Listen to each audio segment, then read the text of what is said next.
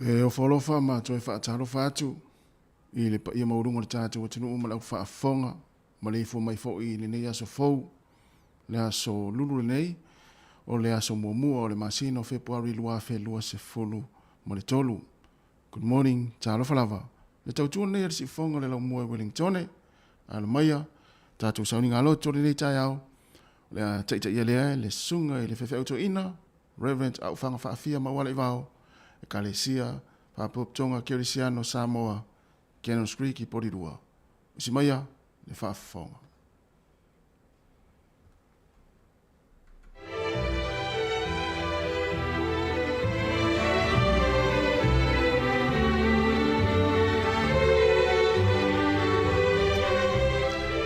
Se o tātou tāpua i le Atua. E le leo na vi atu i le alii, ma ia whai pēsenga i lo suafa le sili e se. Ia ta watu le tae ao lo alofa, ia ta watu fo i le polo wha maoni. A wau e wha fia mai a te au lau ngā luenga le li e. O te langa fia o no mea o whaia e o ao. Tātou te talo. Ma nava mai lo nganga pa ia le li e, tau to rua i mātou ma le sauninga a whaia nei.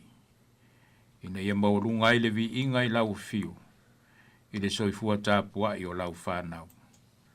Lo swafa Yesu o mātou te talo ai. Amene. Tātou whaawau le wala au mo le nganga pa ia, i le pese se lau sifuru ma le wha. Ngasai a fi o mai, mai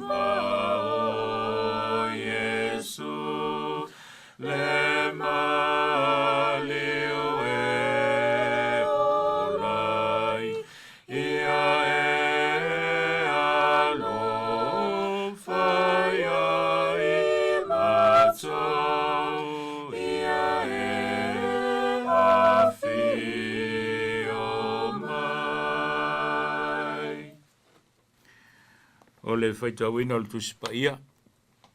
Tusi whaitau mo le ias. O mai le whenga fau. Tusi la apostolo Paulo le kalesia Roma. Lon na tau po sifulma le ono. O le whai mua e whangate le ono. Roma lon na tau po sifulma le ono. O le whai mua e whangate le ono. Whaafonga o te whaitawina. Ia e whaafonga mai ia whionga pa ia le Atua.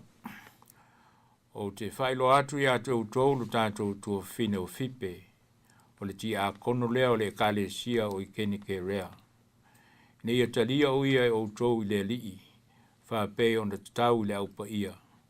I o tau fisoa soani fo i a te ia i se mea o tau e ao ngā i a te ia. A wā fo i tō tele, o ia fisoa soani i ai, a toa mau nei. O walofa atu i a pisila ma akula. Na la whai ngā luenga whātasi mau i le ngā luenga ke wiso Yesu. O la ua ia na la tu atu o la ua e su ia uola. Ele na o au e whawhitai ia te ila ua. Ai a toa mai ka le sia umai nu ese. O walo fatu fo ile ka le sia o ilo la fale. O walo fatu ia e paineto o le pele au. O le whaapolopolo o ia keriso ia kaia. O walo fatu ia Maria o le na ngalue tele mo i mātou. E whamanuia le atua ia nā fionga o tātou whaitau ma whaalongo ai. E ia te ia pēlo na vi inga e whaavavau. Nei mawhau whaunga whale nganga mo tātou. Alo whaanga ma mo onga lelei. Alo whaanga ma mo onga lelei. O toi mana onga, o mo onga alofa ma alo whaanga mo le tangata au nā le atua. I tu tonu o lana i kāle sia. Ai se whai mua se upo e winga le tusi lava le nei a Roma. Na toi malanga paulo i koronito, ina ua umana tusia i eila na tusi mua. Mao ina na ia tusia mai e iloa, lana tusi lea i a Roma. Whameli tala o le tusi pa ia. O le tusi a Roma o se tusi mua lea, ua tumu ia o onga tā ua. Ai maise o le loloto o le mata upi sili o iai. Ma o nisi o neia o onga na avea ma whaavai o le toe fuata ina o le kale sia. I ona pō mātini rutelu. O le mata upi sifurma le 5, o lo manino ai le wha moe o Paulo.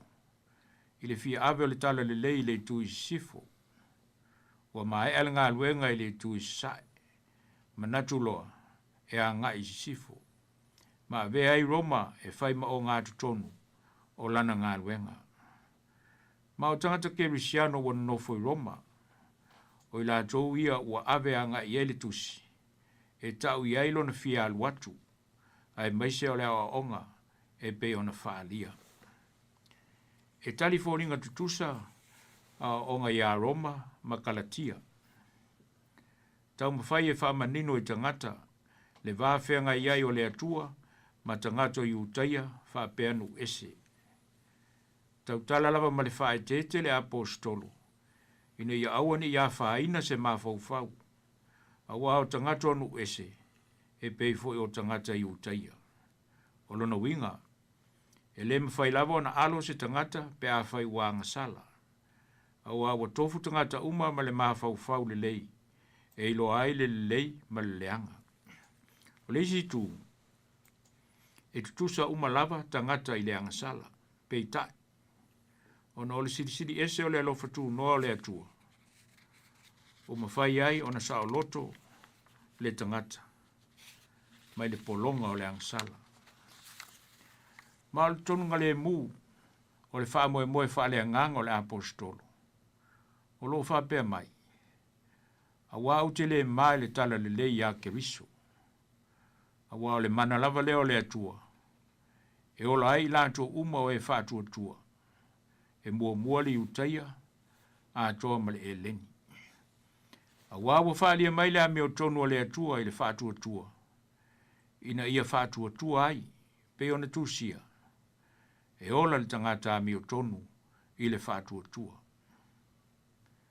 E ola le tangata a meo tonu i le wha tua. O le ata a tole na. O le ana i loa le apostolo Paulo. Ia i la tau nei. E pe ona whaai u i aila na tusi. Whai mai. O te whailo atu i a te utou. Lo tātou tua whina o whipe. O le ti a kono leo le kale sia o i keni ke rea. Talia o ia e utou i le li. Fisoa sani i a te ia. Pei ona ia fisoa sani fo i le tō tele. Whaatasi maa. Ona se so mai lo leo le laula wina o lo faanga. O lo fatu ia pisila ma akula. O lo fatu ile kale sia ilo la fale. O lo fatu ia e paineto. O lo fatu ia Maria. Ma o sidisi umi lava lea o lo faanga o Paulo. Luas fulu ono ila tau o lo ta ua. Ai fai mai. O le tasi o vai tolu o ila tau nei. O tina mata maita. Lea la ua te tala e fipe, o i o le ti a kono le tūlanga o le au auna, i te tonu o le ka le sia. Ma na ia tō finga wa tūla i mai te tonu o le ka le sia. E le alu loa lava, lo a vea ma ti a kono. O le ua whaailoa manino mai, i le tau au auna. O le istu langa leo lo tau mai, e winga li tinale nei o fipe. O iyo stangata ta mau ainga, to e mautu langa fo i tonu o le society. Ai fai mai o lea. O lon ta mau ainga le na, na fiso soani tele i ngā lue ngā tia e o le ka le sia. Ta mau ainga na wha tino elon tofi ti a kono. Ai maisi o le fiso soani le apostolo. E o fo i api sila ma akula. Tangata la langa fali ie pei fo i o Paulo. Sa ngā lulue koronito ma Efeso. Leo ngā li ile nei. E le ma fai lava na o ese. O le la au unanga e fai whaatasi lava. I leo tā ua i le whenga fau, po o whea o wha mau wai, le tala le a Paulo e whapea, na tu ina mai o la ua mō Paulo, ina ia ola le apostolo, masalo, na tupu le tūlanga i Efeso. Ai mai se fo, na whailo la fale e whaatua ele au lotu. Pio se anga maasani lea whaale whenga inga fau, whao ngā o fale ino nofo ai, e whai ma fale o tāpu inga. E wha pena fole telo au lotu e wha kāsai ni usile nei le amatanga. A matalava le fale no fo le whaife au. Sa o ele isi lo matua, le fale saa nei lava, ma le fale taa vale woleva. Ta ua fo ile ngō Maria, fale e tele se tala iai. Alo maa ua lo na fisosoa ni tele ia Paulo, ma pi sila maa kula, mo le tau ma whainga le lotu i Roma. Mo le sila fia, e ono Maria o lo ta ua le whenga inga fau. I o se tasi rale nā o le to ono lea, e ngō fo ia Maria. O le wha moe moe lo tau moli mai. O le wha ngā ina o le tātou wala wina e whai ma au auna. Ia wha lau tele atu, e ala i le wha tua, mo le ngā luenga le atua. I le ta iala lea e pei ona au mai e Paulo, e ola le tangata mi o tonu, i le wha tua. Lea la ua wa aia le soifuanga, o i la trou nei, ua lofa atu iai, ua pei o se nuu, ua whaamanu iaina, le ka le sia. Mao se wala ua lofa fo i lea, mō tātou tangata Samoa, i le nei tau sanga fau, a ua o Roma, o lau e ka le sia fo i lea. Mane e tele nei upu, ua lofa atu, mō le tangata, o lo wha pēo na whai. E te re wha alongo iai, pe ale aisa o nanga o whai. A upo lo iai manuia ma wha manuianga, mo oe maa. E le tioa, whai maile apostolo, pe anga le leita ngata mo le ngā luenga Yesu, o te whafta iatu i le atua, ona o outou. Ma o lo wha anga nā, ma mo onga le lei, e ave ina oe i lumo le atua, i le nei tau sanga fau. O olo fatu i ante oe, le e ka le sia pele. Si o tātou te talo. O longo maalia le talo le leo le nei aso. O sau lava i ante i mātou o se tusi o alofa anga ma mo onga le lei. Mo o tangata fatu atua. Awa ua whai lava au tō whinga ilo mātou wola whao ngā ina, e te awa lofa mai ai i ante i mātou. Whawhita iai mo i awa no le lei awa, se ao na mātou whaalongo iai. Se i vanga nā, o whao ngā te tau le ola. Whawhita i o manuia fo ai mai, o mātou ta mau a inga ai. O le ola fo i male mālosi, o fo ringa lava iai le nei tau sanga fo o mātou maua. Whawhitai mo mawhutanga o mātou whaia, au mātou iai le nei atunu, te tono a inga, whalewhai ngā luenga, o a onga, ta alonga, tonu foi o au lotu. O a wala foi wa e saunia e peo le nei wa e a lesi whaasala lau, o mawai foi mawhutanga, mauso o mātou valavalai. O whaaleo ai foi alo whaanga mo o ngā lofa, e whaamnu iai le tausanga fau. Whawhitai le nganga pa ia, malona fesoasoani mai. O leo lo whātau nuina o mātou wha moenga. Au mai foi le loto tele ma le loto atu e whai ai lo fina ngalo. Whaftai ai e su le li o le ola, lona soifua pa ia, lona soifua mama. Aua whaele e lea lava, ono i mātou le tangata ang sala. Ia tu mau pe e lau fio le vi inga e whaavavau lea. Ai mātou lava o le whanau e ang sala pea. A whai o mātou le whaalongo le tala o loa lofa mai. Ona e le ai lava se me le lei o mātou whai. Au tō whinga foi lo mātou wola whaonga aina. O le mawhai lava lea o nātangi ai se au unanga o whai. Whamangalo mai lo mātou wola whata mala. Ma le ola whaapai e iau whi au. Le ola whi mou wai. Ma le whi alo alo whai whaale ilonga. A mata foi le tausanga. Ma le tele o whaale tonu. Ona o le mativa whaale anganga. Alo wha mai lo mātou atua. Ma whamangalo mai i mātou. E mātou mou le anganga o le loto Samoa. E mwhai ona mātou langona. Ua pa i mai lau whaamanga longa mo i mātou. A vele tau langa lea na saunia e lo mātou ali o Yesu. I lona lava soi fua pa ia. E toi fua ta ina ai. Ma whanau fua ina ai i mātou. Le atua whaafonga te tāloe. E te sila fia ma whaafonga ina pēr i mātou. Au mātou whanono manu atu i lau fio mo nei tau sanga fau o mātou savalia. Ina ia e tau ta ina lo mātou sā. E lava langona. Peona e awa o mai. E maua i mātou i pua ngai le lalolangi. Aia mātou loto te tele. O le ala lea. Awa o na o lau o fio lava. Mātou te sao ai. A velo mātou atunu o Samoa ma lau whātua tua. E te awa lofa mai ai. Ina ia. Whai mātou au auna mo lau tala lelei. Whai fo i masudi lo mā lo whaavau. Whamanuia le no whai nei atunu. A tia e ainga ma lau ngā luenga. Whamanuia le no talo mai o mātua. A ainga o nu. Ma Samoa e so se tafa o le lalolangi. So soani mo e o pupua ngā tia. Tutono o mātou a inga, tutono o whale mai. O ai o suru wha inga. Wha mawhana whana le loto whanoa noa. La vea i mai leo lo sai tia ma nofa polonga. Wha manuia mātou whanau. A wale luma na i lea.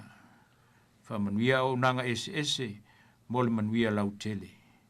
Wha manuia le ofisa wha sala lau nei. Mai o ngā lulu e ai. A wau whai fwoi la tau ma ave whi au o lau tala e lelei. Ai tātou ia ma lau fio, e mātou saonga le mu pēr i o au, ona ua e alofa mai. Au te talo lilo e le loto, alofa matalia mai.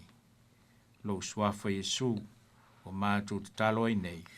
Yesu tai oe, ia i mātou nei. Ui ina tinga ina mātou muli pea. Se ia tau nu ai i le nu lele.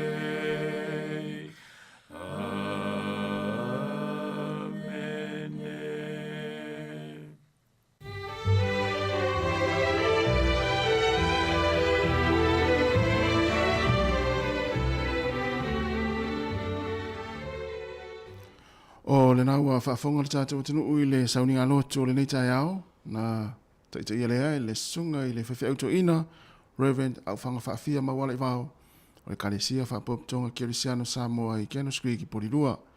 Ia, mori atua i le nganga whaaftai televi ia le atua i lana upfola le nei tai au, ia tō matau ina i fo ia fuafuanga mga ruenga, o le awhenga i le tātou atunu, ia alu mana le upu le nei aso, whaamni atu fo ia i fuafuanga le awhenga iai, ia whaaftai fo ia i le tāpo inga le whaletua le nofo alo, ia whapea le tāpo inga le kalesia, whaaftai tele lava. Ua luas fultasi minute, ua te enei le tuna fitu, le sikfonga la moe Wellingtone, o le vi inga le tua, whanga solo tua ima le tātou porklame, o le nei tai au. Good morning, talo falava.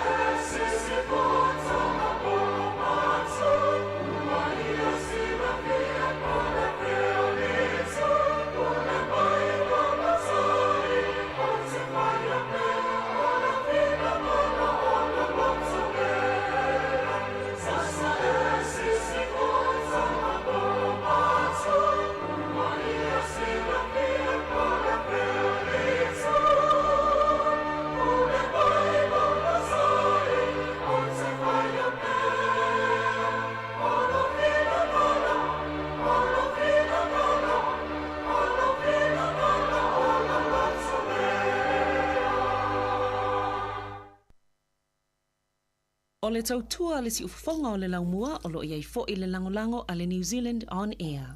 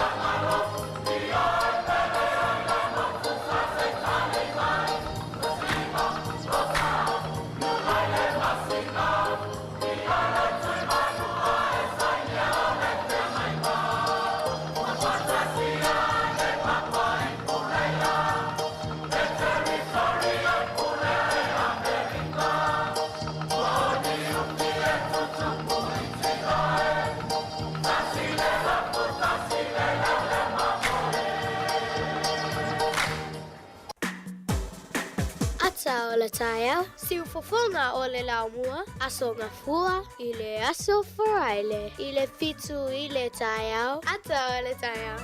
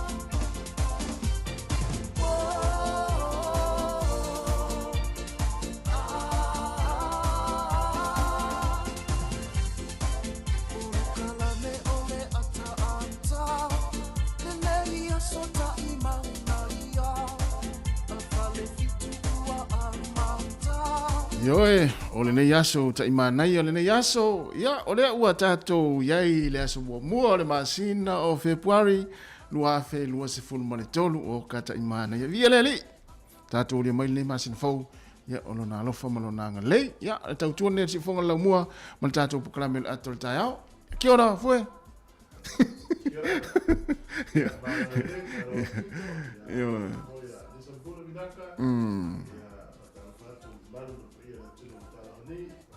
Yeah. Oh, sorry. Sweet. Yeah.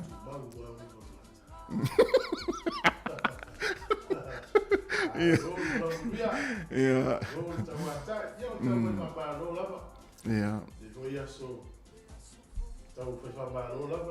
Ya, o le alofa malanga le lei o le tua, ia o tai mai foi ia lo to so fua mo ma o la ia le tatu to fi lo no pe o ia ta lo lava ma lo tas malo ia pe ia na e ta ua ia e sui an masina ia e tu mau atangata za mai mau be fa pe sui masina ia ma ta mai foi sui ta foringa ia ta foringa ata ia le ta o le ta feel like titis to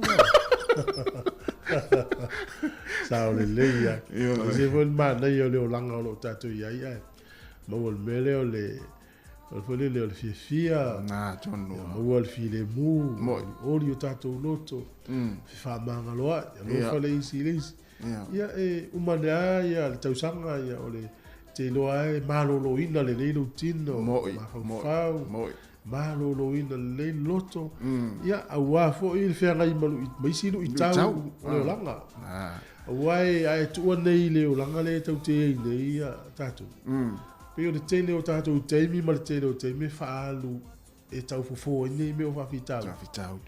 A whawhitau lia le na e lua tele o tausanga, ma lua whenua lua, le whilato e halu lua whenua tō.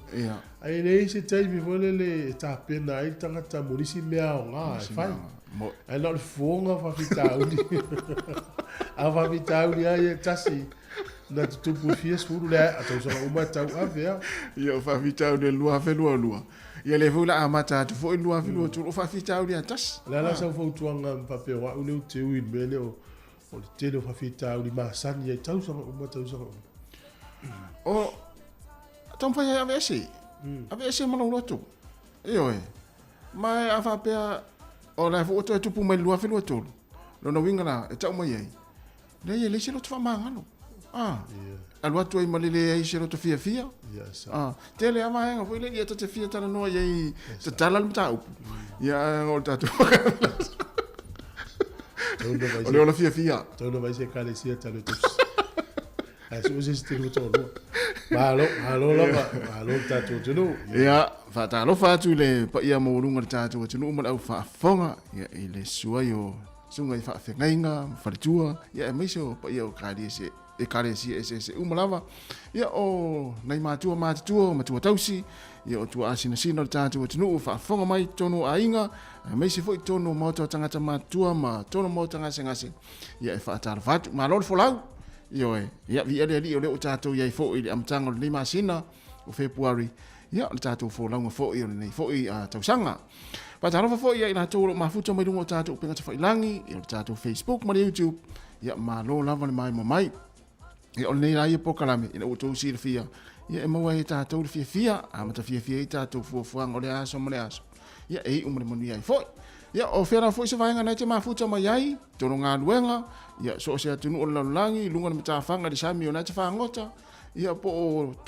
tongala au ia e whaatala whatu ia tātou tal nola ia po kalame le atal tātou si fonga lau mua ia i foi ni vainga o ngā mātou tal noa tu ni tai au ia e mua i foi lo si le fia sa o le ia au le ia no ta por kalame ia o le u vai atu nei a monga mal vale le o kilani ia o lo u tatala nei la vanoa ia mo fe malanga inga masani ia mal vale le fa lo toi fale mal vale le fa malo ai o le fautuanga le au mai ia tau tuana mata to isiaki per company vale le nei malanga le ia lo fa nga malanga le te u isi swinga o lo malanga ia au le vale le au kilani lau toi fa nga lu ia entertainment nei a malo fo ila to fa nga lu nga wa le malo lu la to ele galu fa ngo fifo ia lu fa nga malanga ai o le fautuanga siaki pe o le company vale le nei malanga ai po tau lu la malanga ile le yaso disi fo tala la mai ti munga ia kilani ia sa fa maunia lava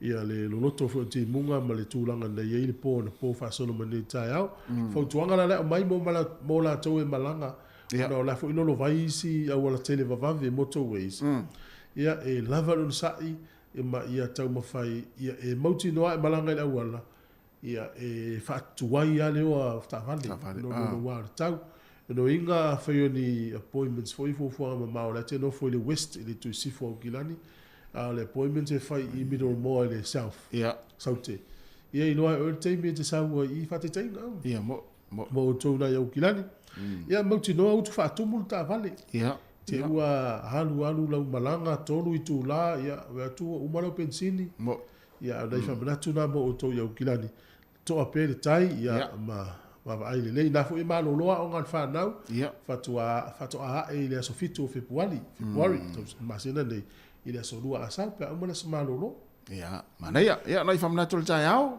ia se vatu fa fianga nei on fanga solo le tatou poklame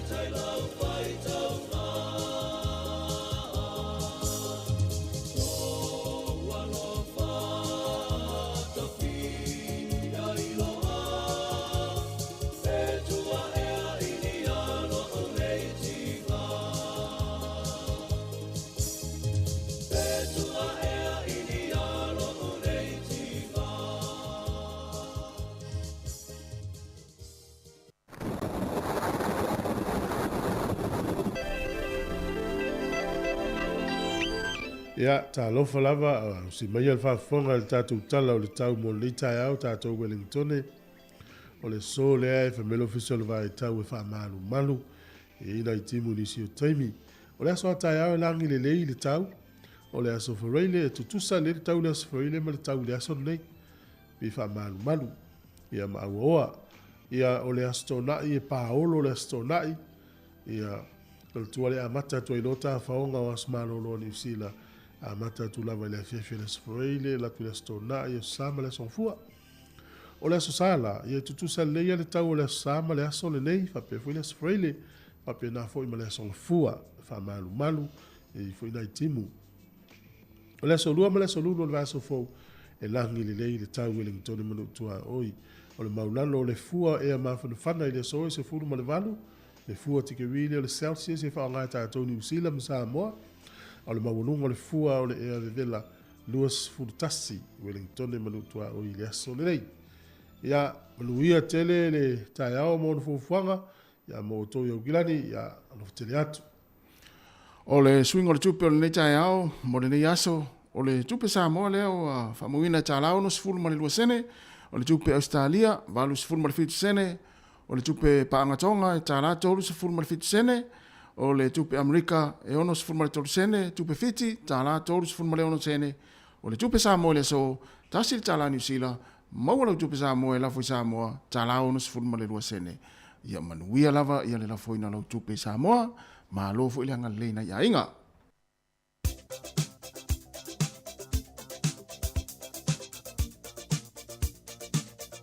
O whamlianga o seifua, as whanau, tato imeli masani, as whanau at samoacapitalradio.co.nz.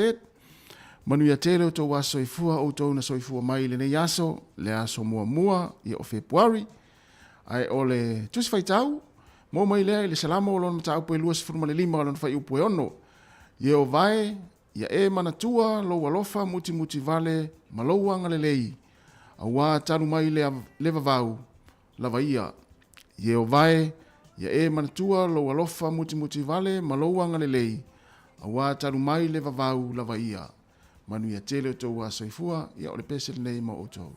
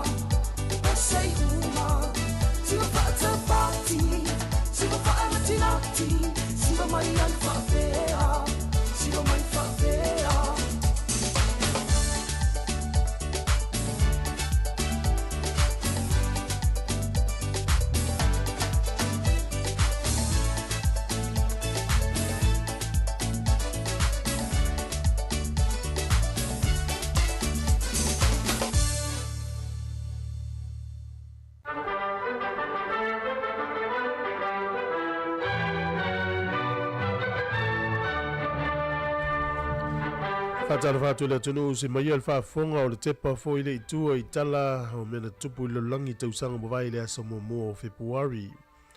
O le sol tausanga e tasi valu tasi wha o le maunga mu leo mei on I totonu o Filipino o Philippines. Na alia e ia mapa I le asa nei e afe lua se lau mo le tupu tangata na afia I o lato isoifua I le so. Tausanga na tasi valu tasi wha.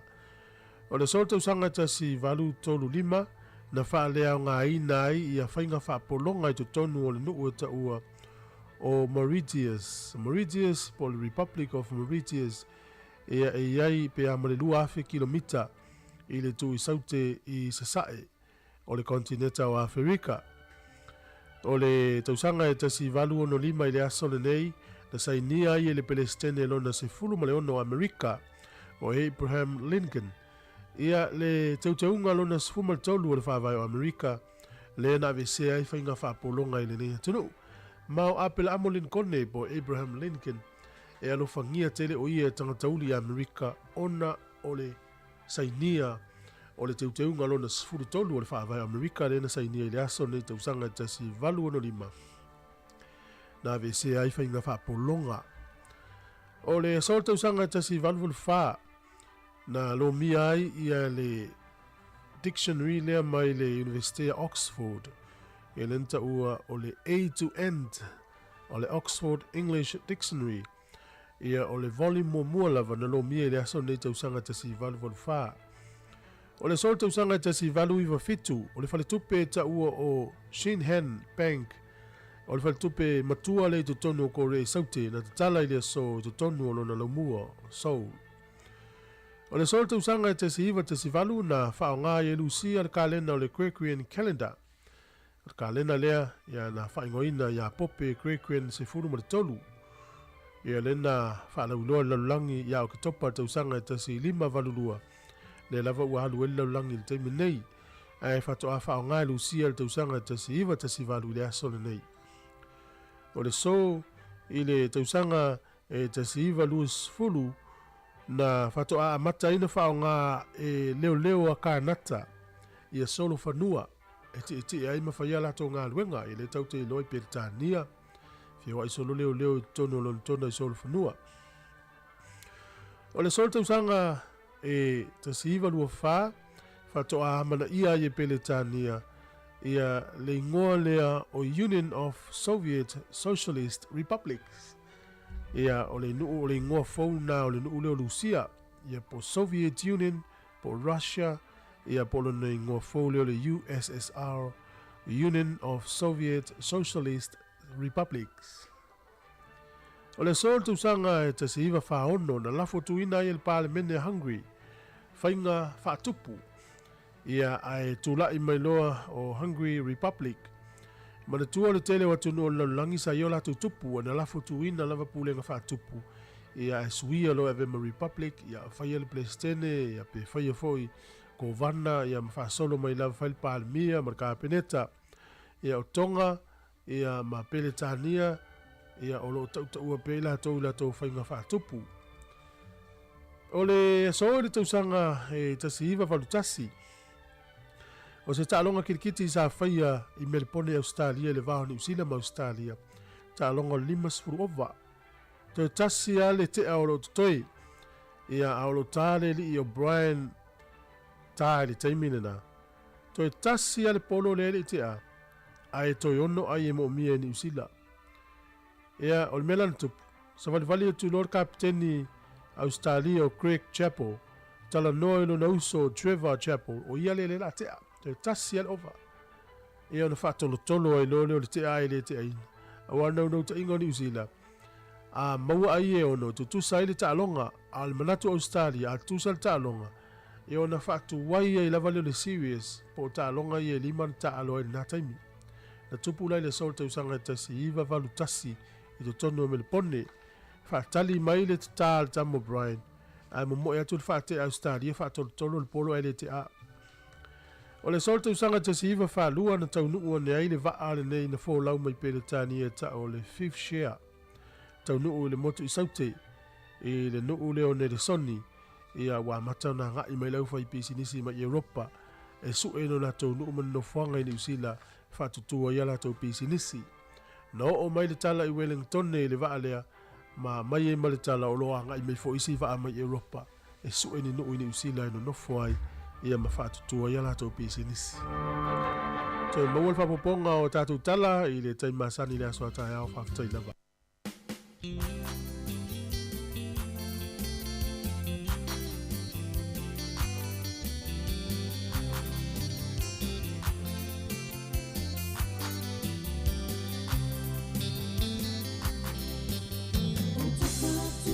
Samoa, ia pai malu, ua e se tofa, ila rona ya na fiata ulatu, ia mana loso uleo, ila ufafa fonga lo uatu lupele, pe asala senganana,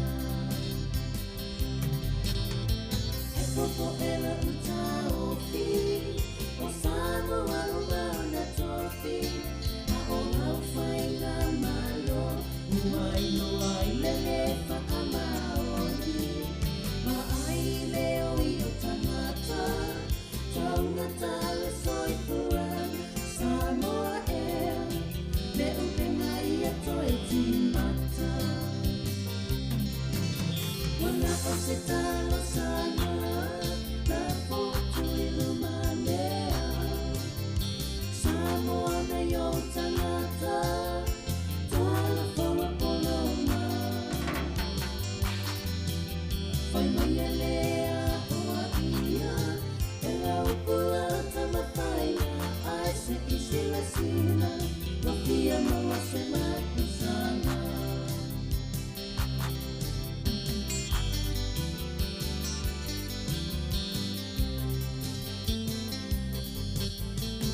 Ita io le tu toi li se to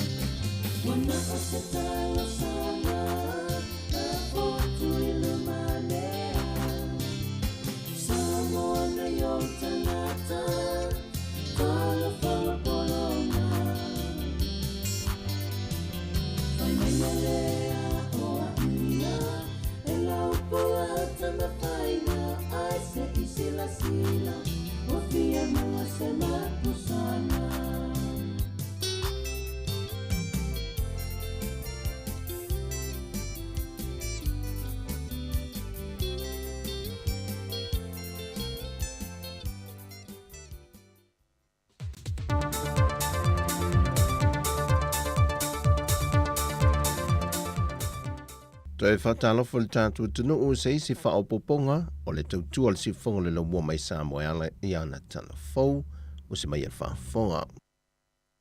O se whaai unga le kāpenete lana whontanga le neiva yaso, o whaai lo mai el whaamalo lo le tu mau e le ofisa silio le pule ngon tanga wengo pisinesi ana manuia maleipa le sunga puloto Lyndon Julian, ma le sui ofisa sili lango lango mo le vaenga ngā wengo whaamai teimi, to filau Matthew Alessana. O le whaai unga ua whaia le kāpeneta, e whaase ele tu mau ise ai ila ua mai o la tiu te mga luenga, e na ia awala ai le whaatinu ino su e suenga, e fito i tonu le vaenga mtanga luenga o loo ngafa ma le whaafo ino ngā luenga whaamai teimi, e mō tātou tangata nuu. E tu sa balelo le tula fono u whainga whaavai le malo, ua whaase e tuele mata opule le komisio ngā luenga le malo, e na ia whaia i eisa lātou so e suenga whaava vave, ma te reportia nea i le kāpeneta, mō sana whaai unga. O le masina te neina whaai loe le whionga le sui pālemia tuala Josefu Ponifasio le fontanga le pālemene, o lo tau fia i le tu maunga luenga whaavai teimi, ona o le toi iluiluina o whaavai mata iala, e lima ta ita ina ai lātou uma o e tusi tāu sanga ma o hawa nofi ngā luenga, e fia malanga tua i Australia ma New Zealand. Peitai o le ua wha awau mai le nei masina, se ia wha mai a sa i di lingal komiti o loo whanga solo. O se no whanga wha apitoa i ko sena i mua moa, o se tasi leo no whanga wofu atu ia i apani le wha se la wafe tā la, e toe fausi ai ni whale fau mai lātou o le au whinga luenga, e tausi ai i lātou i ei ngase ngase le mafu fau, le ua mai te wina le whaatupula i o le whaitau o whai te tono le atu no. Peitai o nise o whaafita auri na whai lole tinaya Naomi, o lo whaaurulu i ele nei por kalame male no whanga, o le le aile o neo tātou tangata whaapitoa, wa i aile to mai whaapitoa pe nā o onga mua mua, e le tausinga o ia fo i tua i ngā ngase. Peitai e iei nise lau whainga ruenga lewa a wina atu nia o onga whaapitoa i whafo, ai maise le lea i o se ala ngā tupe wha au au, e whaatino aile nei au nanga e tasi te tono le antanu, o le vaia ma le tausia le leileo i lantou e iaia a fianga o le mafo fau. O le nei tausanga, wa tali mai ele malo ia pani se tālo sangantu i nāto le kosena, wa wha matu mai eise se le ne whase la wafeta la, e fausi ai se isi whale mai mo i lantou i to o se fulu olo i ai te tonu, mani poto mo le au whainga wenga. Natalia le fionga le whaamsino i a whipulea i Amperosa Roma le whaamsinonga, le tālo sanga le loia le tua leo leo, e toe tu watu se vai aso se tasi la tu su e suenga, e na ia whaamae a mai ei mōli mau, e whaasanga i le mata opolo o mōli ai le li ilo Edward Fanwelli, o se li isa a vea mua mamalu le malo, e lona fasio tielo la na wotama i ta ia leo leo tos futasi tausanga le matua, ia mele la pana. Peitai e reporte le mtanga wengo leo leo na tu inatu le wai fōla sanga le mta opul whaam sinonga le vea so nei, na whailo ai le whaongai na le ua mōlia, o se la au malo se whao ai le maliu ia mele la pana. Peitai wa whaatului na whipuleai ia loia i tu e lua, e na ia tu inatu ni la tusi tālo sanga toe wala awe o le neimata opo, e te talai Edward Fanwelli tua, au whanga solo lona whaama sinonga. O Edward o loo mōlia le mōlianga, o le fasio tangata whaamoe moina. Mai lava le whaama sinonga, o i oi le tina ia Susana Lave Lala, e lona mōlianga o le fasio tangata pa i valea, lena mali wai lan tamateines futoto sangal matua, e le masina o Noveman tenei. O le mata opu lena whaama nino i fōla sanga i mōli maua leo leo, na sasa le tina ia Susana lonalo tamaita i les futoto sanga le matua, ma wha solo anei malana sasa i lonalo tama is futasi tau sanga le matua, wha alia leo leo na tamo e esela na tamatama lea, ma apa i lolitina i le maa matongi, na misi matoe la vea e le ulo lan tamatene le na ia sasa i na mua. Peita ina fato ao o le tene titi le whale maa i le aso na so ai, e na ua vinga i le ti ngaolo na ulu. E reporte fo mai na whaalia leo leo, e te lele a fianga i le ulo le tene titi wa maliu, len whaalia reporti sa piliki palpala I te tonu se I tulou, na fuaia na maliu. E tula I mai le whaalawe lenei, au whaataua le autua te te atu I sa wanga I tina matamai tai whapea foi whanau, ia Novema o le tausanga nei. Watalia nei se whaai unga mō le tina ia Susana, ena ua ioe e le mōlianga o le whasio tangata pai valea. O talafauia mai sa mō le nei aso, manuia le tātou tunuu, whasoifoia.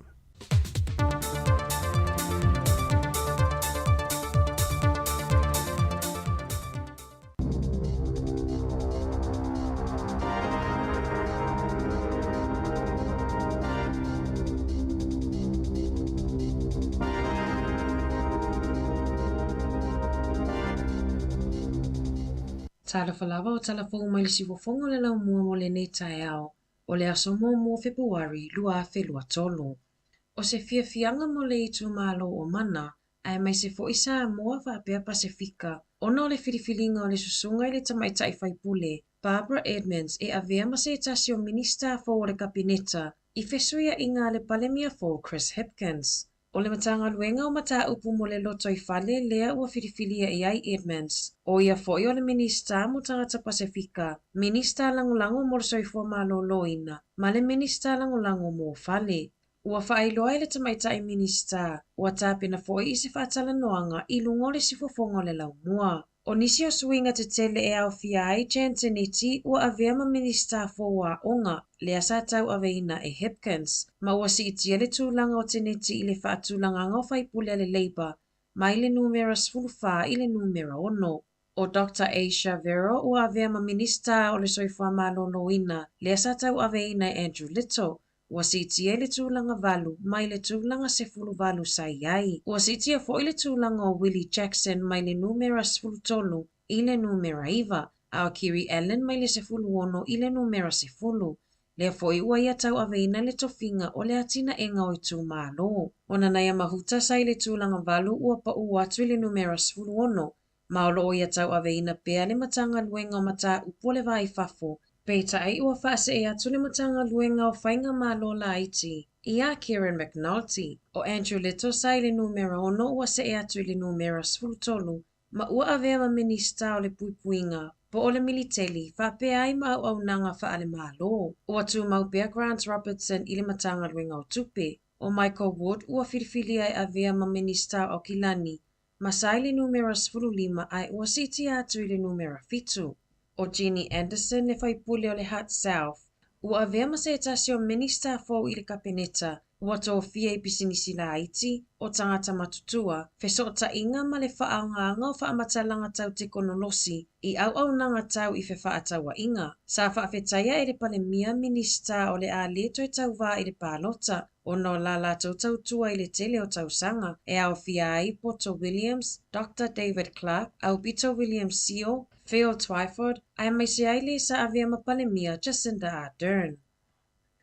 O le awaulia na nafina la foai ni fe autustusia I telefonia tangata I le pitonu o Northland, ni lapata inga e no fautai mo te imunga mamafa, e sidia ma le 2 milimita li suati muto ulu, inisi o pitonu I le a ai, o lo o iai pea lapata inga mo le a ai, mai le awaulia na nafi, mo se umi e fitu aso, o le taimi mua lea ua o ai Northland I le lapata inga mumu po le red level. Na ta ua le taitai fono a le CDEM, Kelly Stratford, ua tele whalaputupotonga mamarai I le a ai, ua nofo sauni whapea tangata ua fofuatu o latou taimi.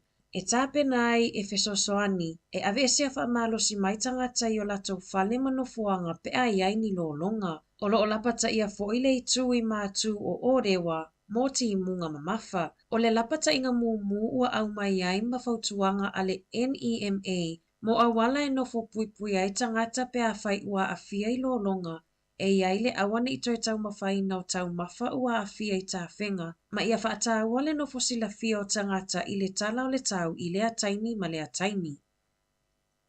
E lua supermarket I te tele au Kilani na ripotia mai le afia na nafi o loo taponia pea talu mai tā whenga ma lolonga na a fia ai I le whai ungo le vai aso. O supermarket ia na ina e le foodstuffs, e iai le pack and save I Wairau, ma le New World e Mount Albert o lo o tapunia pea. E sfuru whawhale o loa le food staffs na matua i whaale ngai nei lo longa. Pei tai ua toi te talaina isi. Se i vanga nā i le pack and save I wairau, ma le New World I Mount Albert. O le atele senga luenga e toi whaiama wha mama ai supermarketi, ma o le atele fo i le tupe wha ngai o iai tapenanga, pe ona tā ua le pulesili a le food staffs. E tele whainga malanga I le I whaatau nu uina I le asona nafi I Wellingtone, o na ole maalosi o le pua oa. E tele malanga wa alele le I mawhaina se le malai wa alele I Wellingtone, o na ole le saonga le mu. E o mai le tai au nei, o lo fautua ina I le pūlenga on malai wa alele le lau tele. Ia tautua nā e siaki lunga o upenga te whailangi mu malanga I aso lumanai, o na ofisuia inga I le tau, ai mai se whainga malanga a nga ai au kilani.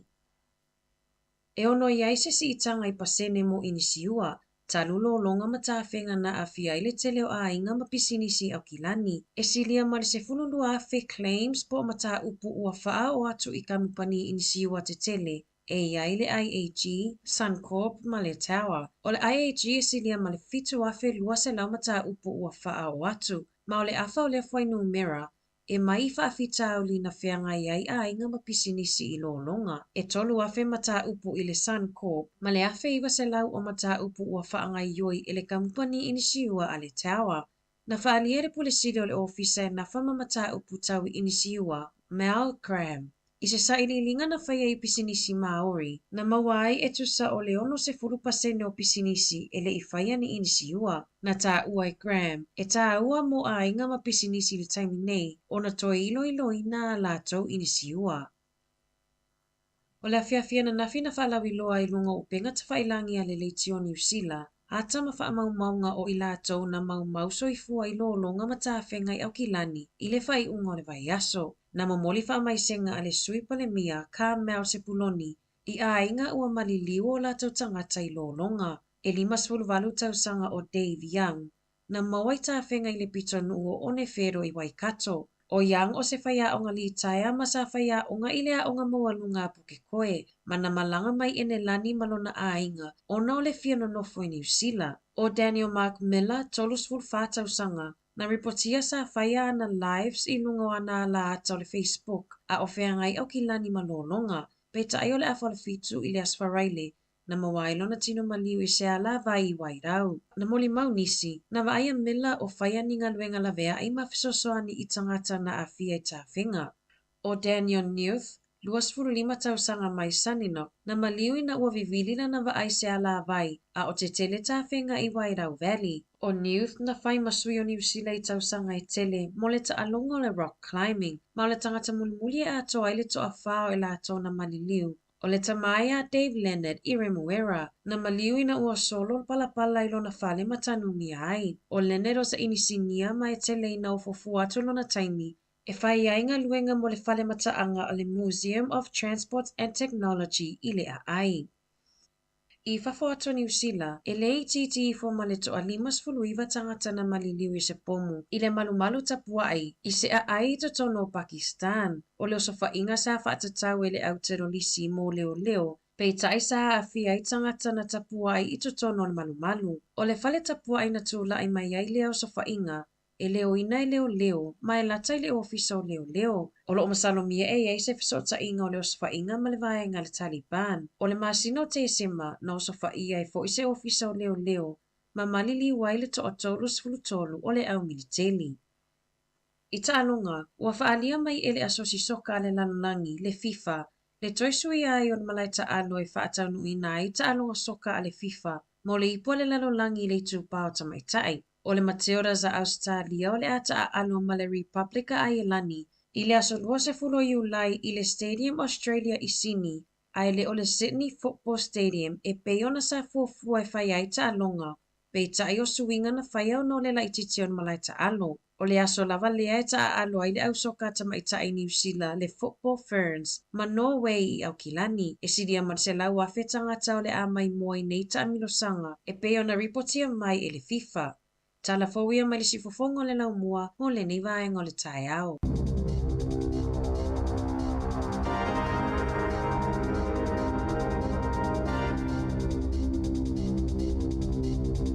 whaatai le whaafonga mai le tātou atinu se 45 minuti o te ai nei le valu, le si whonga la mua Wellingtone, te mō whaaponga nei tūlai iwa le tāu nei.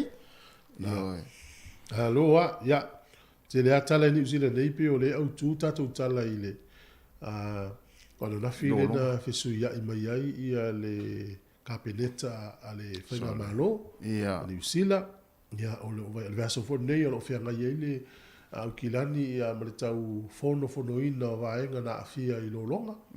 Ia le ngata i leo la tau e malanga, ia pe o tala na lela walunga ia tātou ni vai tau. Ia e. Ia star fia mo le tātou tū malo mana. Le ua pale mai le tātou whaipule. Ia o Pāpra Edmund. Ia sa. O le whalitua Samoa. Ia le fwoi ma tere na talanoa atu i nei le tātou ofisa whasala lau. Ia o peo o le la tau whai ai whao ngalo na sua Samoa le na. Ia. Le na mai ia so ia si ona tua o Pālepa. Pālepa. Te no ele a whai na ia Pāpra. Ia. Ia le la atu e saulo i stamina tamai ia whai loi. Ia le la matua ngā Pālepa peo la su. Peo o vaenga ia le ua whiwhiri ai ia Pāpra Edmonds. Ia. Whai pule le amana i nei polua le tano so o tumule fio ngā whamasanga le tātou litio. O le minister fau leo mtau whalo toi whale ni usila. Ia. General Affairs.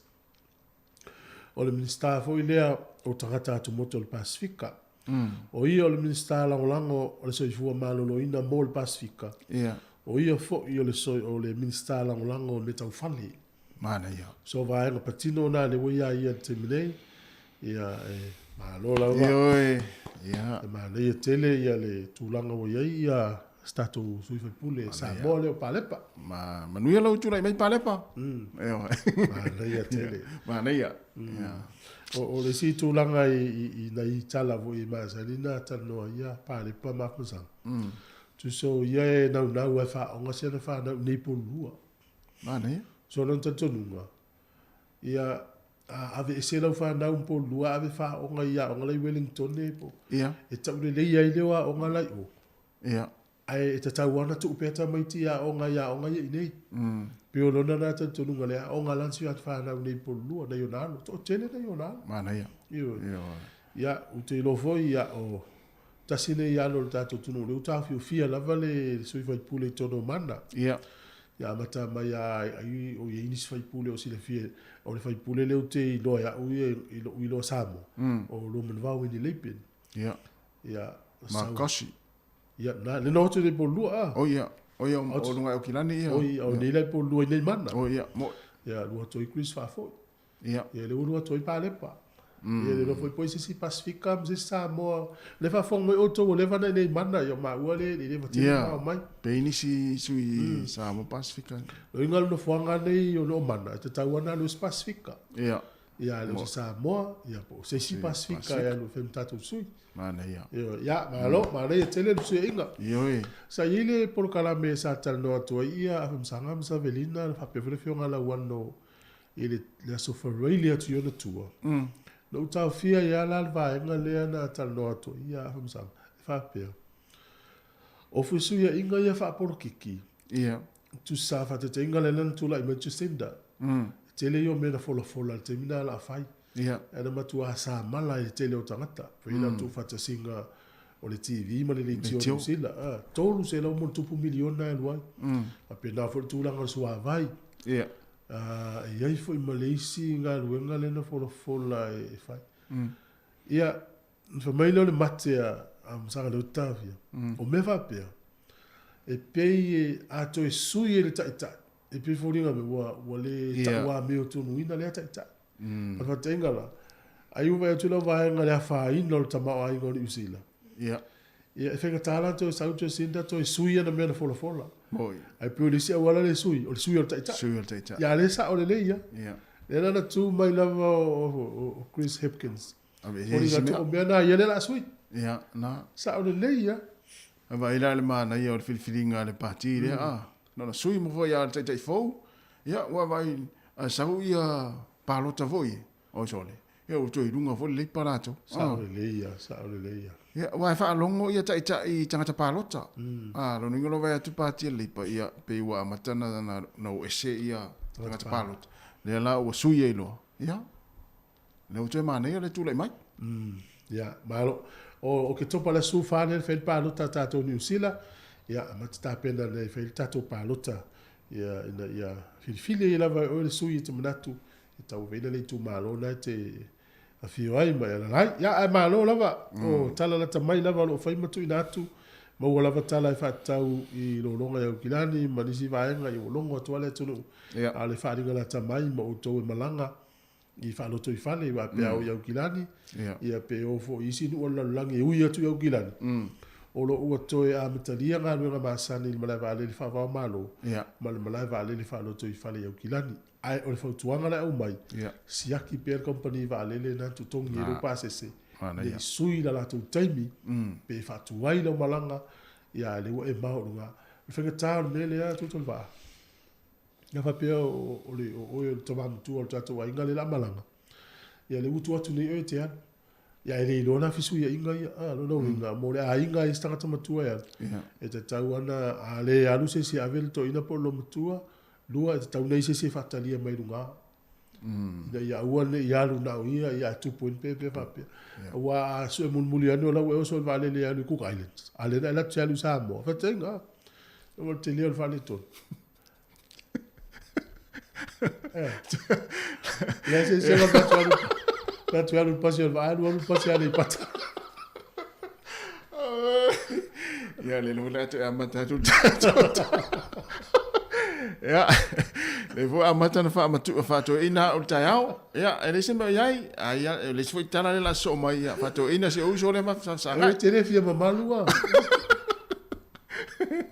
awa ala fa tali bla ngo fa lo ya lu to u vale le ni we la na e se va te le vale tu ala we fi o te fa ta lo fa ta ngata malo so fua ya to ale mam la mata ta fa kala fala ya tu tu ava ai lo bla vale le ni we sta ngata matua tangi va ya tau foi le o fa na we o matua pe fa pe o to ina le la mlanga Samoa ya lo tu la titi le te o mlanga avela o ato ma lo to o ya tu i Samoa i mo le officer le e ni usila i Samoa ya to mo tangata to e fio mai ya so tangata foi le o tau no mai a wa fa ina la to fa ngamalanga e te nga me foi le lo fiu e te no fo telefoni wa to email ia to ri pisi fa so ato mo yo lo officer e ba tu ya tana mai Samoa wa ole officer o fafo moto we ele mga fale ele officer tu mo ato tangata fafo to fio ma watu la uto e ole wa fa ina la to malanga isole o va pe il a tant fa fia ele Pacific Club Band e fa fia tant no cash o ana ta ole te tio Samoa ava pe las foi te tio mai mana tuo ia fa nga ina tu pe no mala e fu le ia lo fa nga yo le so tia lo i uma fo lo vinga lo le tangata le wala o isi o ya tona i lunga va le to a mai le ilalo lan ma fo a foi le mo tu tala o kilani wole mo se va ya to yo mai la no pase se o isi o mai so in to yo no foi la to a inga ya pia o fa tal mai se to mo wol se tala to le wole ia ma se tu pesa mo le la to yo lo i le lo official e usila i ya pia to mo fa lo inga la peston wala na le to im ta to ya no guess ele se tão falando já tu só olha essa pese na aí al pese na ele no pese msiri na ele lo vai ele pese msiri lá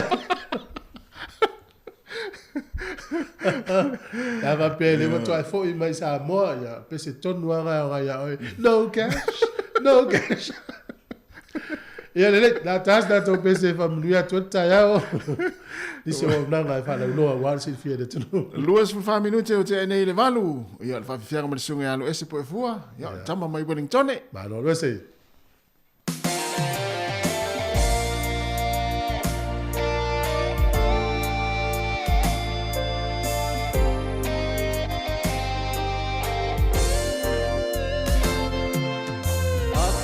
Ele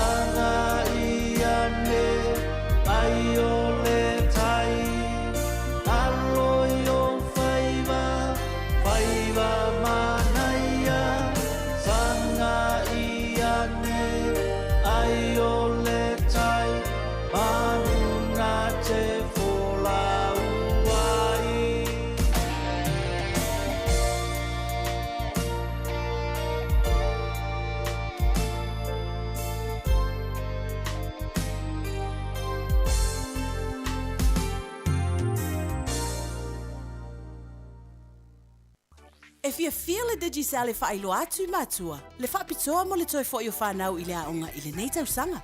Whai mai e tolu sfulu awhi tā la le taua o whaelonga. O le a whai e se i asfarai le taitasi. E te ono man malo ai i skolasipi ta i awhi tā la, laptops, whapea voucher whaatawa i mea aonga tamaiti.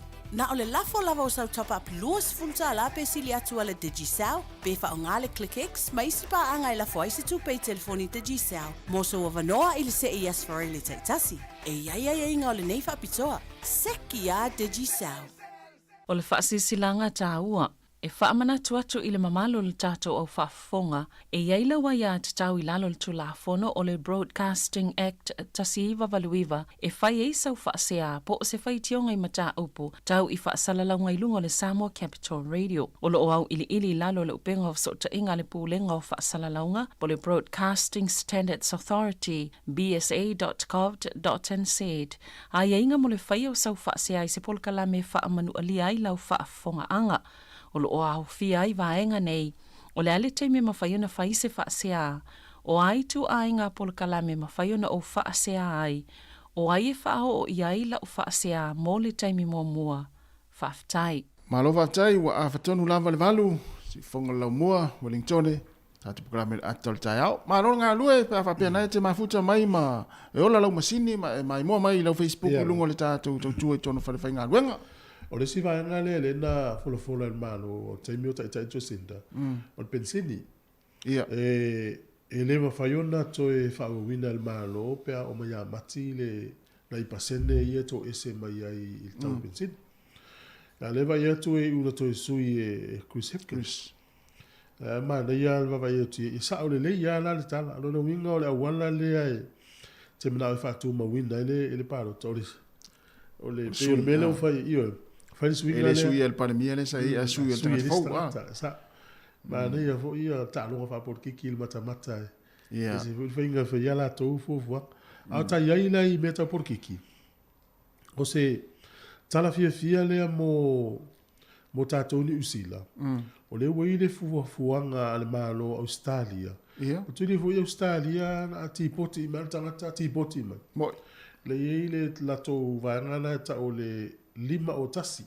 i tulafono ia tulafono na o tu sa yo se va en la tulafono ta o le lima o tasi na ia to tu ni mai tanga tani usila ne o le ia inga malo si o tulafono le Australia ia tu sa fa pe lo fa pui tanga tani usila mo le tasi ta usanga le sili atu na manga no atu ni mai no ni usila e ia istanga tana tu ni mai ni usila ma tu ala tu ni lo ani usila so no ti na o le ni usila asa whanau ia whanau o ana fo ipe na o pepe ia langa la Australia mtua i mafala na le la butula i melo le la to tama fo le o ye nei o Albanese le la o vai o le la stolo mati le la i swinga le la ia tu so me ia le la si de sila ia le malo Australia le faingo la to fit feelinga ile tangata to tuli mai nei pe asolitu la fo na Australia mo o le ava ai le afianga o lona ainga mana na whanau Australia.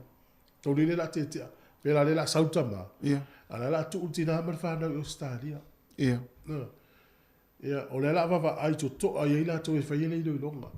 Ana matu ai mana ia o te se tala fia le mo le rasa tala fia mo tangata ni usila le Australia. Ia. Au se tala fia foi mo ni usila.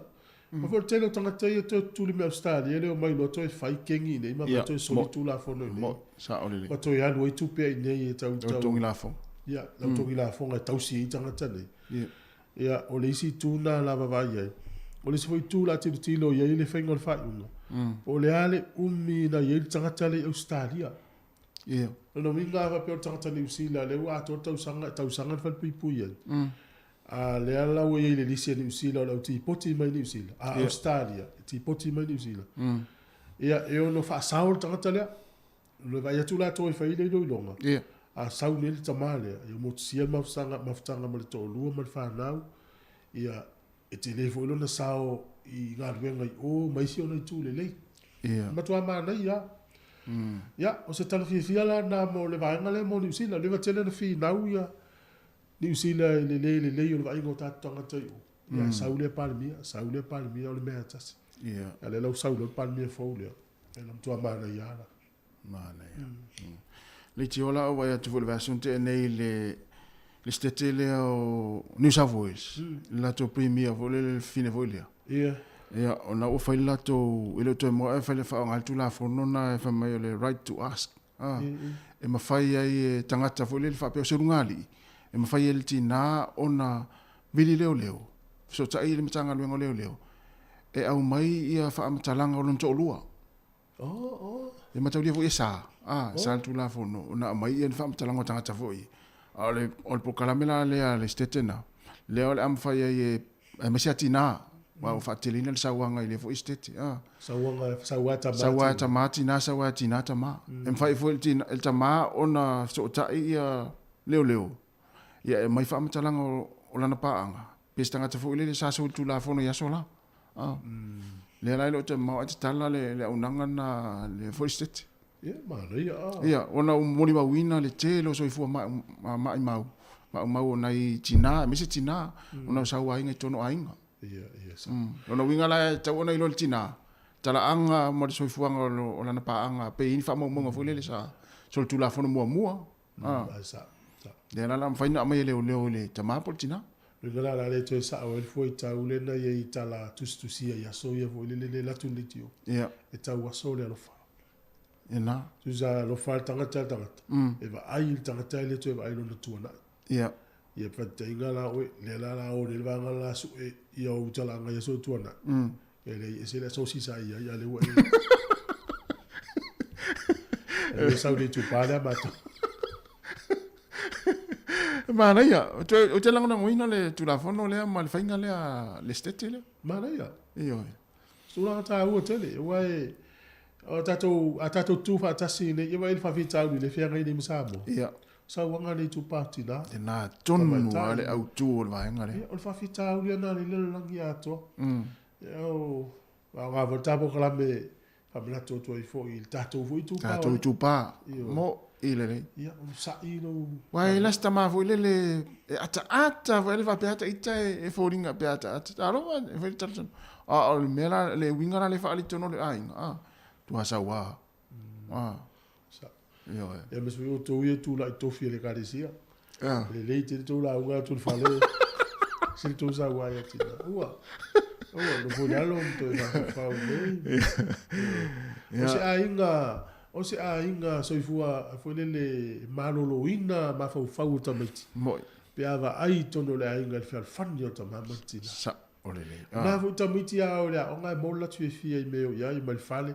Tu se tu wai tu wasi o mal fale. Wa fo le fale le te mau le fia le o me le ai. Ia. A fa pe tau misa fa te inga ma ua a o le tali. Ia.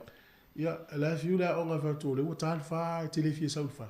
Isa. Ala le no la ele mele tu pul fale na taua ma misa ia tu pul fa. Me Na la tele fia sa ua fa. Na tonu a me sel ta o le la waru sunga la.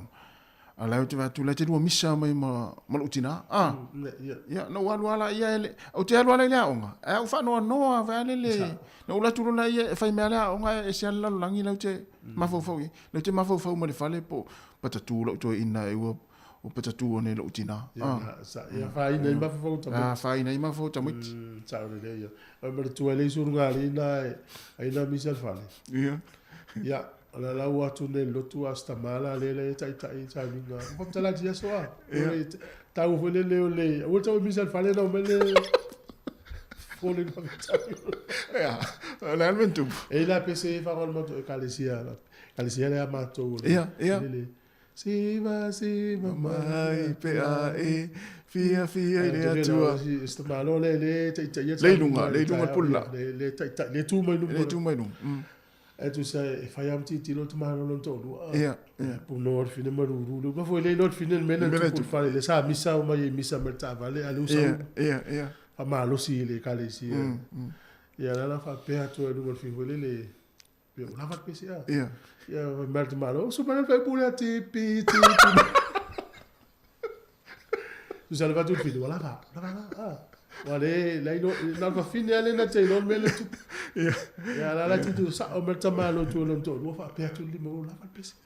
Mai pese mai la va pule a tipi mai. Ya te ga mela na le na tu ta sin no ainga ya no pio no. O le ni me va pe. Ya mara ya ai atu ai se vai vole le wa tau na fa ngata ia na tipi mai tato. Ole nu o fala. Atu no fala ni. Sole. Nei le tai au lai wa o fai tau fai o tangata I valo I el malo fala ni. O no atu milion na tangata o wala so te. Nan mafuang. O le tula fono fo fenga malo fala ni le ye. O lai le fuanga o le a si itia ia le fa le nu tau sanga o tangata ma o pensione. Ia. Te mini ia fala ni ono lua tau sanga o tangata. Ia baila na fala ni le te. Mo tala la pensione lua tau sanga talua. Ia o le ala si tia ile ono sufa. Ono sufa tau sanga. Ono sufa tau sanga. Oh. Ia baila ni usila ono lima le ia. Ia. Ono lua sa ia ale mana le la mana fenga malo la si ile ono fa ai le fifi I tangata. Le ala so te. Alo lo so te. Oh, so. E je vai lai. E so te. Ole mea na le la fenga I malo langi a to ni te. Ia. O swing o le tau. O taua e tupu tele ale le me o taua.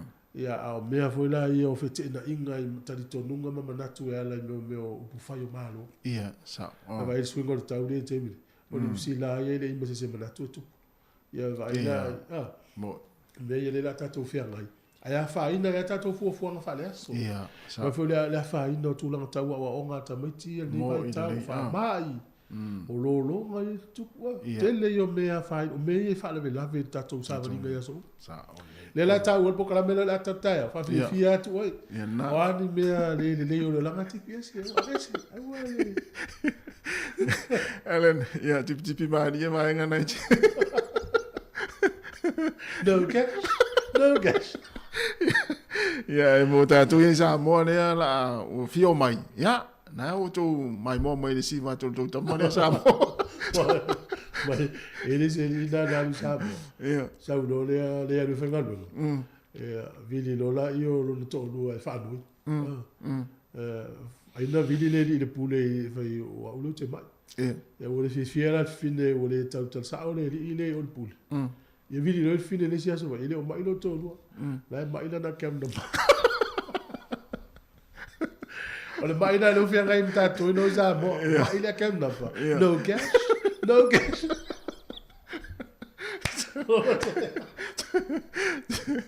Ya to si mai o le stamana Samoa to inga tulanga na vasun te nei. O vaso tu ya le o to mana ya le o to so nei. Ya le o mo wai o to ye Samoa. Ya on sa.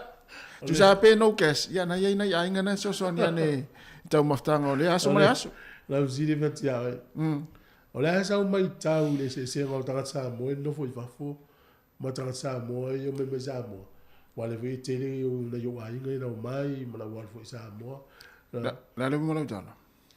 O tato uma Samoa. Ia fo Samoa Australia, Samoa Tutuila, Samoa Hawaii, Amerika.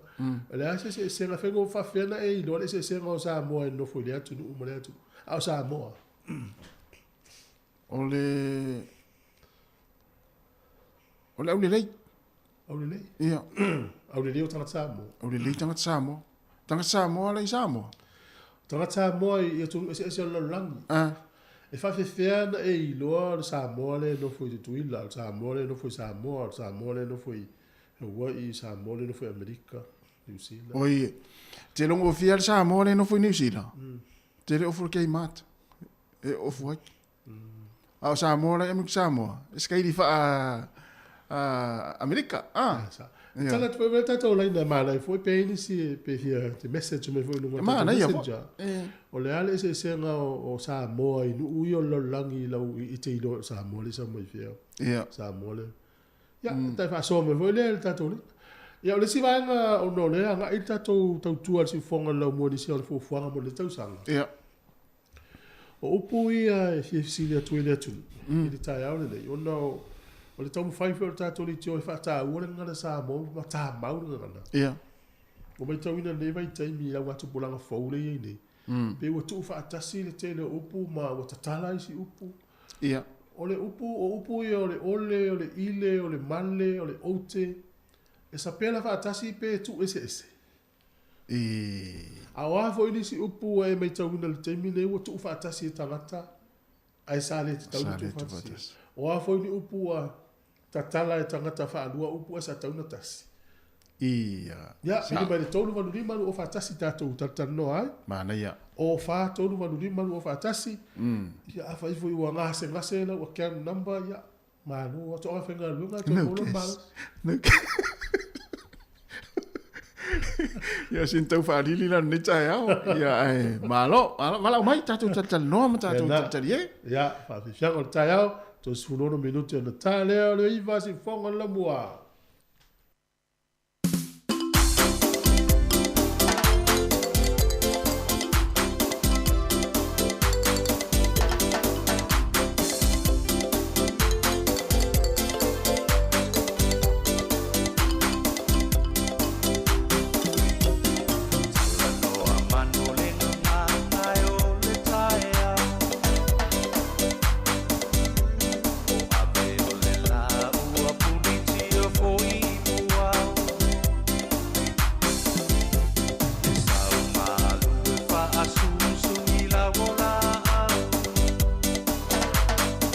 Ia, toi whau atu tātou pesilna ia pe mai al tātou wala au leo ua tau whai mai. Ia, tā alofa wala au. Ia, se fo manguia I lo lua sase lua ni ngikai au fau le lo fo le ni. Ai, tā alofa malo te fua lo fionga, na sila. Ia, malo lawa ni ngā lua ni ngikai au fau. Malo. Ia, wa mai manua tau sang fau, wa mai la inga. Ia, wha manguia aku fau kau sang fau lua sunga o lo manguia lawa whafkai. Malo.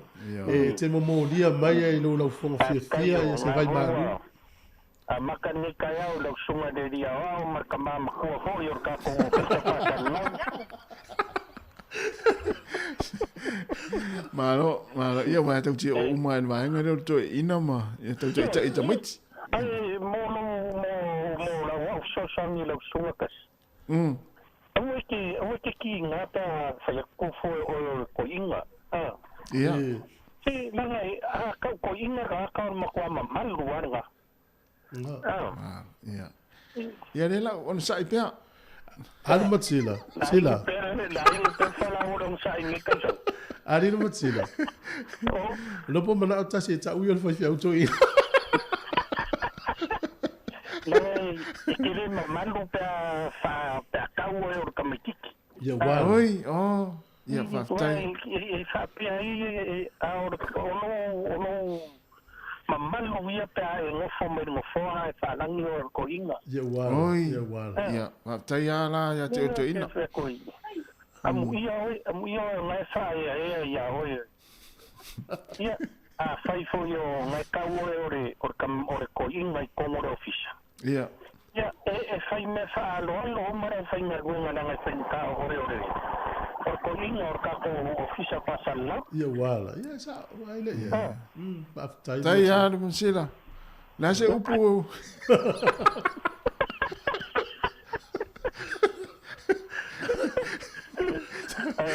Ai kusor ka ko sivi pole rano sive sunga ya kufu.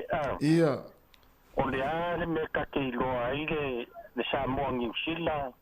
Ia. Me ka ke lo ai Samoa Australia. Ia. Ia pe yo ngai California I lo I la ei. Ia. Ia war kile anos kaile kamiki kukuila ia makanga kukuila ko nga ofu fo ia Amerika kamari mpupu vo ia ma. Ia. Pe ya no wa vai ia malo wa ka lo ia lo ai la kupe ke la moi. Ia. Ia, marisi mea ngai pia ngai kali. Kei loa ia fōringa wholo ka ngaka i lea kungu, marea kungu e ngakua. Mane. Au te loa e latu o i nei, i lo le leia o e te latu i nei New Zealand. E lo le leia ka kongo aku i nei New Zealand i Samoa. Wa mo ia foi i Australia ia te ore kau foi e vevela ke le Australia. Le si mea ke kau loa ai le se senga ka kongi i Samoa ma Australia pe au i Samoa. Ore kau Tapi o ka ko ni New Zealand e pe o ronga fili ana o le kau i le vevela. Ia ka vai ia iskala ka aku i Australia pe uma sangi ar vevela o Samoa ku sama Australia. Ia. O kai ka kali aku ngai ku sa fa fili pa fa e ni ke o se mar fa fili. Ia, mane ia. Ai lava metsila. Ia vai fa tai foi e te lo fa malu si au ia tasi wa le fa to ia pe le tarial fa lo ia ai. After Italia. I wale ne te wa ave fa lo. A te wa mo foi tau foi se le to ina ile woli ia. Nga. Ia foi la we le si ka ko ino. Ia foi lo solo fa pi fa la ki. Ja, lo te tu. Ma. Ja, pe ko ki foi vili mai right fa pe tu foi le ia pe tau ia to ina ia sa. Alo te musino. Ia, alo te reatu. Ia, lo paku ia. Ia voi fo falo ko ia so i lo songa ia mai cha fa po ala si tatu watu. Ia, faaftai. Ia, sai foi.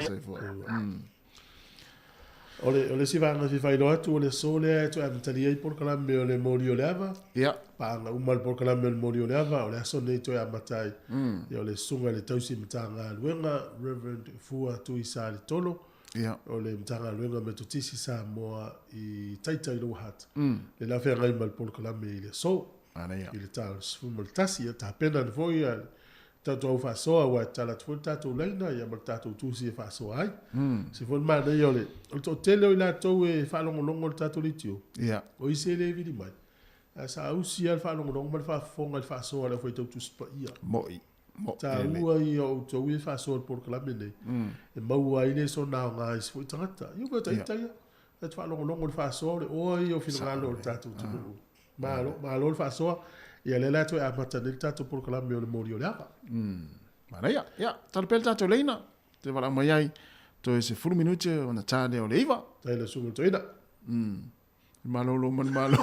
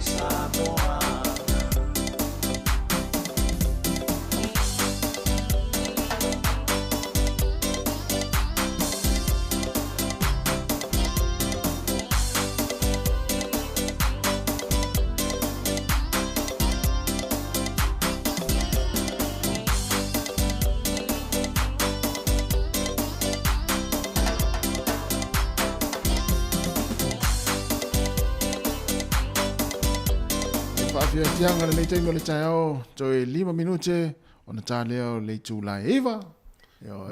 Io na ifa siliana a no alo no me foi da fenga luenga ya. Tato no fa so io pio nei vanga nai fa fena I dole se senga ole Samoa mai le tu na no foi aule I fit aule sa no me wale mate starata te ilo in an accent. Ja. En dan totale te ilo le totale l'America pe tele le ar. Ja. Ja totale New Zealand e se foi totale tangata Peletania. Io tangata Australia. Ja I lau sila pe le winga na fa city. Ja, en le ngata leo lo fa tau ina ma tau falta ta ofisa ya ta mau fa lo pe ngal Samoa. Ja. Aule swinga le umai tau ina I tatu up Samoa, le swinga na wa. Ngana tusi ngana tusi ya wa tu fa tasi si upu. Ya wa tatala si upu po le alsa onga pe ole male, le ote, ile, ole, ya ole alu tu singa upu ya pe tu fa tasi pe tatala. Tolu valu lima lu o fatasi. Ole o fa tolu valu lima lu o fatasi. E ia le sialo Samoa le o ngalue fo iau kilani I le suafa ya fa ia Filipaina. Ja. E se mai sialo le o Samoa le sa Alfi Filipaina. Le la mo mau ia mono fuanga fo nai ia peila ili sino fuanga nai sauti o kilani. O le wili sui mi pu le vanga te leana wa watu I lava ma mea ai o tu tangata pe afia mo so son. Le wili tato wala au ma lo se fua ta lofa lava. E po walu tato wala au pea. Tu fa ta lofa lava ye. Ya ta lofa lava. Ma lo se fua. Ya tu wala mo stem. Mau mai le. O la fa fonga mai le vatalo fai le fi vatalo. Ia, po la foi falongo langa le tio, po le mai fa pena. Ya. To vala mai la ia. Ele tua to vi mai ma le vi me pe mo telefon, e po não sa. Ja, não sa. Ya, so fu menuia ta lo falava. Good morning to voi. Contasi. E se lo fai longa leo e fa longa leo, we le fita no mai, ya, ta lo falava. E to wa matai. Ele okay. Ya malo. E mai no longa na po. Ele nei ma ko au. O lunga ku I le agule o nanti ile. Ia. Ma sangri have. E ma fakia nga. Ku sai pa singa ma ko. Ma la wanga I o I no road. So na la le ya la lo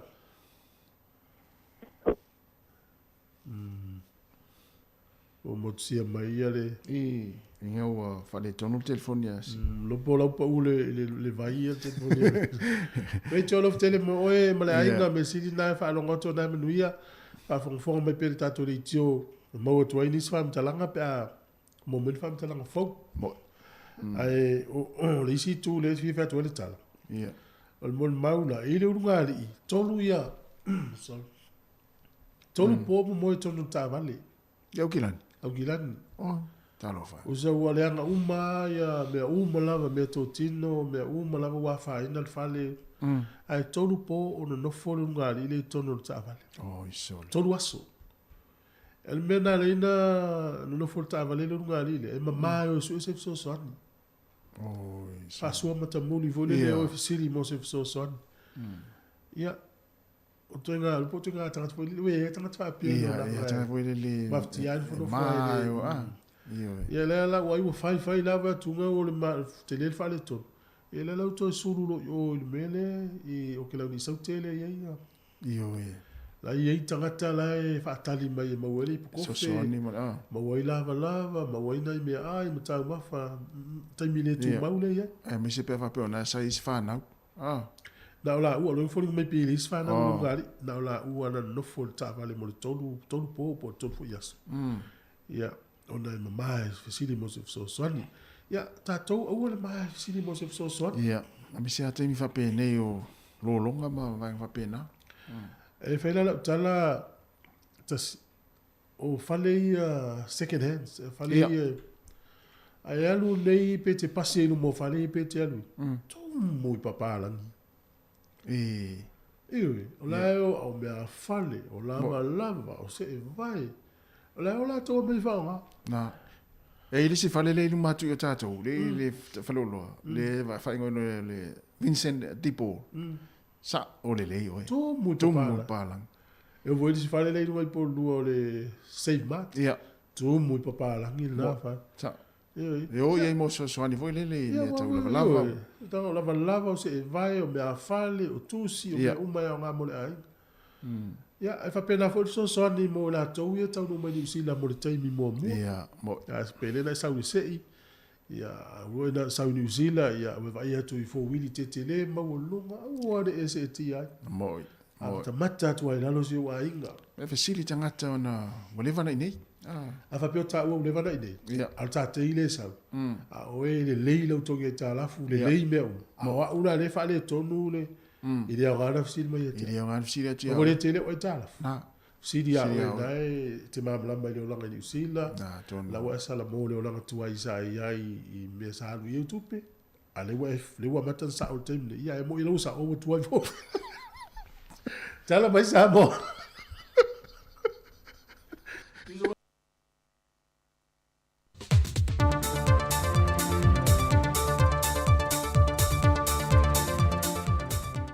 Toi whatalofa le tātua tunu o se isi whaopoponga o le tautua le sifonga le laumua mai Samoa I ana tana fau o se mai al whaafonga.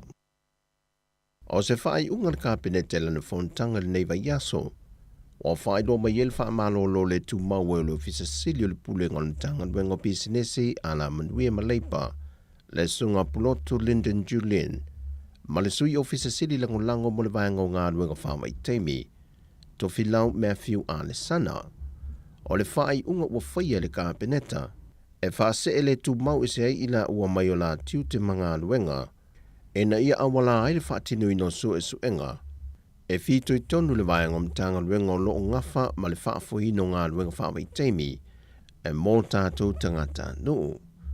E tu sabalelo le tula fono u whainga whaavaya le malo, ua whaase e atuele mata opule le komisio ngā luenga le malo, e na ia whaia I eisa lātou so e suenga whaavave, ma toi reportia nea I le kāpeneta, mō sana whaai unga.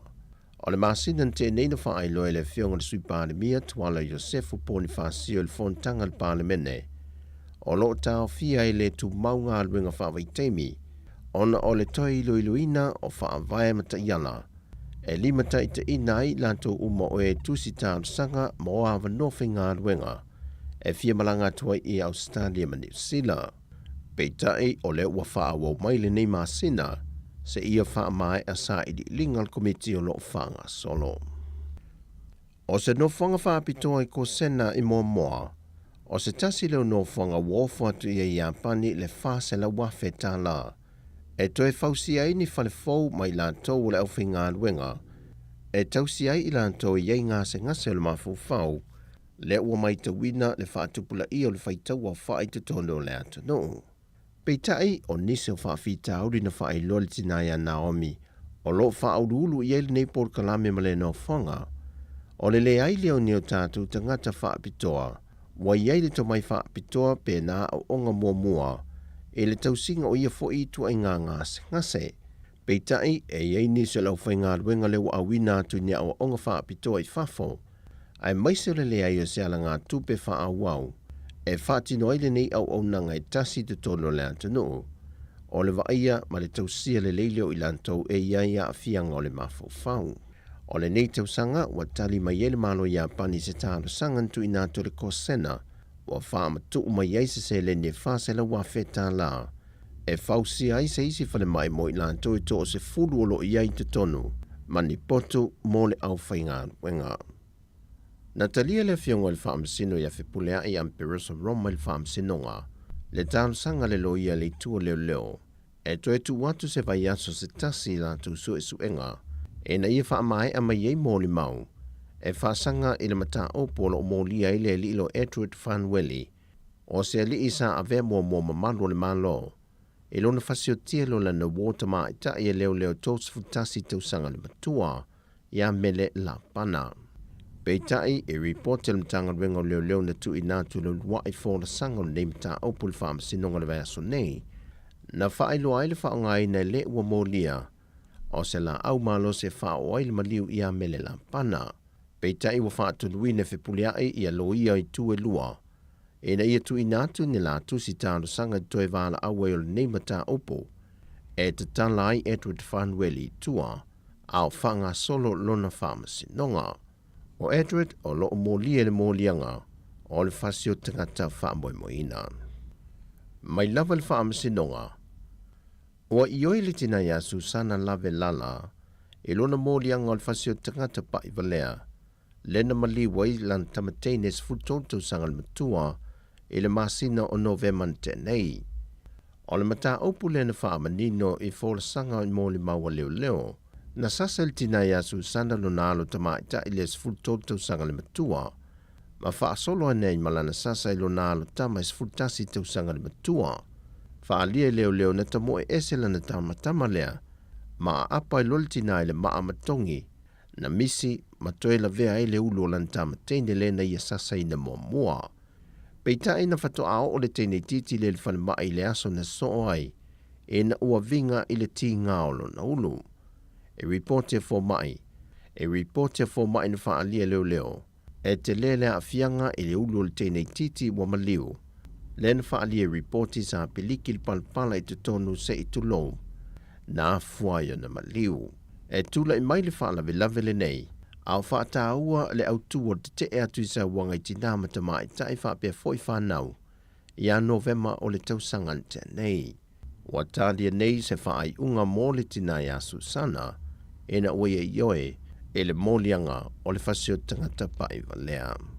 O tala whauia mai sa mō le nei aso, man wio le tātou tunuu, whasoi foia.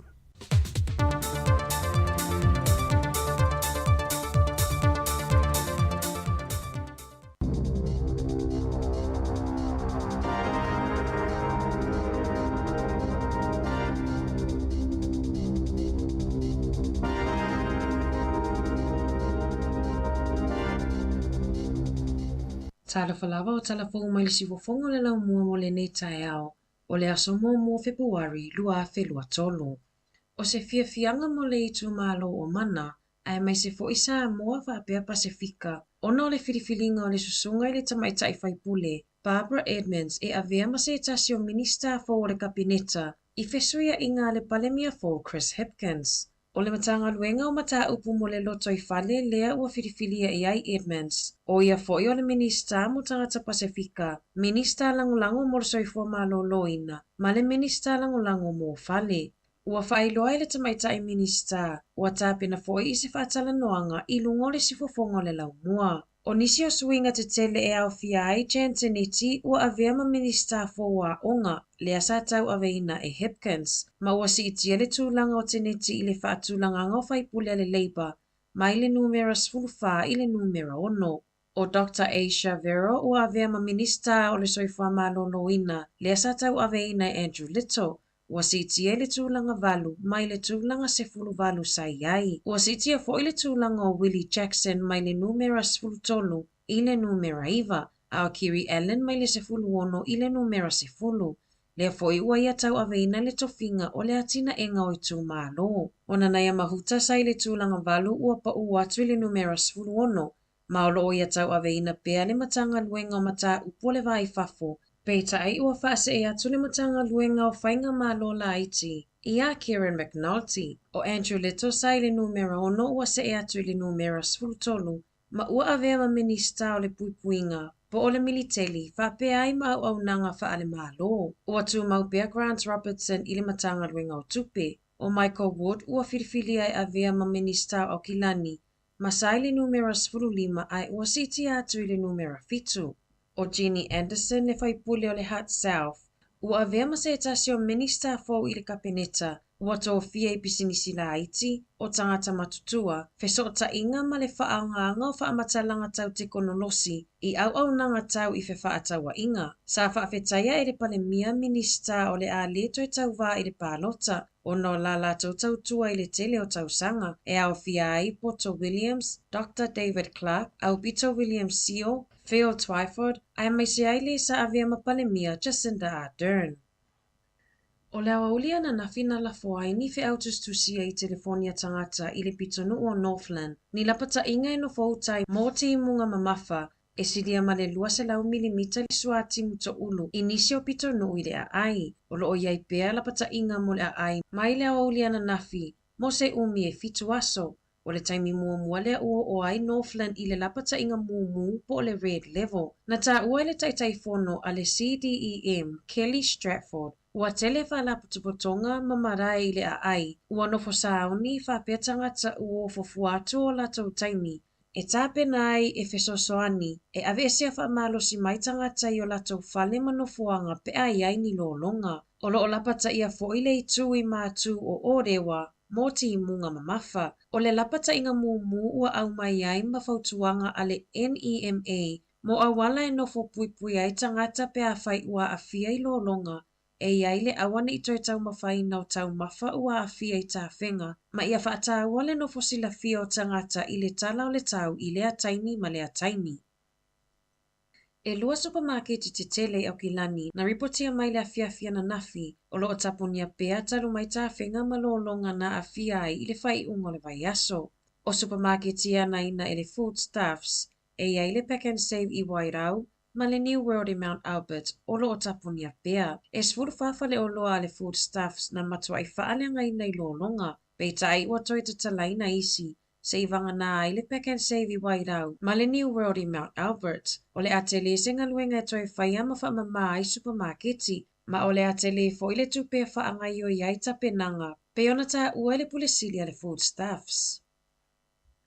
E tele whainga malanga ele I whaatau no uina I le asona nafi I Wellingtone. O na ole maalosi o le pua oa. E tele malanga wa alele le I mawhaina se ele malai wa alele I Wellingtone. O na ole le saonga le mu. E o mai le tai au nei. O lo fautua ina I le pūlenga on malai wa alele le lau tele. Ia tautua na e siaki lunga o upenga te whailangi mo malanga I aso lumanai. O na ofisuia inga I le tau. Ai mai se whainga malanga anga ai au kilani. E ono iai se si itanga I pasene mo inisiua, talulo longa mata whenga na awhia I le tele o a inga mapisinisi au kilani. E silia ma le se fululu awhi claims po mata upu ua whaa o atu I kamupani inisiua te tele. E iai le IAG, Suncorp ma le Tower. O le IAG e silia ma le fitu awhi lua se lau mata upu ua whaa o atu. Ma o le awha o le whainu mera, e mai whaafita o li na whianga iai a inga mapisinisi I lolonga. E tolu afe mata upu I le Suncorp, ma le afe iwa se lau o mata upu ua whaanga ioi I le kampani inisiua a le Tower. Na whaalia le pulisiri o le ofisa e na whama mata upu tau inisiua, Mal Graham. I se saililinga na whaia I pisinisi Maori, na mawai e tusa o le ono se furupasene o pisinisi ele I whaia ni inisiua. Na tā ua I Graham, e tā ua mo a inga ma pisinisi le taimi nei, o na toi ilo ina lātou inisiua.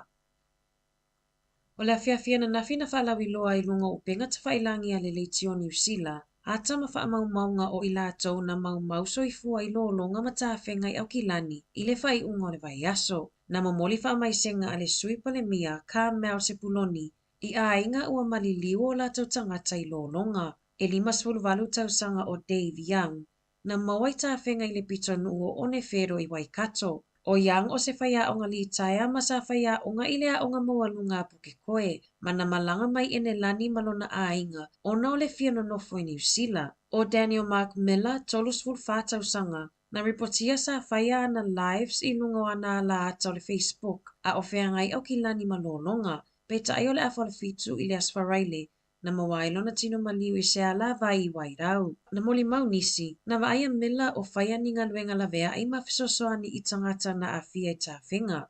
O Daniel Newth, 25 tausanga mai Sanino, na maliui na ua vivilina na vaai se ala vai, a o te tele tawhenga i Wairau Valley. O Youth na whai masui o New Zealand i tausanga i tele, mo le ta alonga le rock climbing, ma o le tangata mulimuli e atoa i le toa whao e la ato na maliliu. O le tamaya Dave Leonard i Remuera, na maliui na ua solo palapala i lona whale matanumi ai. O Leonard o sa inisinia ma e tele i na ufofu atu lona taimi, e whai ainga luenga mo le whale mataanga o le Museum of Transport and Technology i le a ai. I whafo ato New Zealand, e le titi i fo ma le toa 5 tangata na maliliu i se pomu, i le malumalu tapua ai, i se a ai to tono Pakistan. O leo sofa inga sa whaatatau e le auterolisi mo leo, pei tai sa a fia i tangata na tapua ai i to tono le malumalu. O le whale tapua ai na tula ai mai ai leo sofa inga, e leo ina i leo, ma e lata i le ofisa o leo. O lo masalomia e se fisota inga o leo sofa inga ma le vaenga le Taliban. O le masino te sema na o sofa ia e fo i se ofisa o leo, ma malili wai le toa tolu sfulutolu o le au militeli. I ta'alonga, ua whaalia mai e le asosi soka le lanulangi, le FIFA, le toisui ai o le malai ta'alo e whaataunu ina i ta'alonga soka a le FIFA, mo le ipua le lanulangi le tūpao tamaitai. O le Mateora za Australia o le ata a alo ma le Republica a Ielani, i le aso 20 Iulai i le Stadium Australia i Sydney, ai le o le Sydney Football Stadium e peiona sa fuafua e whai ai ta alonga, pei tai o suinga na whai au no le laititi on malai ta alo. O le aso lava lea e ta alo ai le au soka tamaita i New Zealand le Football Ferns, ma Norway i au kilani, e sidia marse lau a whetangata o le a mai moai nei ta amilosanga, e peiona ripotia mai e le FIFA. Tala fowia mai le sifofongo le lau mua mo le nei vaenga o le tae au.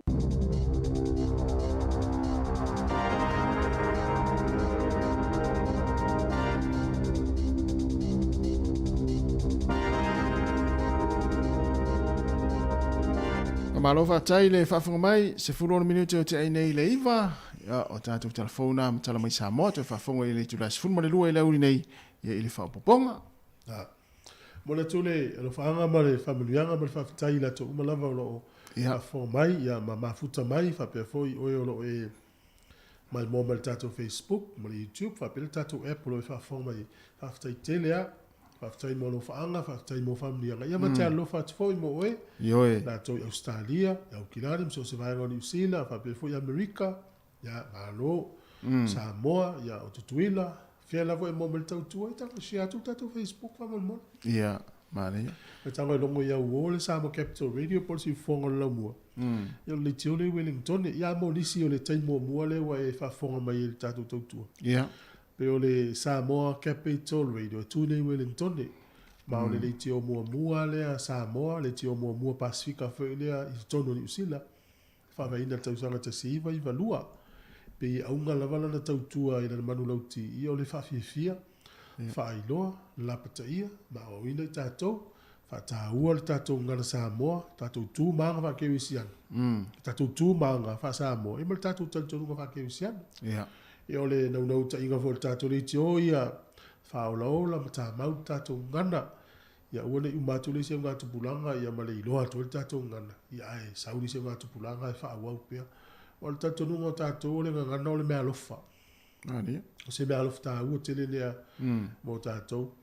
A vai ne isi atu nua lalang. Ia. Ia, e tau e misa po le ale ngana e. Ai tasi le tunu. Pe o nuu e initia, o fiti, tele uisi nuu pāpua, ese umanga ngana tangata. Au Samoa, melem tau ti e Samoa, tasi alana ngana. Tasi alana ngana. Ia e pe o pōlenga o tasi o whaitua whale atu nuu, te mafo i sawhai a unga le ngana Samoa, e investe i Samoa. Ia, e teime maurenga ngana. E iai ale teime maurenga ngana. Pe a whapea tau te le, fulele, tau tala i teime uma, a misi tatou whanau ia, tupua. Au whalongolongo ne e tala noa le au mātutua. E whalongolongo e tala noa le au vanga ta i valu sfutau sanga inu. Ma le au ta i fitu sfutau sanga inu. E ia upulau te whaonga ina e le o whaonga so o a tele e tātou. Olele. E nei loa leo leo. Orga ngana na le lau o mele tātou tei. Wa matana sui maali ia upu. O le tala whata i ta ia leo le upu leo te whamatala so o a tulau te ua whaina sifirangalo. O le upu leo le oti. Ia.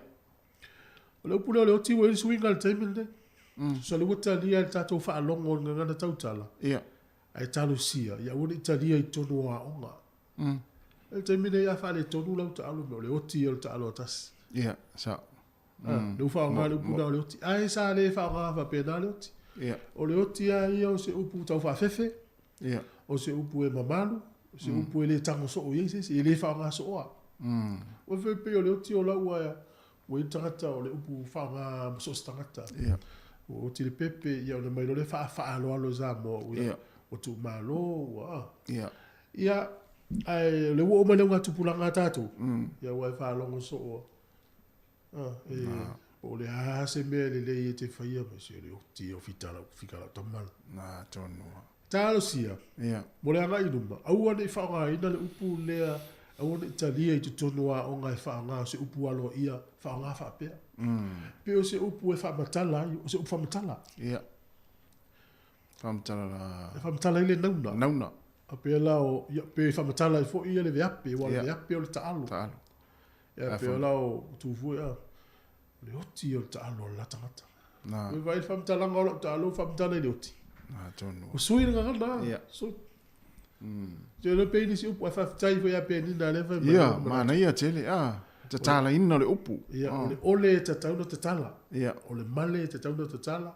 O le ile te tauna te tala. O le oute te tauna te tala. E te tauna tasi le upu e lua upu. Ai, o le ui ngā fo i o le upu Samoa. Ia. E te le tu ualo le wha mawhai lungo se upu. Sui fo i le upu. Mo. Ai le tango fo i wha sa o le mata I tusi nai e sapela I le upu. O sui fo i le uingo le upu. Mo. Mo. Ia wha te taingala. Ia. Le la manari ngō le tato tunu. Samoa. Ia. E te ave se ano le ana I le vāo le Samoa le mo. A tu le o. So moa. Sui a to le uingo le upu. Sa o le le. Pela le upu lea. Ia tu lou a le upu. Ia au tango le teksa tu e tasi. Ia susu mai. Ia. Au le tu ala va mawhai lunga uelua. Ia o le ngole susu. O le susu le upu aile o le susu. Mo. Vele. Ta uo o whamaf. O le ngana sa moe. Mo. E longo maalia e wha longo ma tautala. A tusi lo I lalo e whai tautala. Ia. Ia ua sui fo I le ngana. Pea le pule o le tā ua. Ma le taua. Ia. O le tā ua ia o lau sau. Lau sau le fono. A le tu ua e le whamafa. O le taua ia o lau sau le fono. Ia na. A whai taua le sanga ta whapea. O le whai le taua I o le fono. Ia na. E mele la tunga. O le tele mea le fono le si taua o whai. Se so le whamanu me tato fono. E sa o le tā ua ia o whamamafa I se upu Samoa. Whata inga ta te mana malama le ia pia whai tau I le alu tuspa ia. O le manino le linga ngana le whaonga ina. O awa ia, ta ilo nei tanga tu lau lai wale tu pātina, o te whanua noa pia whaonga se tina ta tu ngana. Ia, le ale winga rau tanu. Pia tau e tina o le awhawhine ma le atali. O ia, a ta tu o tu spa ia, le manino yo le whaavai le me le ta tu ngana. Ia. Ia e pe ua toso ta tu e le ngana whapeutania. Ia ma ta tu wifo tu e ale ngana whapeutania, wa ta ue le tina ala na tamo le tota po le san. Ia. E le ngana na whapeutania. A le wifo tu e ma tina, le tele wistina sa, wifo le ngana whapeutania. O la atali? Ioi, a ta ule tamatama o le atali. Ia. A ta ule tamatini o le afine. Mo. O le ala se whaalongo tina Samoa, ai whaalongo longo mai, o whai au tala lea. Ia. O si au tamatini lea. Ia. Si au tamatama. Ala sa la tula ngona. Sa, wow. Pe ia tasi, pe la le tilo me si o afine. Ia. A le tumu tina Samoa, i whatu. Wa uru me se utama teine. Na. O la se la to fa longo. Po le lau tango ne e fulele fa matala tu. Ia, o sia utama teine le ana sa fa mo mai na o to mo fine. Ia tina, ia. Lo peo so se ne fa se fa sa o tasi le i lo sa utama teine. O lo wa fa. Lo fine. O na fo lo se fa ga la to. Ia. Ia, ta te so soni fo ila nei tu pulanga teine e tu po. Au mo te fa ga ina. Ia. O le ifo tato ngana sa mo ngana fa petani. Muli fa sa mo. Na ia tato upu. Na tato fiola me tato. Ta tele mana o tuli tato ngana mai fo atu ngana fa petani. Le e tu tasi ngana sa mo o tato ana me alo fa mai le tu. O fa ta wa ino tato ngana. E vai le tele o isi nu o le Pasifika malalangi le. Ia. O mo tu afi toto wa i o me sa mo. Ta sia la. Ai wala de mo o wala i mavai. Ia. Fa tu mau pel. Fa mo pel. Ana ia. Ia fa so fa le la na ma u al pokala bela ta. Ha vi mai na ta tum ta. Mana ia nga vo. Ia. O dia fai de lo fil ngalo e. Ta tu ba ai fa tasi. Io. Ta tu ngalo fa tasi mo le nga i lumba fa ta wina fa ta la peta tu ngalo. Ma tu ma o manatu mai fo iso fil ngalo. Ia. Ma wai tasi e farfan. Da. Lu su 5 minuti o te eleva o le pese ne o lo fa to el pokala be. Mo o lo fa fo mai si fo ngalo bo.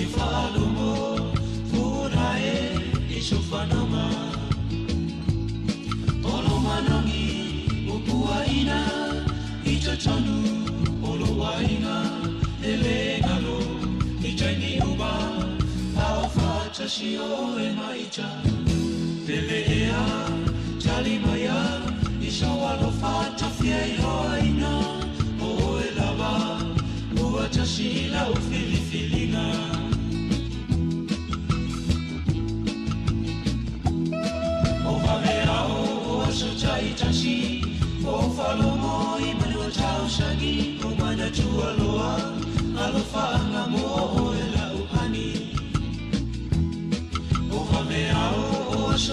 tashi o whalongo I manua tau shangi o mana tua loa alofa anga mo o e lau pani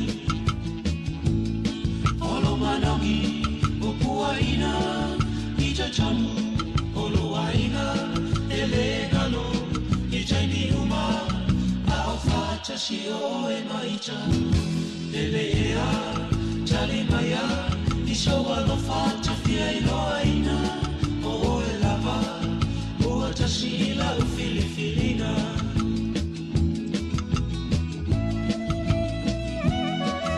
Amu ia o manu lele o lo pepe se I funga o la au au I tanei e le ngalo atu o e lo au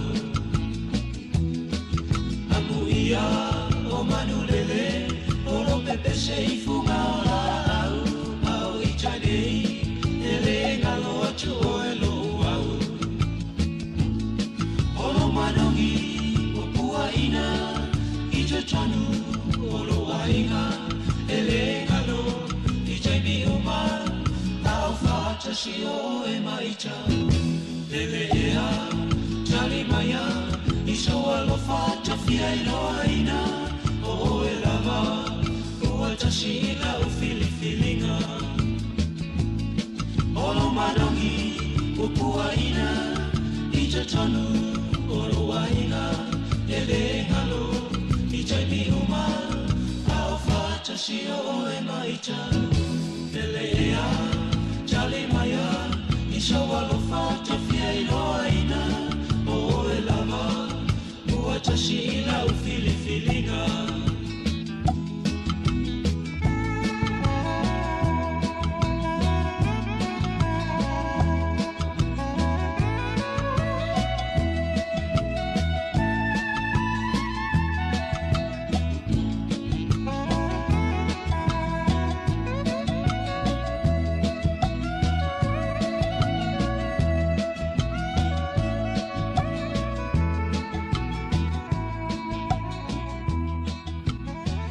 Se ufonga maria le o pese le matangi me sae ia ma pese o nofo le polonga o mana tua ia o mana tua le pese le afeni mato saka ia sola le fiafi ia o te alua la o te fafo le si ainga na masi mau polo si ainga la tu le si nu a e vole le e fai lo mato saka e o te tafawa e fale si ainga ia a le fese va si no mau polo le ia matari e tu le mkuka valu ana popo valu ulu e fa alongo mai loa le si mau paulo nei le pese le tu epi o tata atu te ia fai mai o le leo tele o uno fo I le polo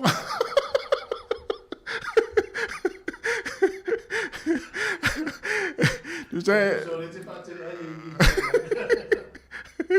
ai o le no afete a uno muni ani e voi le o le una le I foi le ai ngolon tolua pe a fai pe fai saka pe a fai lan saka ai via te le tama vai meno te la atu ai lo atu le via fil pese le tu epi te ele ro la titi pe valu le popo pe valu ni undu te fa mai o no fa I le poronga o le leo tele o le tamata ia o mana I pese tu ai e sere mana ia fa longo tangi mai sa na ia na pese atu o nofo o le ala si la no pese o nofo I le polonga o le tau no o mo lo inga ona mo ngai o le tau no na via sa uni New Zealand alo mo le tini sa vai ia amatu ala se lo mona o sa o le tun o le te ia ciao ele mo me no visiti o le mana no tu sa esa o te si lo matu e la no fa mai ia mala marta o la mo moe ale o mo trata fegalo to se o mau ni usila se ya auto te trata le sa mo ya wa ni usila ia o mo ni usila ya ta to nei nei pa va pe ia ni me tu pu ele o ala le si tu ai to I fala tele atu el manatu le ta tonga ia o le lu tau volo lu a fe lu to o ta to fa mai no ta tonga na Samoa ia na tatou tau mawhai tu to tas ia mai pulenga Peretania, Siamani, New Zealand ia leu tātou tūtō tasi. A le la tātou toi i fofo mturi vai atu ngana wha Britania. E ta ia tātou. Tātou le ua laa i ruma tātou. A tātou toi i fo le ngana Britania e ta ia tātou. E u tātou toi toi i lalo fo ngana wha Britania. Ia. Whaonga ino tātou ngana la i tātou upu e whaonga. Ia nan wha manatu o tua lua whelo sfuto.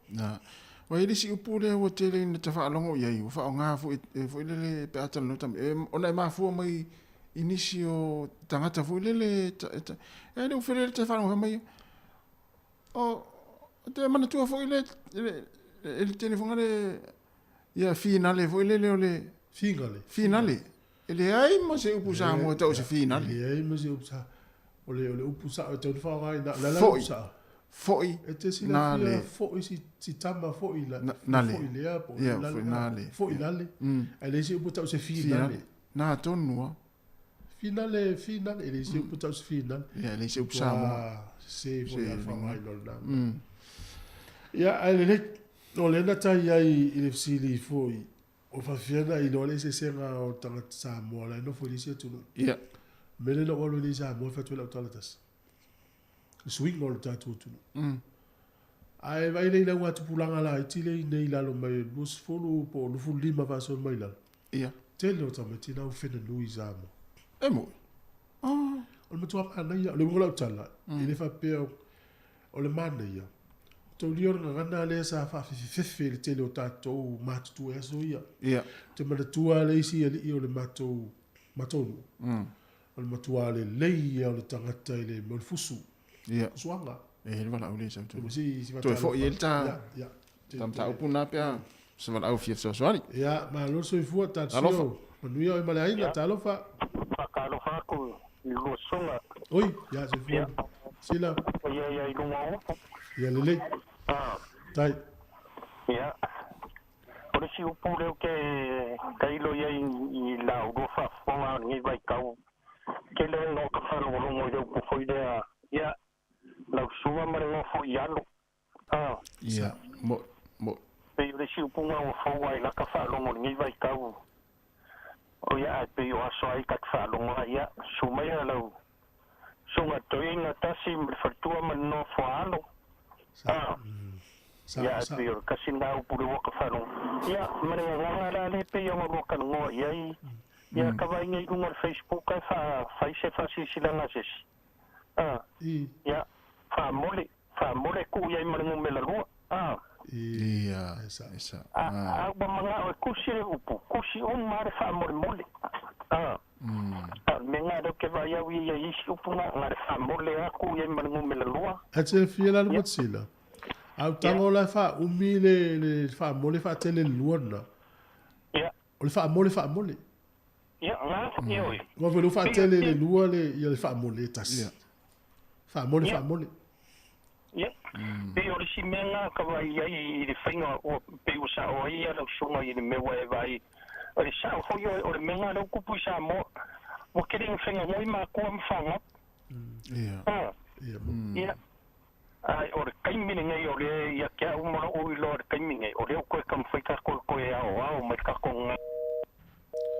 Iwa tu la ia o pe fai miria ma la vala se ia ai ola ofisili la wa lo mane wa a mai wa le ti sa mo me fa lo ngule ngana le o te le fena nui ta mo ti sa mo o le alo nai tu le o le alo nai tu vo le fa te ia ia te o ma tu se lau pa se le lo la ngoina o le tau totala ngana fa pe tania ta meti sa mo ia le tau fa tu la mau o le ngana le sa fa fe le tele o tātou yaso ia English o le ngana le fa pe tania a tau dia o e fia ngai e fais fa tan noanga e sautanga te New Zealand o io e o te fela o tala o le si to ina tamalo o le matonu ia o le matu ele lei al fuso tangata ia sa uni malo sa mo mai fa fuso a le ngana ma fu le sa sta mai fa ia malo talofa tu foi.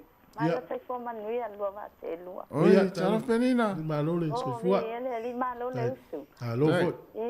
Se fi fa so a so le ngana sa mo se le ngana se lo fa pele e male si se lo so male pele ya se o ta so ngana.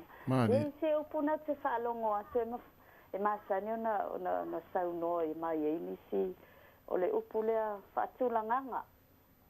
Pe wa ngata e sa ule upu whaatulangaina. Pe whapea mai whaonganga. Pe wa ngata e sa ule whaongaina. Ie se au na whaso atu e ana i upu nai pe e cut short e tato e whaongale short way ia. Se le ilo iai wai mai isi e se ana ngana tautala e se ngana tus iawa au ia a e ta uale upu whaongaina. Whaatulangaina. Ai te wa short cut e tato po wa tau whapupu e tato. Ia, ngana ia le whaatulangangau. Ia, e te whalonga tu afo, le pe wa misi atu le ina lea sa mana, ia tu unga le upu whasamoa. Ia, se na whaso atu. O le fo, pedi na ole, E tātou tau tala ia so umai le ngata i lunga le, o le whafonga anga Samoa i lunga le ea. Ia, o se na sasoni atu e pe mana ia le tau peolo na upu atoa. Pe le upu ngā whatulanganga, mana ia whatulanganga. Ia le ai ia te awa ia o whaatulanga ina. Ia o lana, whamai o ia, whamai ia ele ialu lana ia. Ele te whapea, ele ialu lana ia e whai ia le mea lea. Pe fwoi lele wa e whalongo atu ia. Wale manu Samoa ma le tatou ngana, o se ngana e se pele ia te o le ngana tatou. Manu fo iai. Ia, whatu mawina i pe tātou e awa oi fo ina i tātou whanau. E whaftai mo lo ua mano whamani ele atua. Tai lava, tai pene ele whaasoi fo. Pe o le siwa ngale mai e stina ia pe nina i le upuna le o le whaonganga ma le whaongaina. Pe e mafu mai o i lātou na o ina le ngana i Samoa ia so ia. A whapea o le whaiaonga le o lo na o ina le o ngana o le whaonganga. E muli umayan tamai aonga whaatulanganga ia o whaiaonga ina o ina ngale Samoa la tutu whaonga ina le whaongaina ia e muli umai futa mai tina aonga i tui ngā aonga le pela oa na waonga i whaongaina tu sala taua whaongaina fo ia langa isi vai ngana aonga le whaonganga ia le fo ila o le si upu Samoa le te whalongo e se le mau tangata. O le alo taunga o le tonginga po le toninga. Toninga onga. Toninga? O le toninga. Toninga? O le toninga. Toninga oi? Ia. Toninga. Ia. Pe o le pe mafua me le upa vai. Noa tato so le upa vai o nai sa o mai ele o le lisi. Le upa vai o le tongi. Ia toninga loa. Nginga. Ya ese uno meu faya onga tatoa onga ngana o ngana tautal ale fam sino mai au matu o le tatu tu e o la to e sili atu la to lo do tatu ia light sa to nginga la o e to ninga wa tatu o nei foi se upu Samoa e to tio aso ele fa vai po le root word te ngalo upu le fealo fani ia ai o fa nga lista ngata o le fealo faninga e le ai mo se usa mo ta us fealo faninga le usa mo le fealo fani ai vai nei la le usa mo le fealo fani o na upu fa vai o le alofa mo so le alofa na to ton fa o popolo le mta tu si lu mta tu si tu fa na mai le fealo fani alofa le si pe yo le mo ta la ta u na le lo le fa vai yo na lo la yo po le root word yo na lo le o isi mta tu si fa popo mo tu ele fa vai fa vai ele upu ia to fo ia tu le tala ile ta u le ngana fa pe ta ni ya so nei Samoa ia pe no o isi sta wala ia le sta wala lo so fu ta lo fa lava ma tango fiere lo por kalamen ni tae ta lo fa salafa ta lo ma lo so foi a te orua sai Ola e fa le upu le o le afiafi. Afiafi. Pe ia e boleta o sa o le afiafi. A le tele ana fa longo ai. Ia mani tele ta so afiafi. Pe ia fa nga fa ina longo ma di le fa longo le o sa o le fa ngole ngana le upu ta no fa ngoi. Ia. E foi pe e fa nga te le fa ila unga fa pe se nga fa fa ila unga ila ta fa longo longo fa nga ya me foi fi mo ta to ma ftanga ya e te to dunga pe e fa nga la fa ila unga ia te wo ia le telo tangata ia ala kai ka whaalongo e pei o le mamalua ma le mangai o le tātou wa fiafi tātou wa fiafi ia le wāru pe wa fiafi ia le pe wāru ia le tēnei kāka o whaonga ingai i la unga ma Samoa fo i pe o ngai ai fo i salafa o le ala tau e tau e lau tamateine ma lau tamatama te whaonga ina fo i tau lo le afine ma le atali ele ai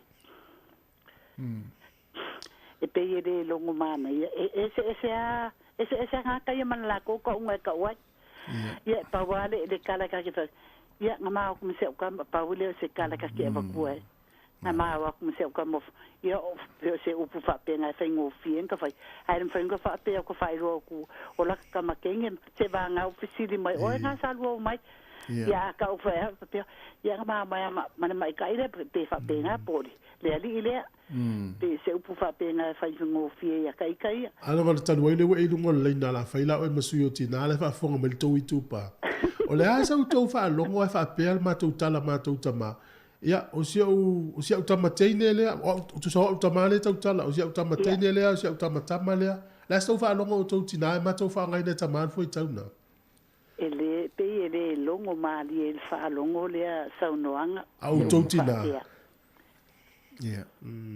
Mane. Ia walan fa lo atu ia no le wa mafi tele to itu pa fa nga se o pu ai fa ta ia ultina e tele o fa nga ina ka ole le ia tamasa nia sai ka ia le ka o are nga sa o ia lu sa o ia le anu ngo se fa upunga i me fa kalang ai man nia tele ko kala me ia sunga fa tai la mo le no tai la sala fa lo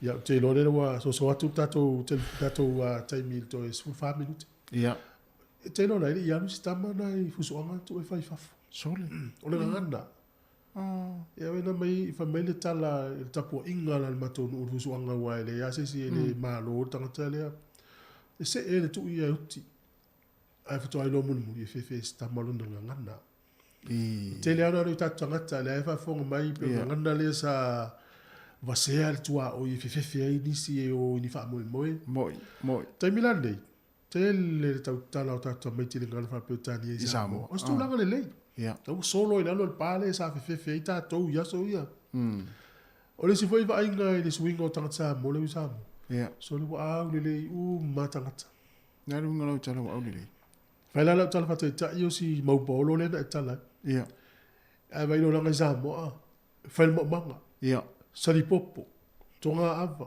alu fangota ia o se tangata ua matua stama itino ua fulele ua tele o le tu ipala i fi au manga aluenga ia o le ise taimi o le tangata e tupu ai ma a le taimi la nei le unga tupu langa le taimi nei e tele no ponta meti atu i fafo le tele a tameti i whanau maola i Samoa lava le lei uma tangata au le lei tangata ia lau i Samoa pe a fuol ta taimi intai e to i pala mata o fi au ta po fa taini usila le ua e ta tafa mai suinga na lau ia ta to no tas ia e waso ia to los fam talanga unia fa ina sfina ai anu market e te mau ai nei tato matua nei tato mama nei tu a i e venga luenga o futino mata pala me uma ono le o langa tau tua e fia ngai male la male timu ai anu lai sa mo te mini le fa tau talo wi se to ya fe o ma pela o fusi o e fa tau ngo talo me mata lava le lei uma tangata so wa sui a tole la lo langi le wi sa mo o le te limita tu mo lo miti afu warehouse fo ai fale olo a te la tu le fa yumu mai na yo te ile so il miti afu ale tasi o le va na sa mo le fa pe o fo o te mo mele no o fulen fa te tu ke mat ala o tu a o le van pal pala tam tala o te vai mo la no ke mat le fo le te mita tu o fa pe ke mat ma tu aman na ia of wai fa ta o foi ariras ma vai vape a ta o sa mo nem kuka so le na le fa yumu mai tamara sa mo u lo va o tu lo wa so le swing on ta tu pe la o pe o le va ngana te lo le se le o tu ta ni si la Australia o wa America e te lofo ia pela ta u le mo tawa tu nei ia matua e tafa tua o le tawa to nu o le palangi pa uma nga langi o palangi e pa uma ele ile na tu ni si ai o le swinga na la wil tato tu au le lei tangata papa e tangata lava le lei tangata o le swinga te le ana o sa mona we te le lo po istangata o to lava pala tu lo au le fa ina swinga ia ele swinga we tato tu na ia e talo si o la wa au lei il taimi nei a o lai lo fa ni fe au ia lai no to tele ia ele se lai tele o ia awa sa mo isa tato pala si tu lo ma tato ma o si le balu no ulu ya so lama ma fo le masui tato fo ringa fo le tu lo ma le la ma le ia au tau tuana le ai le una iti o ha me temi ne sa o le ia sa o no pese a tio fai lua o lo vale wa po to tamiti o ma to van le o to poto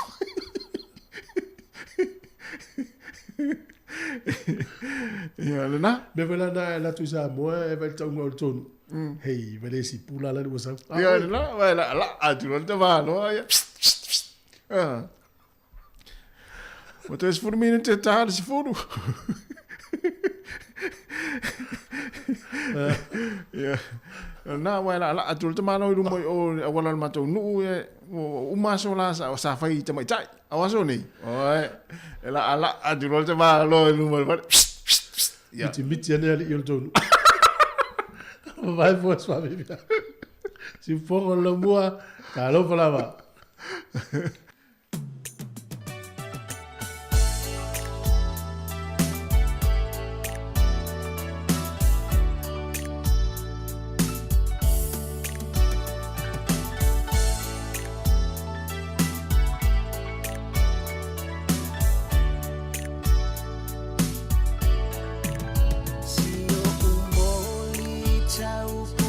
Pula, le malo si wale tutu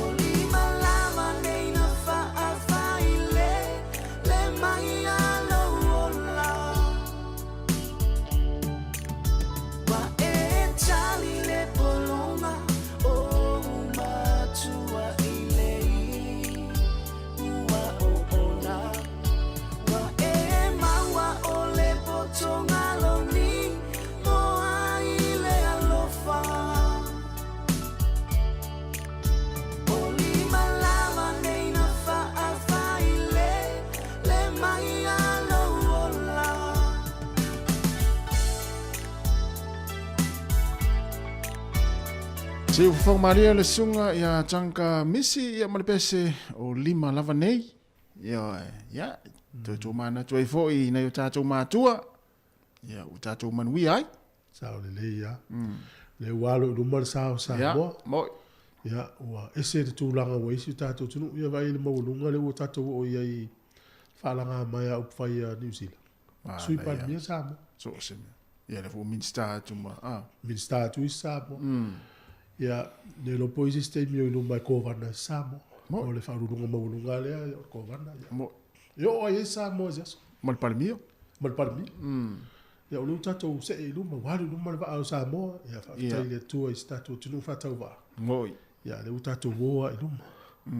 Ya tato to ifo le ngale fa peltani ya tato yo fo itu. Mo le la tau sanga ya fa ola tato ngana. Le tam fa to stato ri tio ne fa ola. Ya ta mau ngana Samoa ida ya o mai dise nga tu bulanga o mata to ya mai toi fa o la to stato ngana le mai lo fa mai le I mo tato ai el por kala mele University of Victoria le satan no to ia un sanga ma fa alinga toi fa fonga ye nei pe o mo pese la tato fo le se fulu malatas le la to amata por kala mele moni o le ava ya tai fo isunga fa fe ngainga tau simtanga luenga o na le tua ya o patele ya o lo favanolo la tu te me le ngato de sa ili le avion pa ia le tu ya to su mai ma fio me nei mo le tu por kala me mo ta mala o fa malu si ele so I fo fa le nganga o tatu tu ya o to runga to me tatu por kala me atal ta ya fa fa tele lava ya ta ya fo li tatu por kala me ya mo le asfrele fo atal ta ya tatu ma futa lava tau de lua la ya tau de lua la oli mo yo la fustala ua sopoloa I le marie ma le longo le whahonganga ia whamangalo mai. Ia wa ia foi tau foi le pole ale tau tai ma e ma le poto. Ia sasi ale atu le ama. Ia tu le ia le ama. Ia pe asa fo ia fai fo tau tai. Ia au temile ia la tatu pese sunga tio fai lua. Awa lofa to mo paanga. Uma la vole atal tai au mo le tunu. Ia fa wau pel tatu tau tua se pa ia le lua. Tai lava.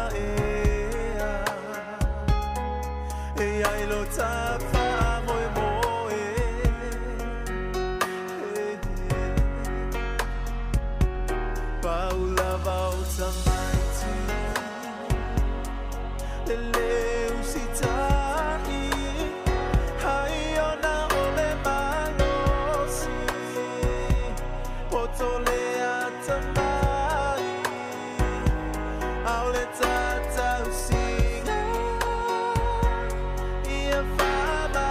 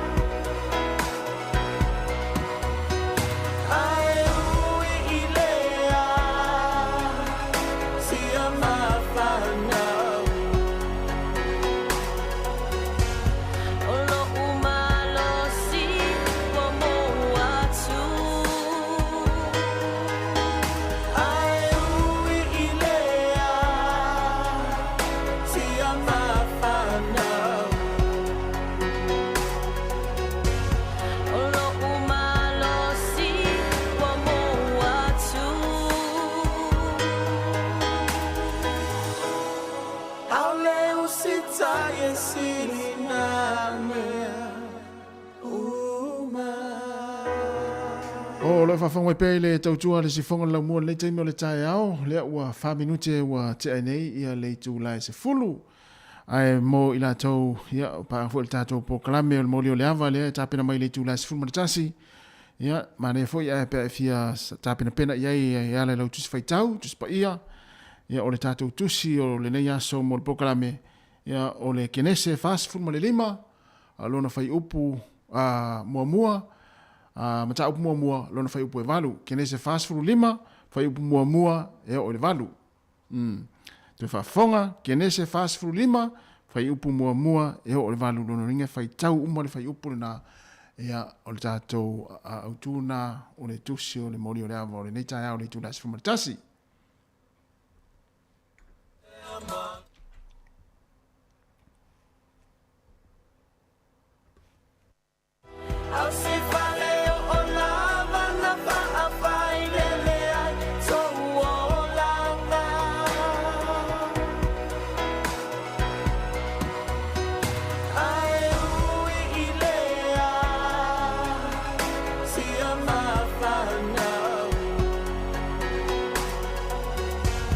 Olo umalo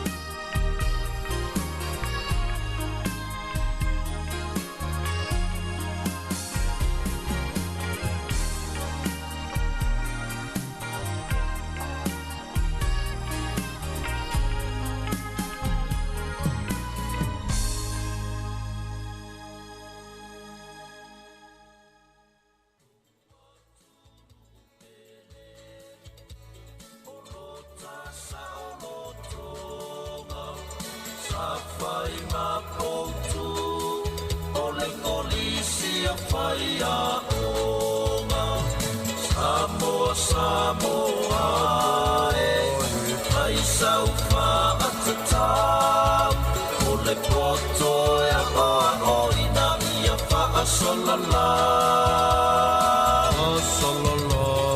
tatou tau saili o fea le sili o le poto lava e ave amatamali.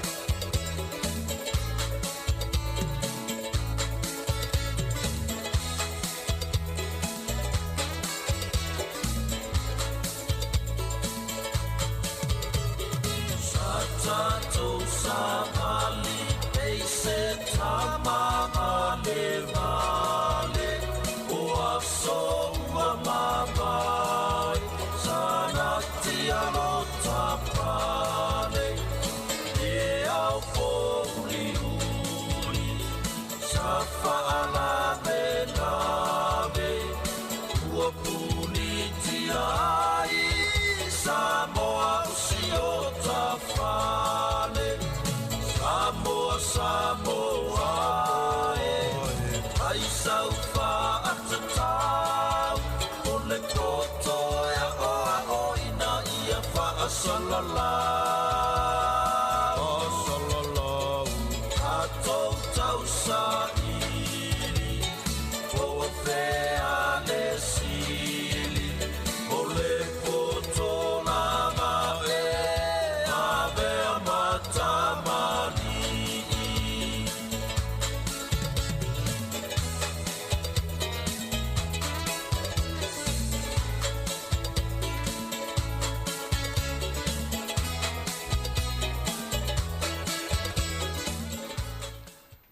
O te whatalo whatu mo lo whaalo alo whafongaanga ale atunu o le netai au o le tatou polkalame whatulanga ina ia o le uma whatasi ma le sunga ia whaalinga leota o ia o le Pacific Future Student Advisor ia po i lato le mawai ma whatulanga le lista leina o tamamteini fo ea e le te fo i lungo le University of Santa Itasi matatano fo inisio fo whanga a mese le lista leina o lato e whauru fa ele a onga le tausanga nei.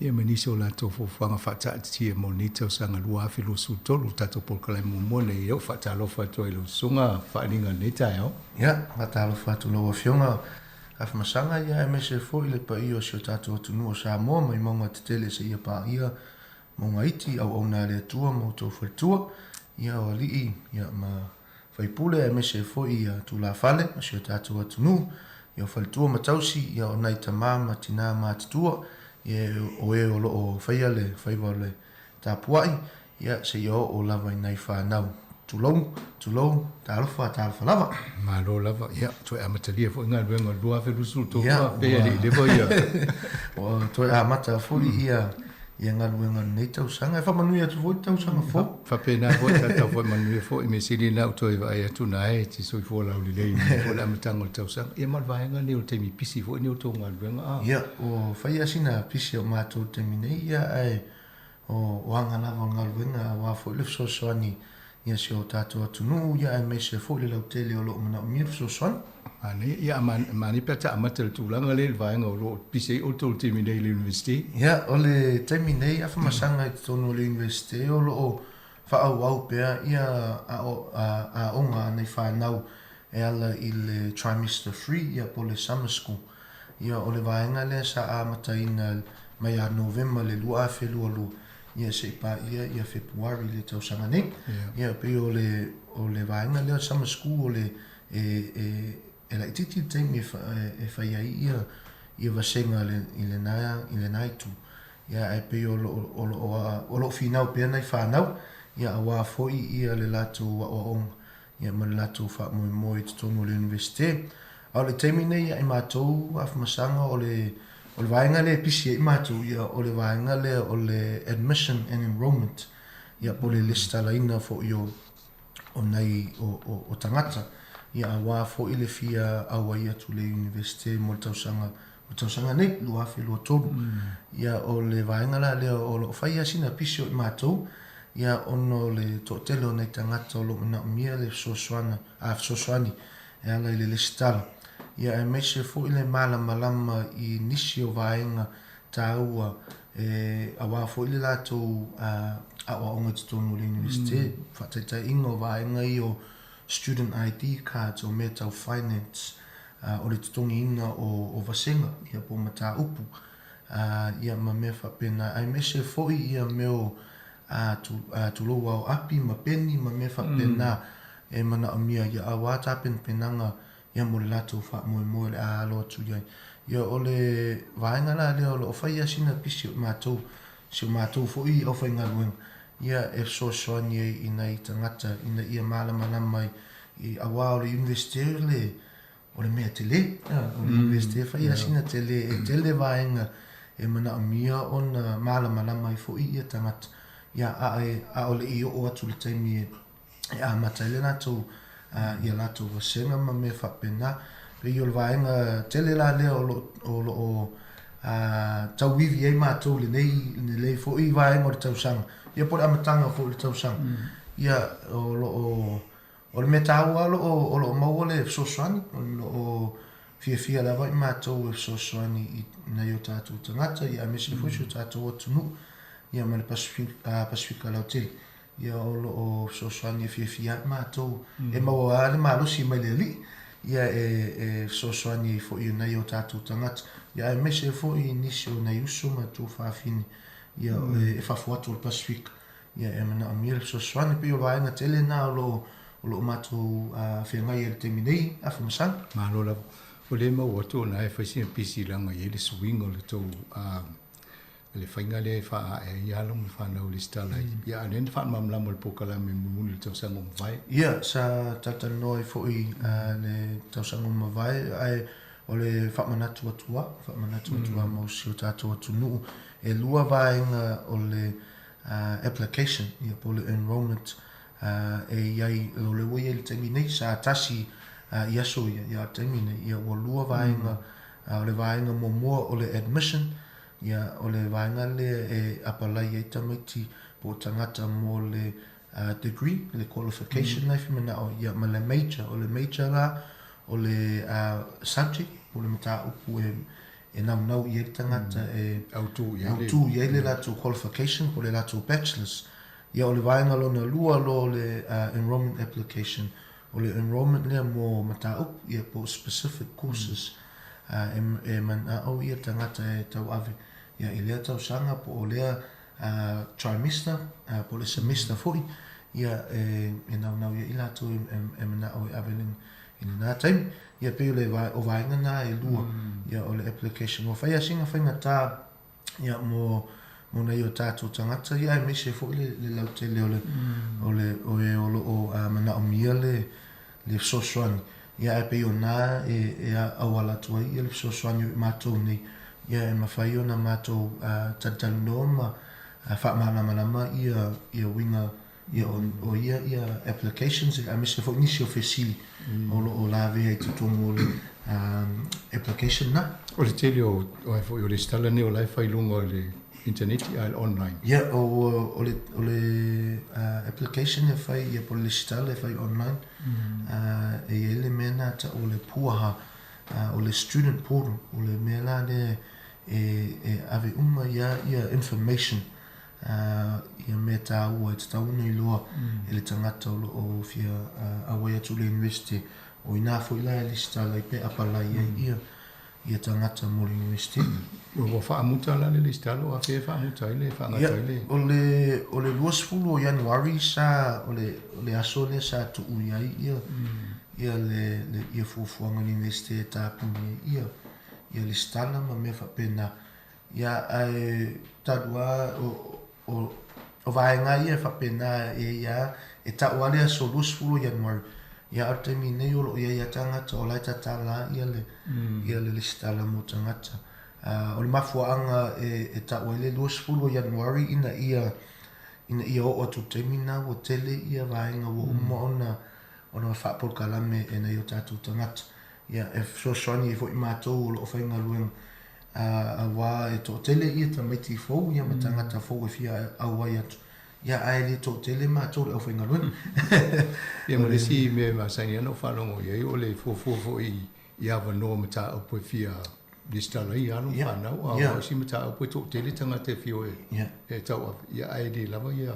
sa noanga e mana tua fōu e pena e tasi pe lua fo fa ya ia ele to tele ia fa ya ia e ava no ia e fu lava i taimi fo ia ava no fa ya ia ma taimi fo e offer ia le mata opuna ia o pe yo nana e na mi ele va fo io le o application ma listala tangat ina e ma fa yo na to ma wa ina le na fo mata opolo no ia ila to ia awa e fuafua fo'i i totono le lecture theatre ia pole potolo o whai iwa sing ia ona mea tau health and safety e le mawhai ona tūlou e le mawhai ona nonofo ia i lungo le wholoa ma mea whapena ia ona tūlango health and safety ma policies fo ia le university o le o iai e mana mia ona e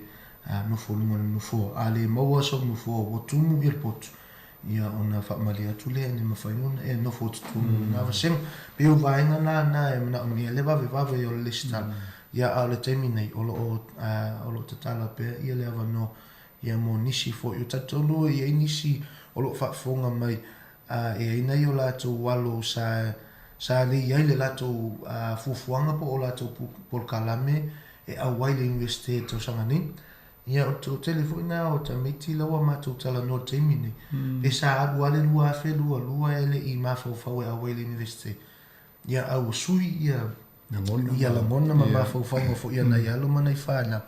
Ia o le nāna o toi o mai ia o mana au e awai le university ma me whapena. O nisi fo i sa whatatali ina ia maua lato whaiunga po o results o le NCEA. Ia whato aminoi lea e ala le listan. Ia o mea umai lelei, ia o nana o soswani fo i mātou whaamalama i nei tangata, ia ma nei tamiti fo i ia wingo le university ma applications ma processes, ia ina ia soswani i lātou, ia awane ma mawhatele o lātou ma whautu lo, ia le vaenga e whaingo fia lava pe a whai ma whaiona, tatano malongo mai, ia mātou soswani atoa i lea, ia te lātou. Tō tele ni anum whanau tātou o le stala mo tau sanga umwai? Ia, tō tele ia aluma whanau a Samoa e mese fo i le Pasifika. Sa le stala ia awa fo tau sanga nei, o le taimi nei sa maule i mele alo ni tangata le asua nafi. Ia mai i le au enrollments team. O le Pasifika as a whole, Pasifika e taimi nei over le selau. Se lau whātasi ia aluma whanau Pasifika were fully enrolled.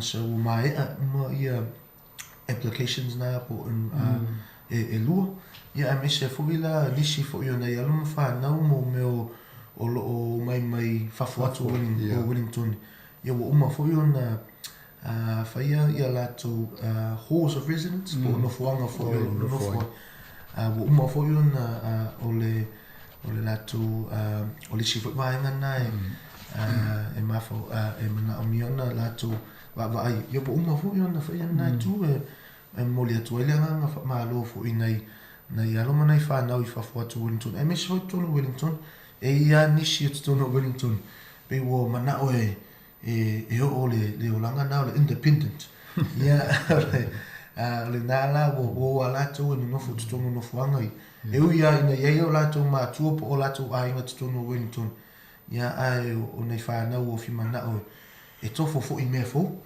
ia le me fo i vai tau lo tato ia e fo nei fa na o mo fo na la to fa mai ina le nai tu le o la to fo application ia e ma e fa ma lo tu ai nei alu mo nei fa na ai me se fo nei ai ngo te lo alo so so nei ma tu ia ai me se fo initial la to ai io lo tapo io la to fa vai ala la to fa mo it's to no investi mani fa finta o io e si lo tu la i mai temi fa peni nana e a onga sa le stala fo io i temi o ale te va ia pea o me tau na mata i tuina ai nga masu ia ole tatono temi nei afa masanga fa ia sina te leo swing o temi nei ma le temi sa o a onga i e ui lava pena se sfulu tasi pe sfulu lua tau sanga talu ona o a mata fo tatono le university ia fa ia sina te leo swing ia mo temi nei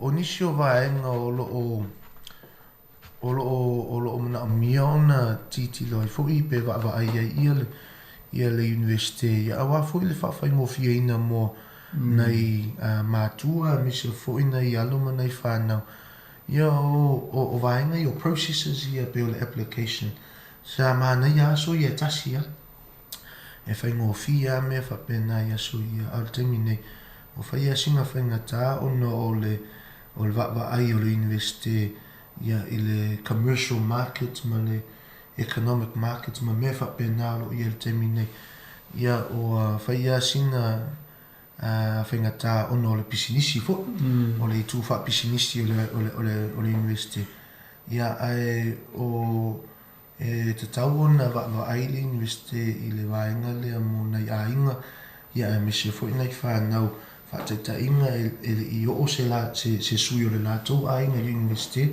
o se te mo le wa o ngai i tono le university ia e pe o le tele na o le so soani matou ne a wa fo ina ai nga nei tamiti man a mile malama ia i meu processes ma applications ale university mane atono fainga tonu ana i tau ona fa lauloi a inga fo i o tato pokalame faita sanga taitasi ava pe o le taimo mole la u fale stasi o anu fa na o le ainga fo tonu university o tsa o ia to o tau online mo view tau fa se ma po a me lai fa ia so ania le o to ia ole aunga lava na po le mana onga fo le na nei fa tau va ia si o tato tunu ia ai me se foi le Pasifika ia manisi foi o tangata e mana miele so son o fa tata inga pe o nei o le sui mo se matou foi inga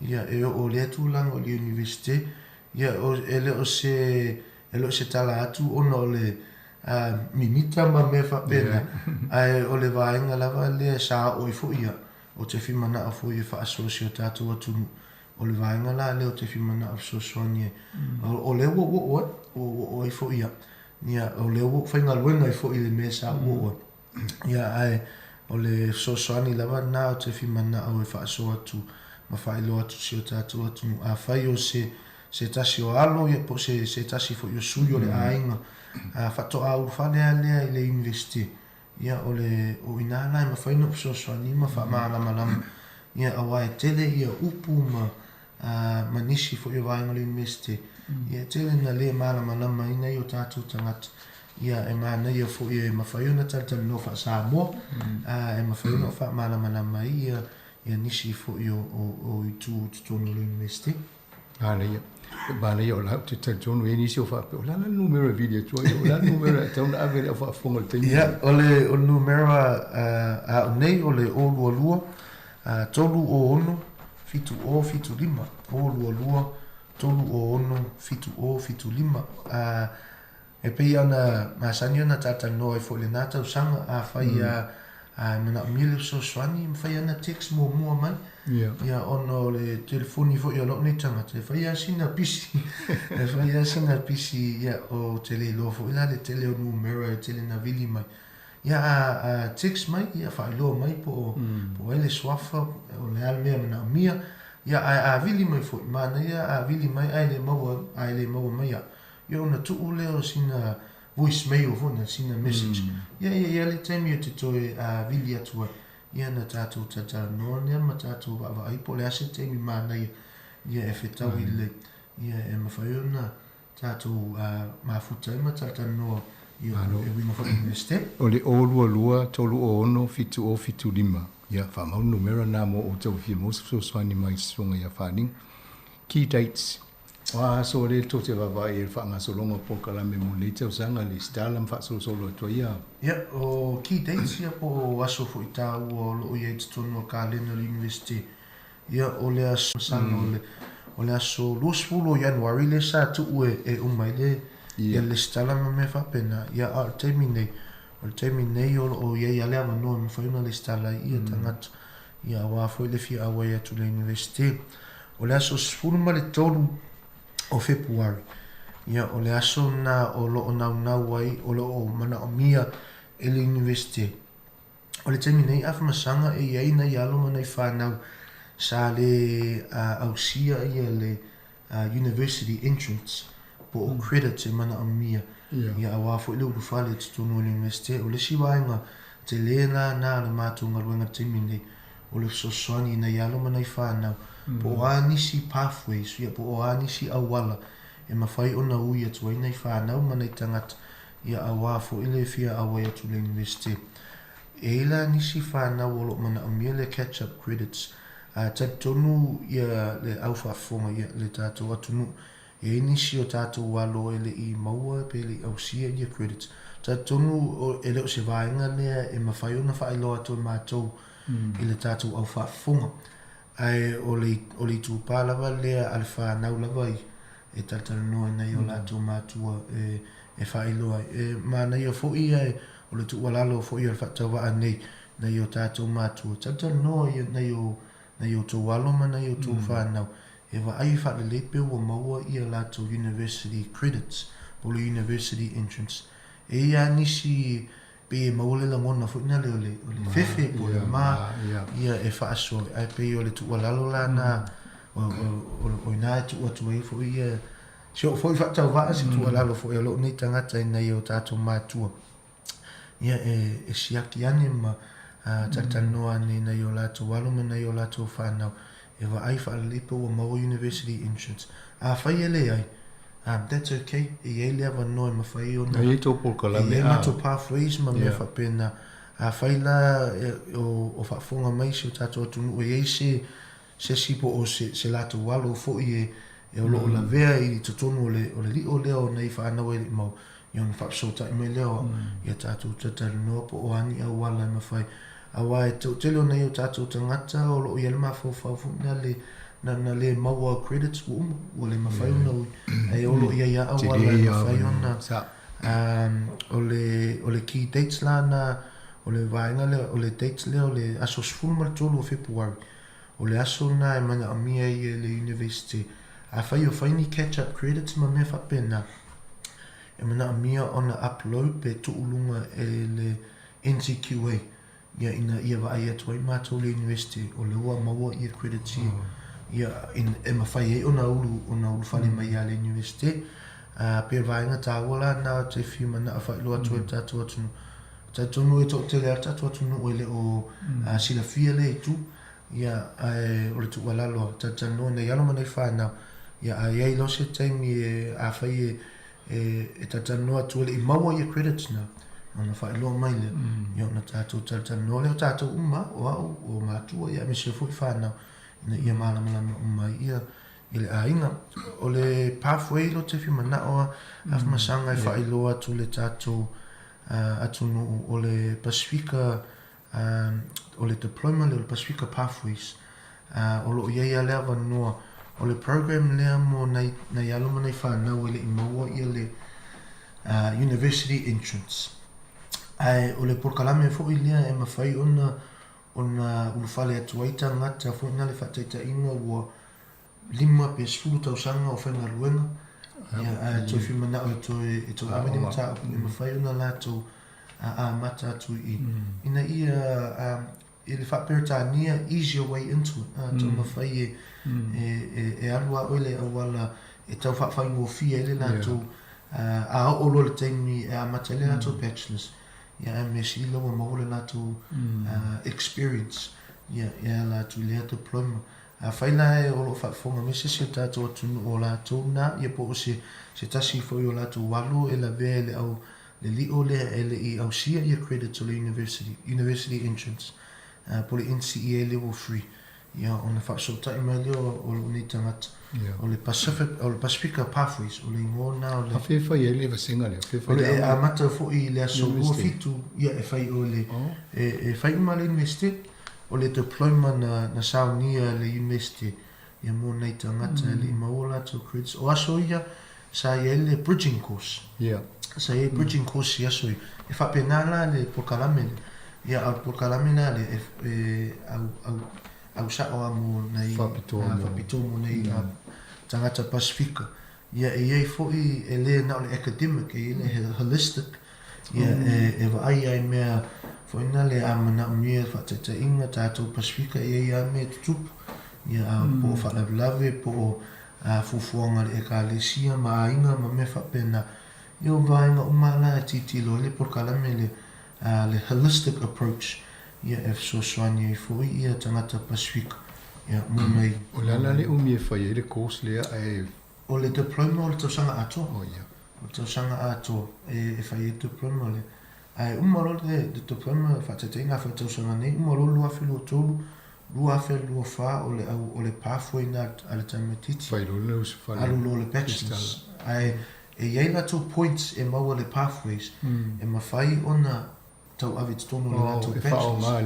Le whaonga le bachelors. Ia. Pate ta ina na a whai o ta ua awhamasanga a whai o oile avelo bachelors. I tau sanga nei. A o ule avelo pathway. Pacifica Pathways i tau sanga nei. A o ulo tau sanga fu. E na o le awha tau sanga e tuaila titi e tuaia au i mea tau degrees. A o mea alua oilo second year.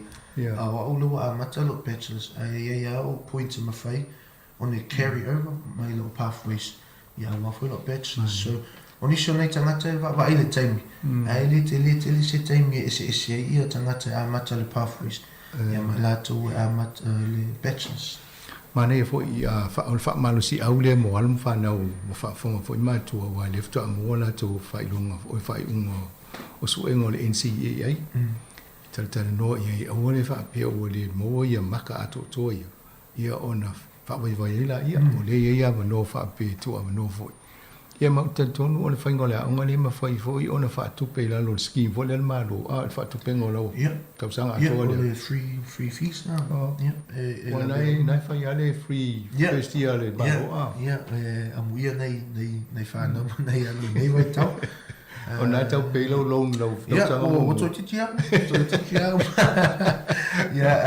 o ia por kala mena malo mo le tau sanga ne ia ai le lo fufu mo ni si fu tau sanga la sa atonu te fa fonga mai ni so to fa foto nei lo mo ia o ne wo i New Zealand e le student loan me fai ona ai tala fo fo tala fo le tamole tene e tongela na o e na mo le to tung e te auto fa pe po le loan nga le o tala no tu po kala te le ai me te o student loan e so ani fo im fai so stampa po stene la au sia le lu fale le au ai fa tu pe I fo fanga ya ma lo New Zealand ya le termine o lo ya le si va nga le te au nga fo lo to sanga mo le investi pe on tawo le la ile ava no le fai ona fa nga le tama mo le tene pe fa pe o le fiam alu va nga le ava no le ina ia mo ye tong ia maka to e lu fale ai ya ava no yo me le malo fa nga le mau fo le tūlanga le lumanai.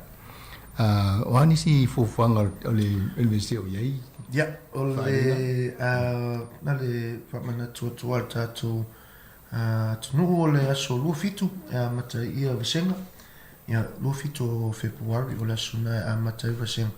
O le aso luasfulu le vai aso momoa le iwa tu le aso luafitu. O le aso luasfulu e whai le orientation week. Oh, ia. Ia, o le orientation week o le vai ngata ua lava lea ina ia whamasani ina ia alo mana i whanau.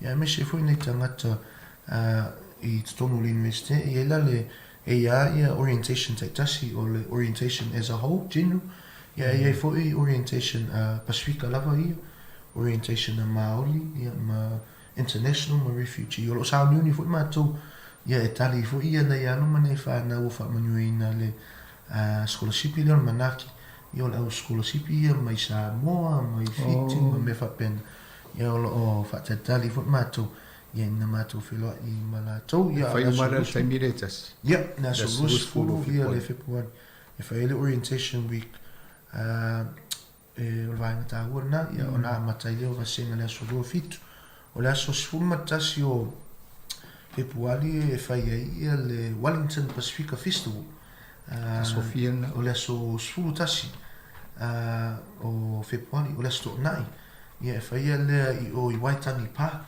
talane o Oriental Parade o inana e whai ia I fwile mātou lau o le aina ia whai e manau mia se soswani pe fia tatanoa fwoi ia I mea tau university ia ona tātou whailoa I aina I le aso spumatasi lo te lo le spulu lua a matai ia le wha moe e tau lava leono ia o le o tino fo ia la lo ni tangata e fa ngaluenga fo le nas ia o ngaluenga ia te fie tatanoa mata mana ia tatu tangata ia ma fa celebrate fo ia le tatu tuma fa Pacific mana fo ia e vala udia o to le pa le mia fo New Zealand ma le tamo toia o Victoria University ia o tamo toia ma tu ia le tatu lo ai la Pacific ia de la el tau sanga se mo message ia ma lo fa tai tele mo le lo fo e fai ona long pui le ma le tino ni tai o ngalwenga fo nga fo o listala ia fo nga ni tau sanga fa dinga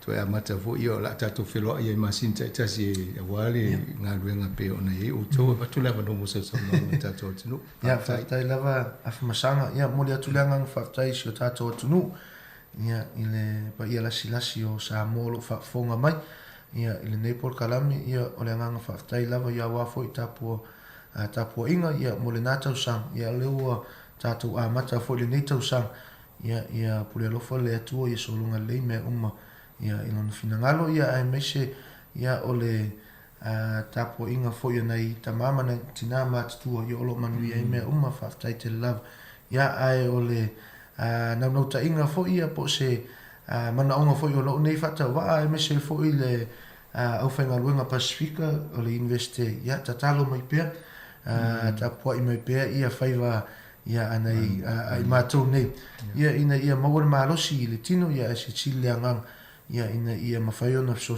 ia tu ai pe ia I so tatu atu nu ai me se le Pasifika la tele ia pe yo se na nota inga na ma se mana onga ia ai moli tele atu ia lo faanga ia ina sio ainga ia sio tamama tua ia ngau I leota ia e mese fo sio tamai ia puia leota ma lotina ia tunga titi leota ia e mese fo sio e kalesia e Church of Samoa Kilbreni ia moli tua lo faang ia e mese fo sio tatu watunu ia manuia fo fuanga nei as ia e mese fo le fai ngol nei va yaso soifua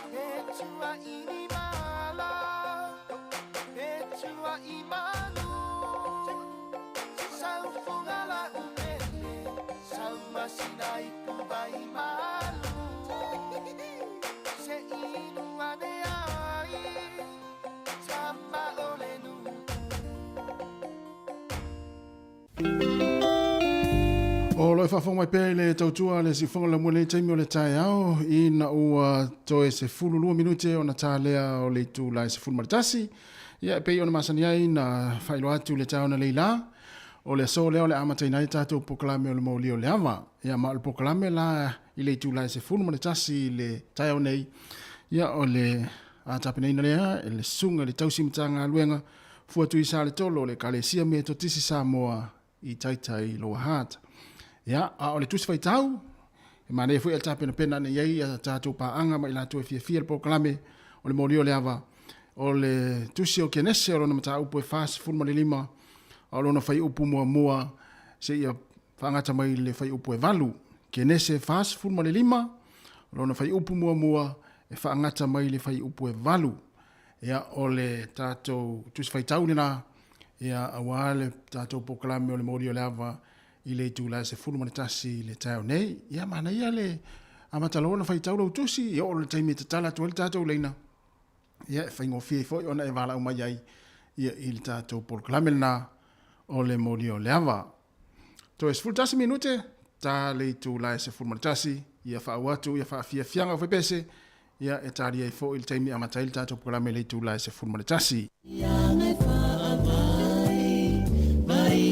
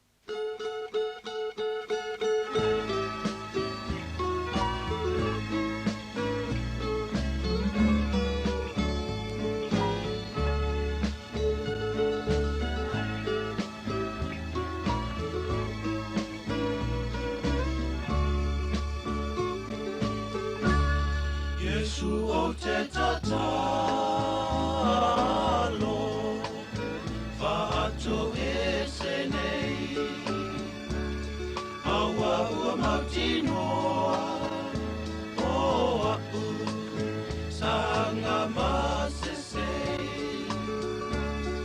o lea o te langona o la'u whahata au a'a ai o te fiata o le pa'ia o lau suafa.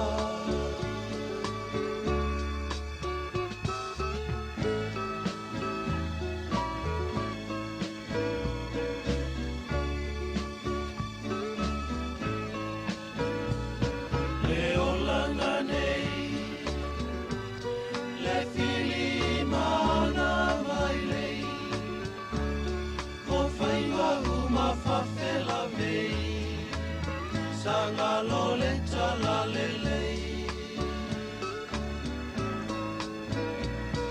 o whainga mawinga sa o whahata i tahina Sanga loni mo lava ia ita Olo o e sila sila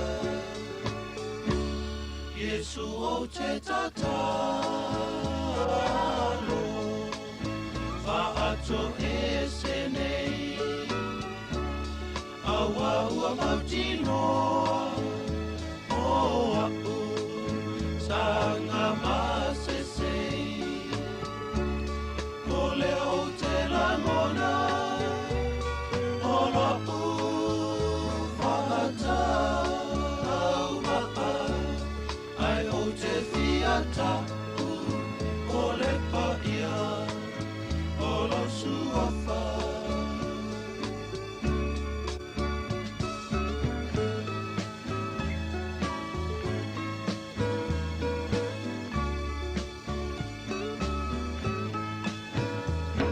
O autu la fono Sa o te wina isi o loto Le filina ia faoso Malole ti Apollo Langona i le ma He tau tau anga sala Kua o malama lama Te sila fia o mea uma Yesu o te tatalo Fa'ato e senei Awa ua mautinoa O a'u Sanga masesei O lea o te langona O la'u Fa'ata Au ma'a Ai o te fiata O le pa'ia O lo suafa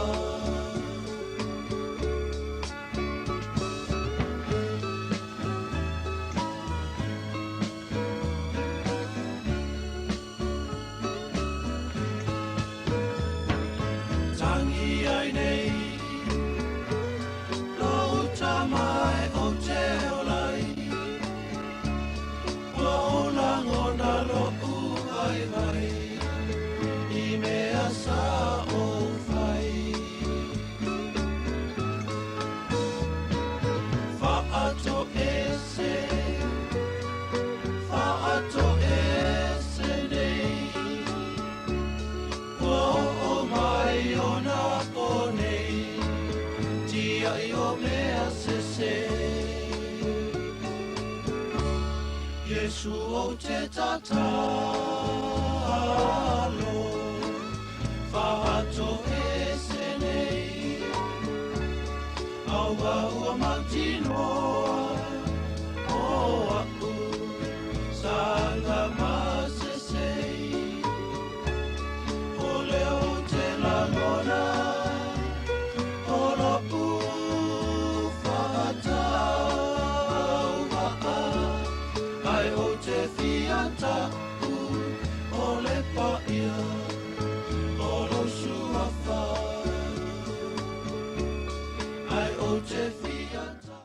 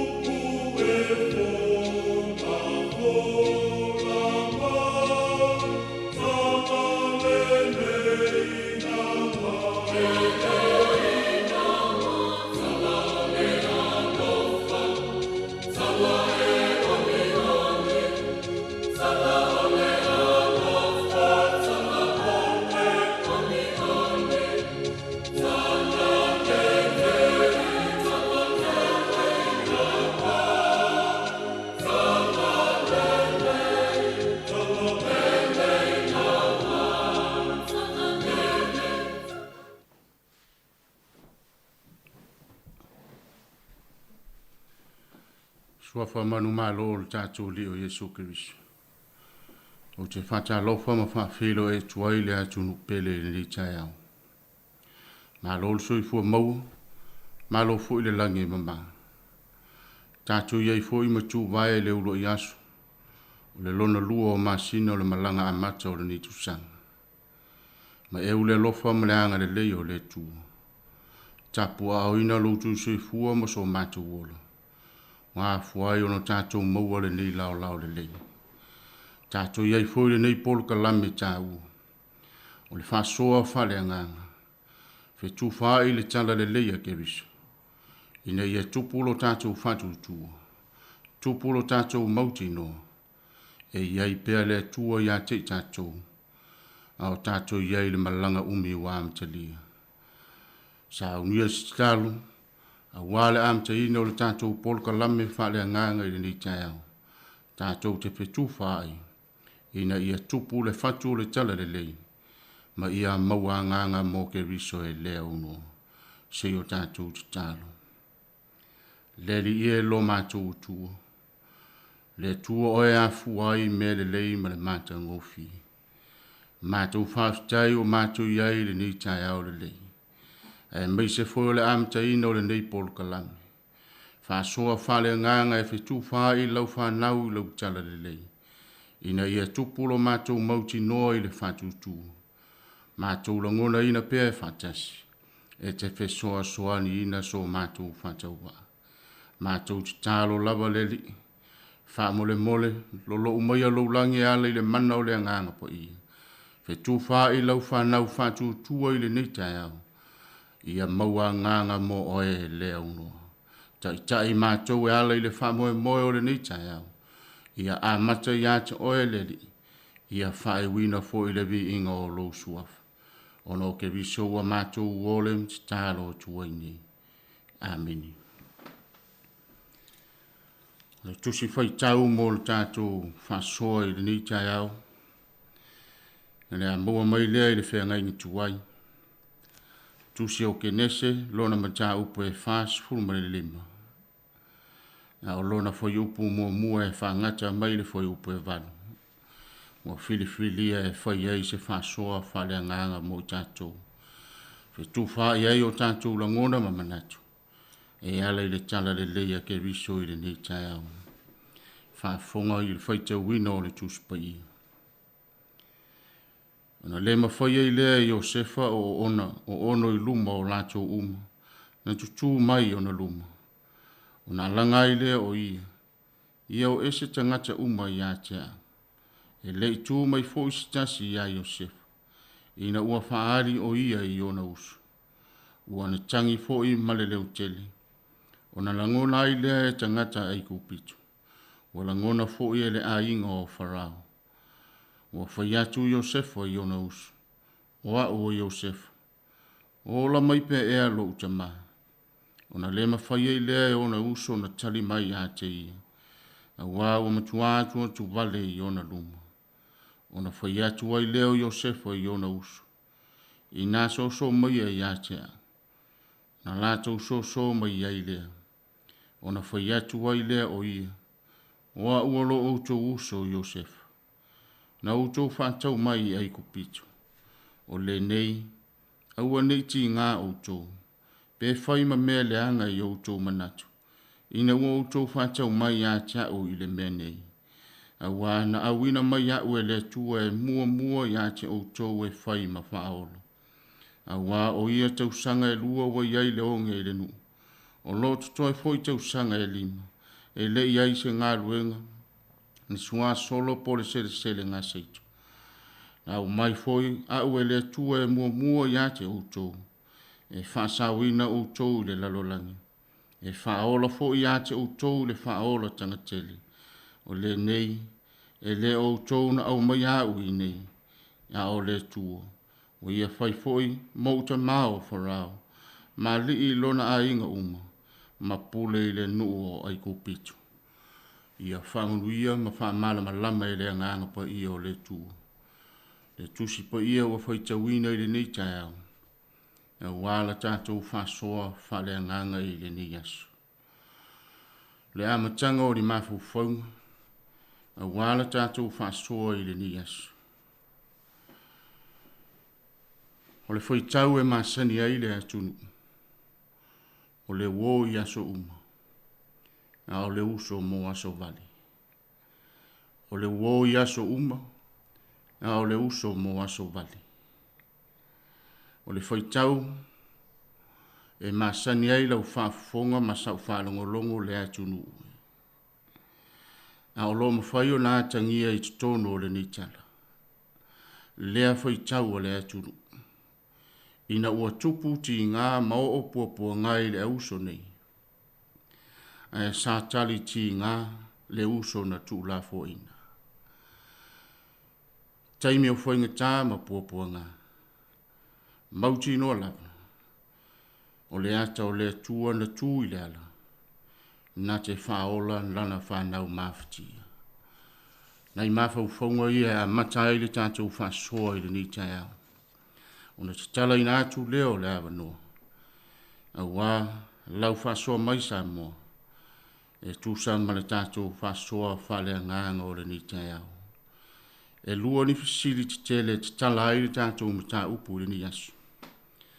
Whisili mua mua. O ani mea tā ua o loo whamatala ina e le tala ni. O ani mea tā ua o loo whamatala ina e le tala ni. Ma le whisili lona lua. E whape whea o na toe whatu ni le leinga i le vāusu. E whape whea o na tātou toe whatu ni le leinga i ni vāusu wa māsasei. O nai whisili ia o tāpena ina. A wālau whasoa Samoa i le ni tai au. Stalo pēa i le whasoa mana le ngang pa ia. Whalau tele lo na whina ngalo ma ia maua. Ni whalu manga le lei whale ngang. A wāla tātou whasoa i le ni tai au. Tala atu le awanoa, ka mai ala tātou pese nei. Ia wālau whasoa mai ala i tātou polkalame le ni tai au. Numero ala tātou leina te whasoa mai ai. Tolu walu lima, lua o whātasi. Tolu walu lima, lua o whātasi. Ia manuia lau whasoa Samoa i le ni tai au.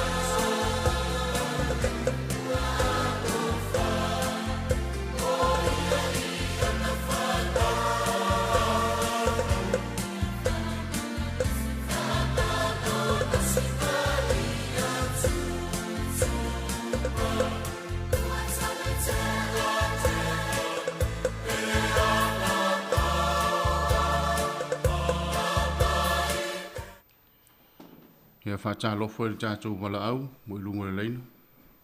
Whaatalo whaatu lau sunga le whawhiangainga. Toi fua manuia le tausanga fōu. Ia, manuia fo le tausanga fōu, po ile sa uno wha mole mole. Ia, o penina le telefoni. Ia, tālo fo penina, malo fo ile soifua manuia ni tāo fōu. Ia, malo lava soifua lau le lei lau sunga le whawhiangainga. Ia, fia fo i whai atu se whaasoa. Ia, le ngata fo i leo le tali atu le I fesili e lua watu ina mai e tu sai ma le tātou tusi le nei tae au. Vi ia le ali, ia tu maupia i le atu alo na vi inga awa uto e amatalia fo. I tātou po kalame nei fo. I tau sanga lua o lua tolu. Ia, a se au, e sele matango fio pa ia le atu le nei tae au. Ia, olo o wa ia tu iai, ia e toa i mal fesili watu ina mau po ani mea tā ua lo o whamatala ina I le tala I le nei tusi. Se tusi e se tā ua wao o lo tātou wa aia le anga le lei ma le alofa o le atua o lo o whaailoa mai I tātou I lo na alofa ia te I tātou e meise o lana whanau a wao le tamo Iosefa ia o tātou lo uma tasi le nei atali o le toe ino Israelu ia po ia kopo fo ia o le tama sa o le ato Yesu sa anga le anga ina e o nauso ia e whamai o le pele to atasi ale tama e ui fo ili na ua whaatawina I ko pito ona o mea sa whaie o nauso ia ale mātango fia I o le upo le atua le tala le soifuanga fo I o le nei atali I po le nei tau le lea whamai sa iai lava le atua ia te ia e tele fo I mea sa o I le soifuanga o Iosefa ia le watato wo o mai le mata o pule wa e awina mai wa e tautala ma wa e saunoa ia le nei tae au ia le wo o le taimi o le mea tā ua lo o ia te au e tu sai marisili mua o le taimi o le wha le leinga o le taimi o le whaia o se le leinga wa e pei o le wa whai le leinga Iosefa ma o nauso wa whai loa ai ma ua iai le loto o lo o iai lava le atua le tama ia o le finangalo fo ile o le atua o le alofa ia tātou le alofa o se le leinga e se le matango fia ata whaitau fo ia ita ia malingi o talo I mata ma eu le loto wha maa ngalo le nei tau le alea I o na uso e ui mea sa tupu sa ui mai sa o lava le fale pui ai ina ua whaia ina o ia le atua tātou mau lava I le nei atali le loto wha maa ngalo pe yo mea tā ua ia te au tau wha matala tuai ia le nei fo I mata upu wa e au mai le nei tae au ia le nei tusi o se atali I sa ia whaia sa tau solo mua ia te ia o na whaia o le lenga tātou wa ai wha numera ina le wha naua a Israelu ia e pito sile ana la I til wha nau le a rasela o Iosefa ma peni a mina ai ua tau solo mua I le tamala I tisi o na ia a vatu po linga o le atua lea I te tono lo na loto o le loto wha mangalo o le alofa na te whaia se le lenga mo na uso whaftai le atua o na o lana fuafuanga sa ia whaia I le whanaua Israelu o le ata o Yesu Iosefa na ia saui ai kupito le ata o le lalolangi whamai wa vea o ia ma whaaola I lo na ainga wa vea o ia ma whaaola I le nuu ai kupito wa vea o ia ma whaaola I le lalolangi a wa o lea wa iai vai taimi o le onge o se ata whalea nganga lea mai mo I tātou le nei tae au ia vea I tātou ma whaamanu ianga I o tātou a inga a vea I tātou ma e matua ia o na whai se mea le lei mo se tasi ia e mese o tātou uso whai se le leinga wa o lea wa ia whaali atu o ia I o na uso o se manatu whalea nganga lea a wa o le whai mai e o mai tonua ua lua tau sanga o le onge ai I le tala I le whenga inga fou whai mai ia I le taimi o le ato e fausia I le malu o le anofo I le tangata e peise atua a ua nofo I te tono o le malu leo le ato e fausia Jerusalema ai o le onga te tono o le fitu tau sanga lea fa mai a fio mai e Yesu ilo na nu te yo se ata le te va ai tua ia ul fa le nganga ile nei tu si wa au mai o mea le atu tupu tau sanga tali ale wa mai le tatu tala le nei tai au e le tai me toe fa ilo mai e Yesu ilo na nu e ui na fa sa te roina e ui na le tali tonu le tai mina fio mo mai ai e sau e fai le fa ola tanga molo na nu o Israelu wa o ia o le ona le tu ai ngo yuta ai ele tai me toe e fa hali mai lona nu o ina to tali tonu ai ma toe fa yatu ai i lona nu o ia lava le na wina mai le atua pe fai upo e fitu ma le valu le fai mai tato tala i le tusi le nei tae au le la fa pe mai le sfesili le fa pe fe la un tato fatu fa pe fe ona tupu a se mele le tono tato loto a fai wa ya tato le atua o lai tono tato loto le atua o I fai mai le tusi pa ia e lei loa o tau ele lalo langi ai ala nai lo o tau pe a o tau fe alfani lea ua faahali atu e Iosefa lona loto faamagalo o mai soso mai se ia o ta'u atu ma faailoa ia te outou o a'u lava o lo tou uso soso mai aua ne'i leaga o tou loto faapea o se mea leaga lea sa tupu ia te a'u lea sa tou faia ia te a'u a ua auina mai a'u e le atua ina ia fa'aola e muamua ia te outou e le gata ina fa'aola i se o tatou āiga ma se o tatou tamā ai avea uma fa'aola tanga le nu'o ai kupito a lea ua umanuia o mai la ia se ia u fa'amanuia atu o mai se ia u fusi atu ma se ia u songi atu ia te outou ioe e ese le matango fie o le nei tusi o winga le lei ia tau i atu le leanga i le lei ia tau i atu le lei se o se tangata ia ele ngata ilea o le whaia ina wa tātou maua ia tātou manatua o tātou lava wa iai fofuanga le atua wa vea i tātou mawhaamanianga mo tātou ainga o e ka le sia wa tātou ngā lulu e ai ia le ai lava se isi mea tātou te whaia pau lava o lea ia tātou whaia se amatanga fau mo tātou ainga mo tātou uso o e o lo ita mai a te i tātou e ala le lo tātou loto whaamangalo ma lo tātou alo lofa ia le ngata ilea tātou te avatu e levi inga i le atua awa o ana fuafuanga e le i loa e se tasi awa ia whaia fuafuanga i o tātou ainga mo se le lei o le istangata mo se le lei o tātou ma tātou whanau ia e whaasilia i e kale sia le atua lo tātou ngā lulu e ai Yo se au le whaasoa atu le nei tae au, whaamanu ia tele le atua le au whaafonga, ia e whaapea foi le au whaasoa ma nei pokalame, ia e whaasili ai lau sunga o leo whia ngai ma tatam ta upu nei tae au, i le suafo Yesu, amene.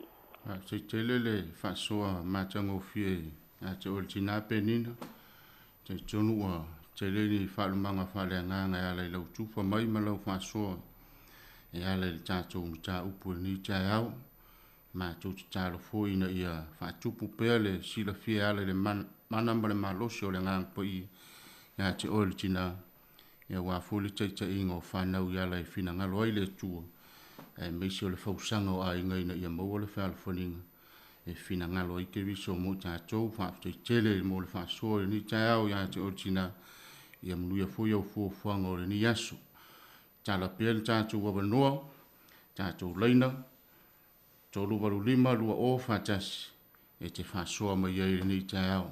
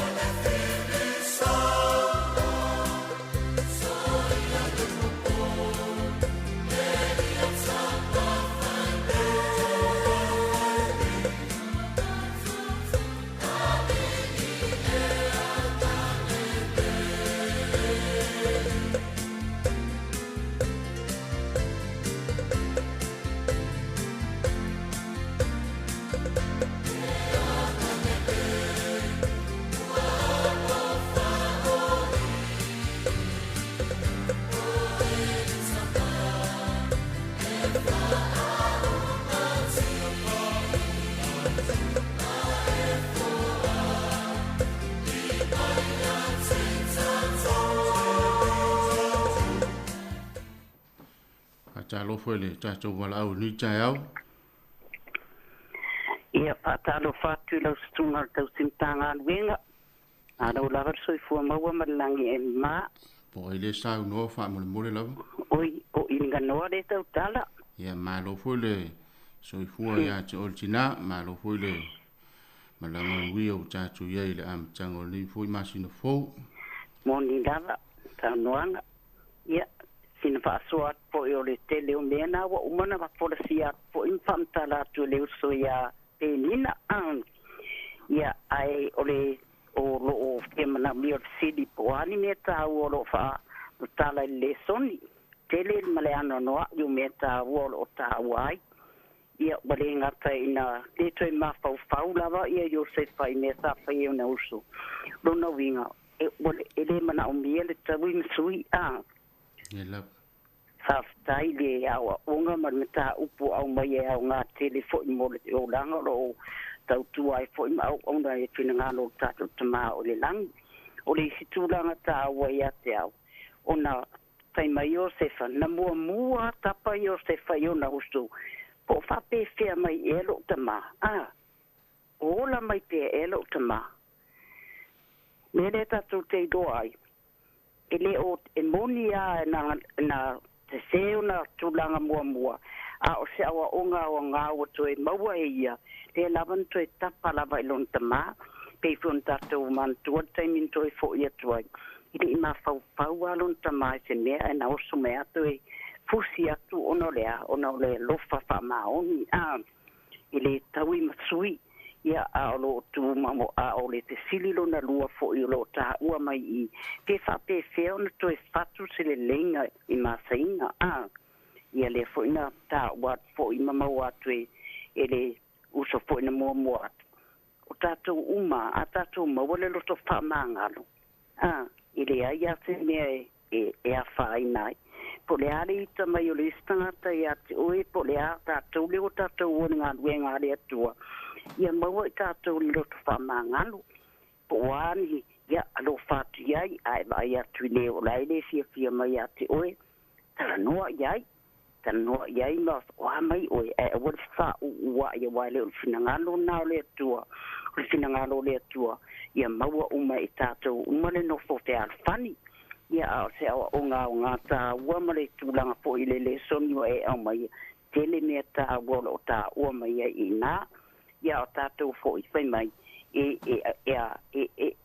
wo ia so uma to man tua le uso I taimi o mai e puanga pe foi la tatou e toi mana tua e whanau le lo whamatua pe a o popo ngā ia te la tau mawhia maua te sosoan e toi mana tua whapea ana o I oa e lo ta mai whapene au te leo whapene I ona iei leo lo ta ita a tātou maua le lo ta whamangalo ma tātou wala lo pato stangata I ona tātou maua leo le anganga le finangalo ai le atua ia tu mau o le whatua tua ma tari tongu le atua whamaoni ona tila tia lea e tangata ma owiloa ia o le finangalo lea le atueta ona uielan whanau o lo fia munimuli ma whamatu ma whatua tua ia te ia o sia o whasoa atu lea nau tele mea naua po la fia po I ele usana mua ia atonga o iei po inisi fia whasoa atu I laumta upo matanga o fia nei tae au ia whaftai tele lava mo le amanoa ia manuia po le alo atu o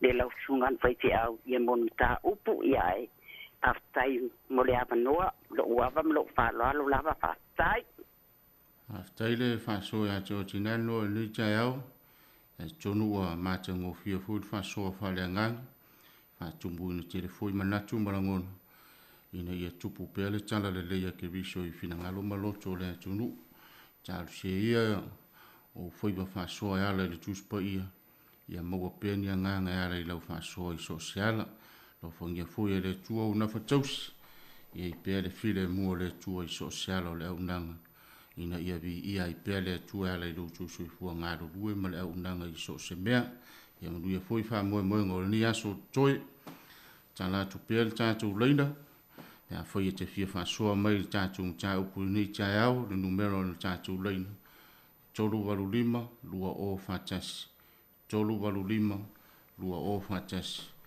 fai me ai lau whaasua le tātou tā upu ni tai au.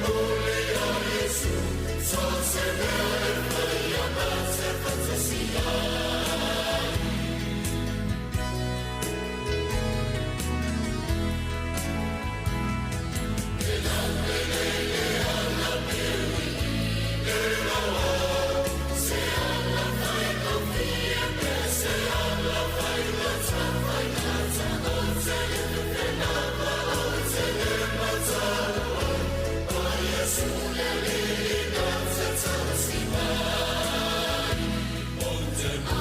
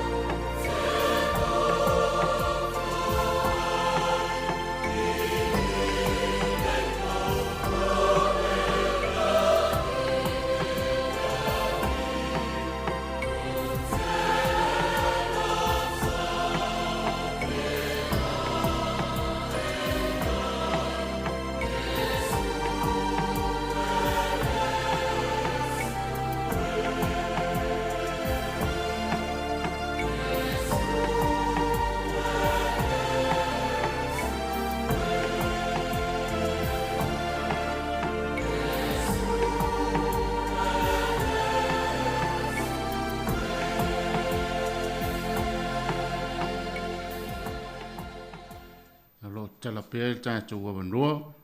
Awanoa hoi tātou leina i le. Tolu walu lima, lua o whatasi. Tolu walu lima, lua o whatasi i tātou leina. Ia whaipui na tuaina e whalongolongo mai i tātou polkalami. Tūsio lo tala noaina i tātou mtau pui ni tai au. Kinese whasfuma le lima. Ale foi upu mua e whangata mai le foi upu e walu.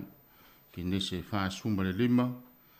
Foi upu mua e whangata mai le foi upu e walu. Alo tala pea i tātou leina. Tolu walu lima, lua o whatas.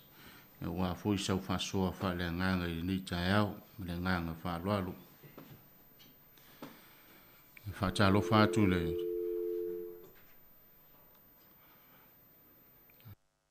Mo watu tātou wala au lea. Tala pēl tātou leina, tolu walu lima, lua o whatas. Wā tātou whasoa i ni tai au.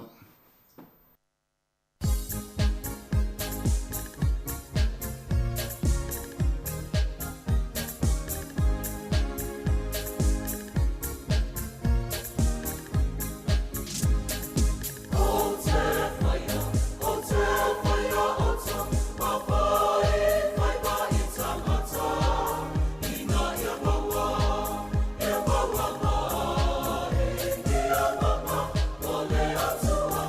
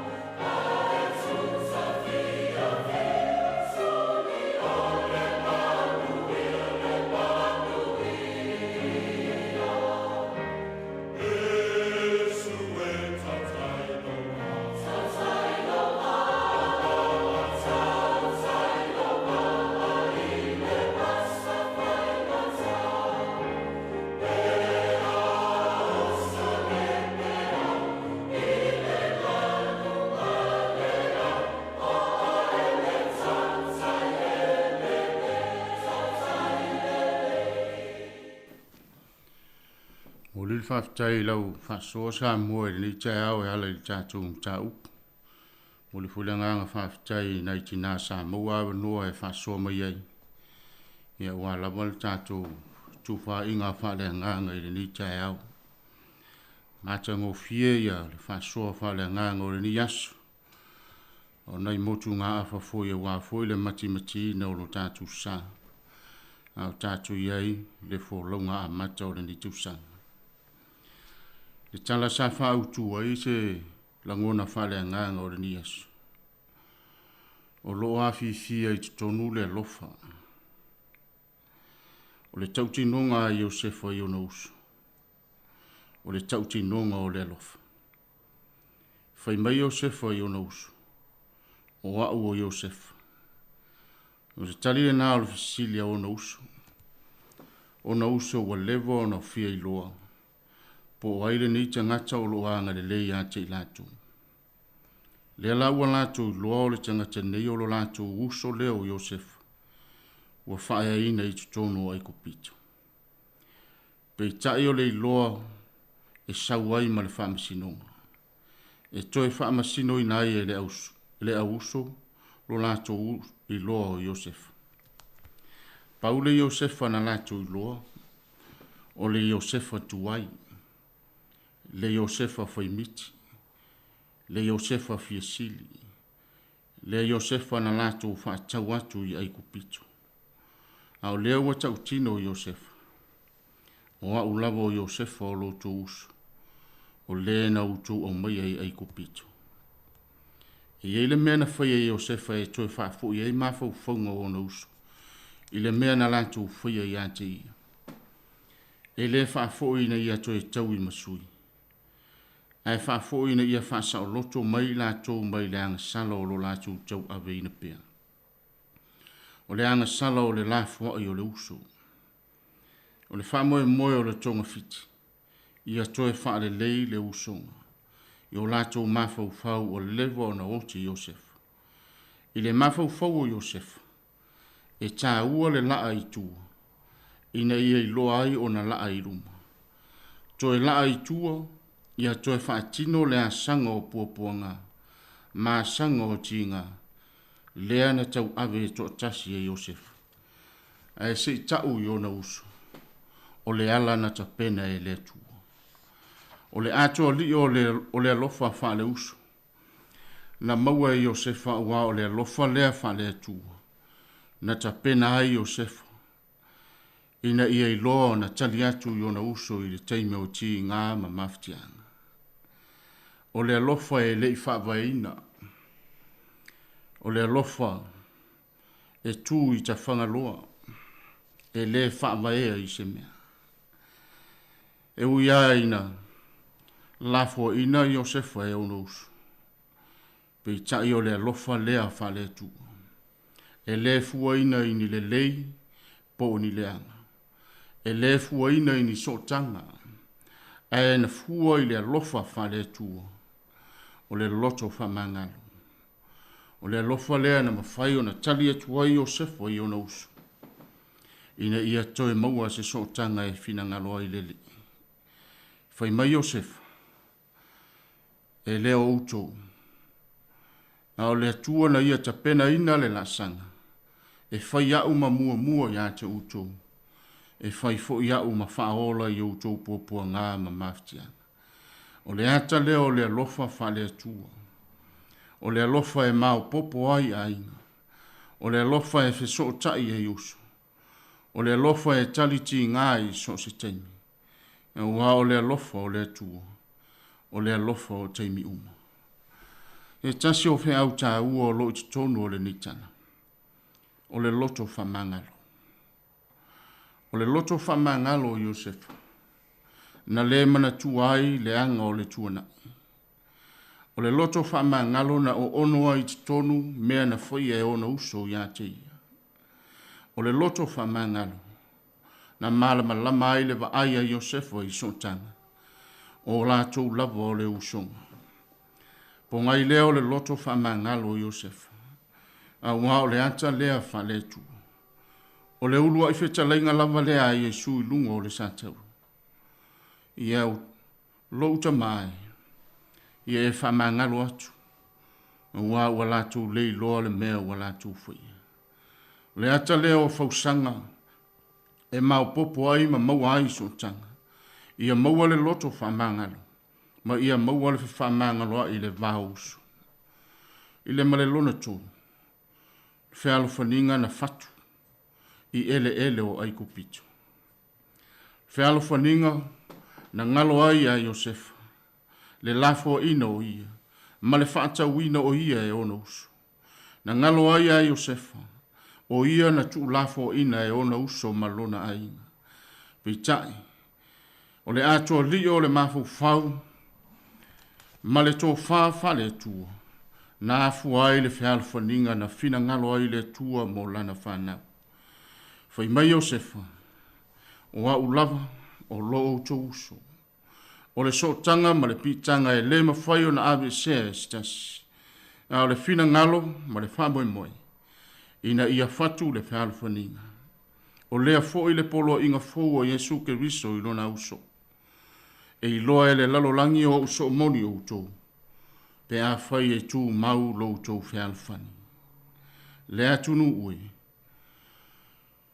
ta ua i o le whasoa le tala le lei le ni tai au a unoa tātou ma le alofa wa le ai fo i se loto whamangalo wa le ai fo i se whialo whaninga a unoa tātou ma le alofa ua fatu e i tātou ma sainga i le vaus wa fatu fo i tātou le fe ese a inga i le vao ma lo ma le atunu tātou vava ai le nei vai tau wa manunu le to au ofi a wā ua solo le falute ua vā uso ma le uso fe vai vai ai ai e o ai fai ngā malo ma ona upu fai a wā ua unoa ma se lofa wa le ai se loto fa mangalo wa le ai fo i se whialo whaninga a o le tua lalo lea le tala le lei mo oe mau mai tātou le ni aso fatu ia le fausanga na tapena i Iosefa a wā le fausanga fa le tua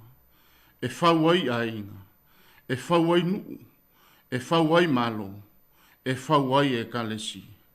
A wā a ato li o lelof, o na maua leo le maupoponga, o na iai leo le loto whamangalo, o na atoa leo le whialwhaninga, e pei o na fina ngalo ai ke riso mo o e maa.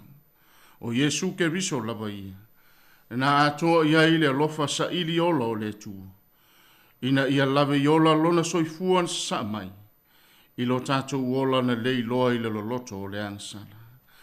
Na ia tau ave o tātou ti ngā ma puapua ngā. Le sasa ma le tāna whaia e le lalolangi. Ae na mausa li lo na fina ngalo wha mangalo. Ina ia whai ia ma wha olo o tangata unga. O lana toe polo inga mo ona uso. Ia tū mau lo o tau whia alwhani. Ona i loa le o tō e le lalolangi. Whai mai upu o le tu special e ka le sia mutisi. Usoe o mai. Tau tua nā lo uso. Te umaulo loto le file mumoni. Ia whaalia i le whialawhani. Ma tāpua i le tua e tasi. Ia muli ma le whamaoni. Ia Yesu le whaao o sili. Ia whai tātou ma so e le lei. Ia whinau pēr. Ma tūtū mau i nei. Ia maluia le malanga o le nei tau sanga Samoa. I le alofa ma le anga le lei o le tua. Whaso ia whaatasi ma le mana o le nganga pa ia. Le whetu wha inga wha le nganga o le nei aso. Ina ia maua wha alumanga wha le nganga. Tā oso ina ailo tātou wola i le malanga umi o whai nei. Sei o tātou te tānu. Whawheta i tele lava lo mātou utua. O mātou iai le taunu unga o le nei pol kalame tāu. O la mātou whasoa ma loa tunu e ala i lo fina ngalo ma lautala le lei. Ina ia whaatupu ina lo mātou malosi i le anganga. A o mātou iai le fo launga umi ua amtali. Whawhetai le whasoa mai e i lātou. O mea sili ma le mātango fia o a o onga e whaatupu ina ai lo mātou mautino. O loo iai pea oe le tua i teimi uma. Whawhetai lo alofa na ato li o i meu. E ui lava ini o mātou mātanga. Ana e whaasiri lo alofa na sama iai lo soifua mo o te angata. Whaafitai lo loto whamangalo mo I mātou. Ui lava I o mātou leanga mo lo mātou si tā I ate oi. Ai tū maulo fina ngalo whamangalo mo o te angata. Whaafitai le whialo whaninga na e tau whatu leli. E ala le soifua atoa ke visu. Ina ia mauso tanga I mātou ma oi.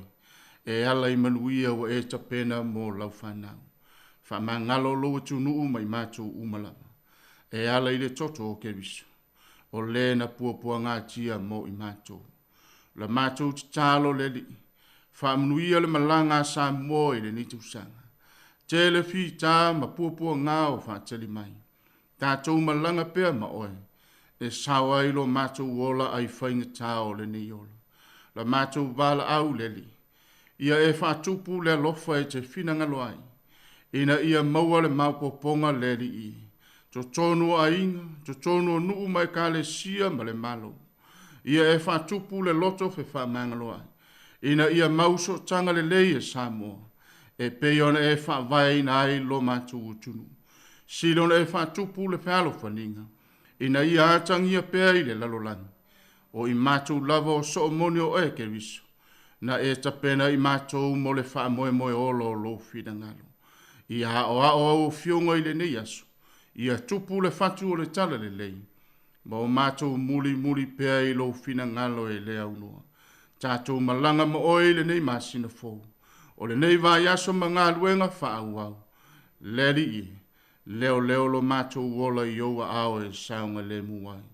Tu pōle so tātou mafuta ma whengai. Ke riso ua mātou wola mti tālo atu ai nei. Ia tu mau yo mātou lunga lo malui o lo alofa ma lo file mu. Ta mā oe le alo ma le nganga pa ia. Mafuta mo mātou e whaavavau lava. Ameni.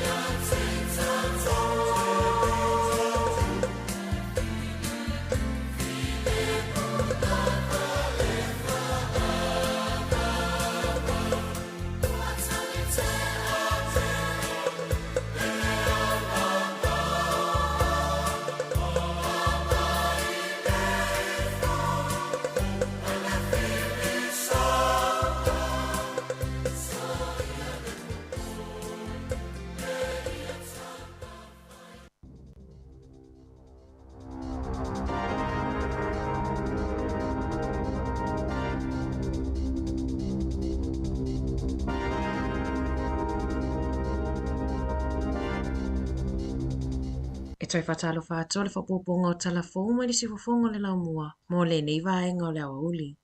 O loa iai pēle ai o ki lani e te munga malolonga e o mai le tae awana le la, uo e se mai isi tangata mai whale talo ai li mamafa o te munga. Na whaalia ni Minister for Aukilani, Michael Ward, e toa tele tangata I pitonu o Mount Ruskell, o lo fesosoani I le tau avesea mai o tangata mai whale, o lo ripotia e le ofisa tani mai whaalave whafuasei, le te tele o lo longa mapalapala solo I Devonport, o le sefulu le tae awana le la, na toisi ti ai la pata inga mo le a ai o Northland, o lo valo ia e le ofisa wa ai tau, e ono afia Northland I lo longa matawhenga, e peona afia I Aukilani le whai ungo le vai aso. O lo fuafua le malo e toe whaau le ave ese o le 2-5% o la fonga mai penisini, ma whaau le a whaotau o malanga I ngā lautele, peona reportia mai le leitio New Zealand I le tae awana le la, o le afesosoani sa amatalia mai I le amatanga o le tausanga taluai, ma le whaamoe sa iai e whaamuta I le aso tolu tasi o mati, pe tai o le a whaia se folasanga le minista o tupe, Grant Robertson, I se taimi o le aso.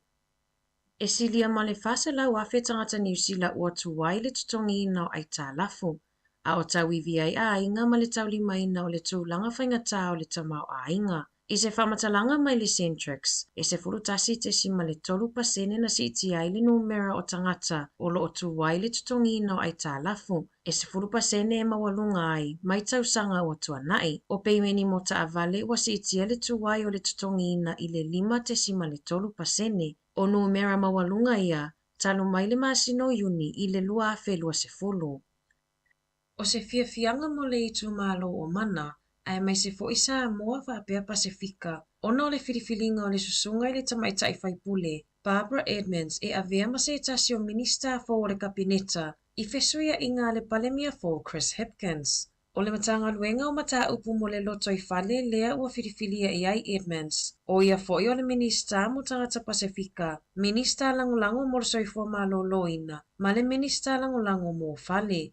Ua whaailoa I le tamaitai minista, ua tāpena foi I se whaatala noanga I lungo le sifofongo le laumua. O nisi o suinga te tele e au fia ai Janseneti ua avea ma minista fo wa onga, le asa tau aveina e Hipkins, ma ua si itia le tūlanga o teneti I le whaatulanga ngau whaipule le Labour, mai le numera sfulufā I le numera ono.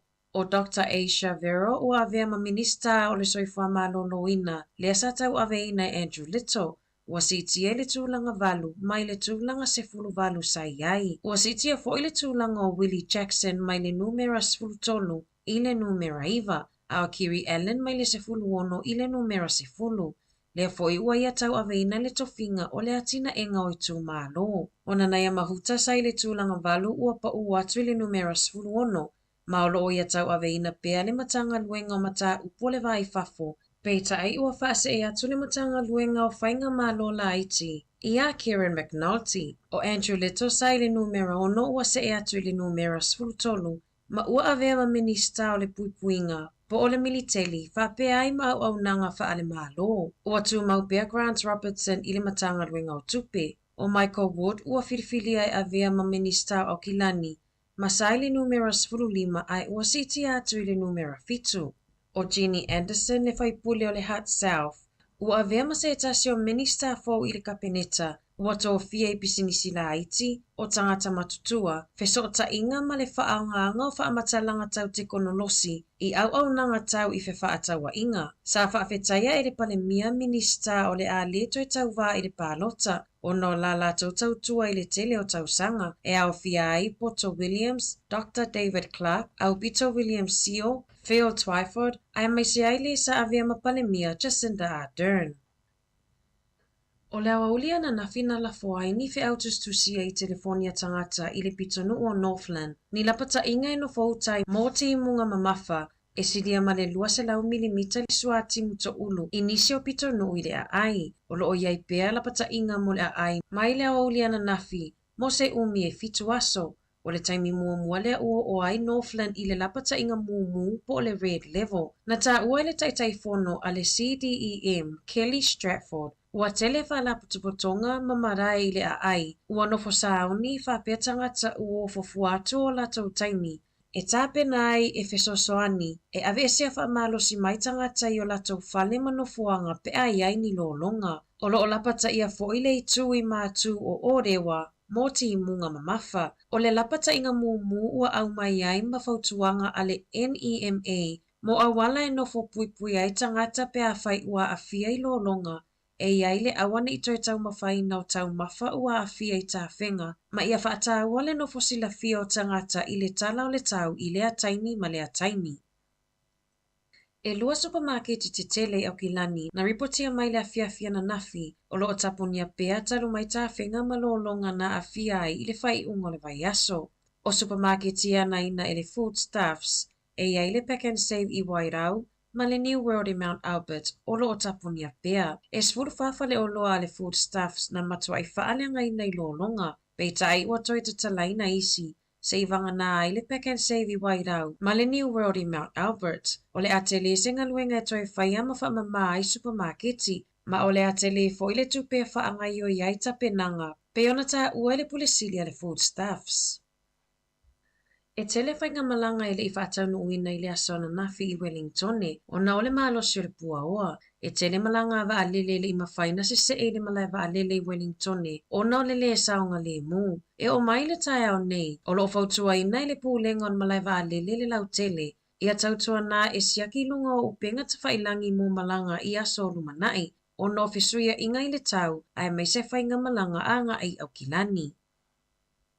E ono iai se si itanga i pasene mo inisiua, talulo longa mata whenga na a fia i le tele o a inga mapisinisi au kilani. E silia ma le se fululu a fe claims po mata upu ua faa o atu i kamupani inisiua te tele, e iai le IAG, Suncorp ma le Tower. O le IAG e silia ma le fitu a fe lua se lau mata upu ua faa o atu, ma o le afa o le whainu mera, e mai whaafitau li na whianga iai a inga mapisinisi i lolonga. E tolu afe mata upu i le Suncorp, ma le afe iwa se lau o mata upu ua whaanga ioi i le kampani inisiua a le Tower. Na whaaliere pulisiri o le ofisa e na whama mata upu tau inisiua, Mal Graham. I se saililinga na whaia i pisinisi Maori, na mawai e tusa o le ono se furupasene o pisinisi e le i whaia ni inisiua. Na tā ua i Graham, e tā ua mo a inga ma pisinisi le taimi nei, o na toi ilo ina a lātou inisiua. O le awhiawhia na nafi na whaalawi loa i lunga upenga ta whailangi a le leitio New Zealand, a tama whaamaumaunga o i lātou na maumau soifua i lolonga mata whengai au kilani, i le whai unga o le vai aso. Na mamoli whaamaisenga a le sui palemia ka Mel Sepuloni, i a inga ua maliliu o lātou tangata i lolonga. E 5 tausanga o Dave Young, na mawai tā whengai le pito nuo o ne whero i Waikato. O Young o se whaia o ngā li taia ma sa whaia o ngā ilea o ngā mawalunga puke koe, ma na malanga mai ene lani malona a inga, o na o le whiano nofo i New Zealand. O Daniel Mark Miller, 34 tausanga, na reportia sa whaia na lives i lungo ana la ata o le Facebook, a o whengai au ki lani malolonga, peta ai o le afa le fitu i le asfaraile, na mawailo na tino maliu i se ala vai i Wairau. Na moli mau nisi, na vaaya Miller o whaia ni ngā luenga la vea i mawhisosoani i tangata na a fia i tā whenga. O Daniel Newth, 25 tausanga mai sanino, na maliu i na ua vivilila na vaai se ala vai, a o te tele tā whenga i Wairau Valley. O Newth na whai masui o New Zealand i tausanga i tele, mo le ta alonga o le rock climbing, ma o le tangata mulmuli a atoa i le toa whao i la atoa na maliliu. O le tamaya Dave Leonard i Remuera, na maliu ina ua solo palapala i lona whale matanumi ai. O Leonard o sa inisinia ma e tele ina ufofu atu lona taimi, e whai ainga luenga mo le whale mataanga o le Museum of Transport and Technology i le a ai. I whafo ato New Zealand, e le titi i foma le toa 5 tangata na maliliu i se pomu, i le malumalu tapuai, i se a ai to tono Pakistan. O leo sofa inga sa whaatatau e le Aotearoa mo leo, pei tai sa a fia i tangata na tapuai i to tono le malumalu. O le whale tapuai na tūla ai mai ai leo sofa inga, e leo ina i leo, mai lata i le ofisa o leo. O lo masalomia e se fisota inga o leo sofa inga ma le vaenga le Taliban. O le masino te sema na o sofa ia e fo i se ofisa o leo, ma malili wai le to atolu sfulutolu o le au militeli. I tālonga, ua whaalia mai e le asosi soka le lanonangi, le FIFA, le toisui ai o le malaita alo e whaatau nui nai tālonga soka a le FIFA, mo le ipua le lalolangi le tupao tamaitai. O le Mateora za Australia o le ata alo ma le Republica Iolani i le aso 20 Iulai i le Stadium Australia i Sydney, ai le o le Sydney Football Stadium e peiona sa fuafua e whai ai ta alonga, pe tai o suinga na whai au no le la itition malai ta alo. O le aso lava lea e ta alo ai le au soka tamaitai New Zealand le Football Ferns, ma Norway i au kilani, e sidia marselau a whetangata o le amai moai nei ta amilosanga, e peiona ripotia mai e le FIFA. Tala fowia mai si fofongo le lau mua, mo le nei vaenga o le awa uli.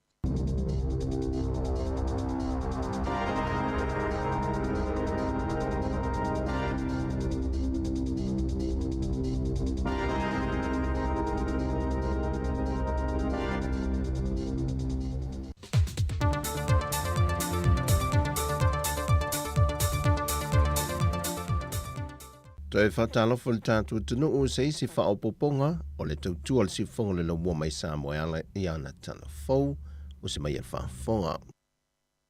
O se whai unga le kāpenete le na whontanga le neiva yaso.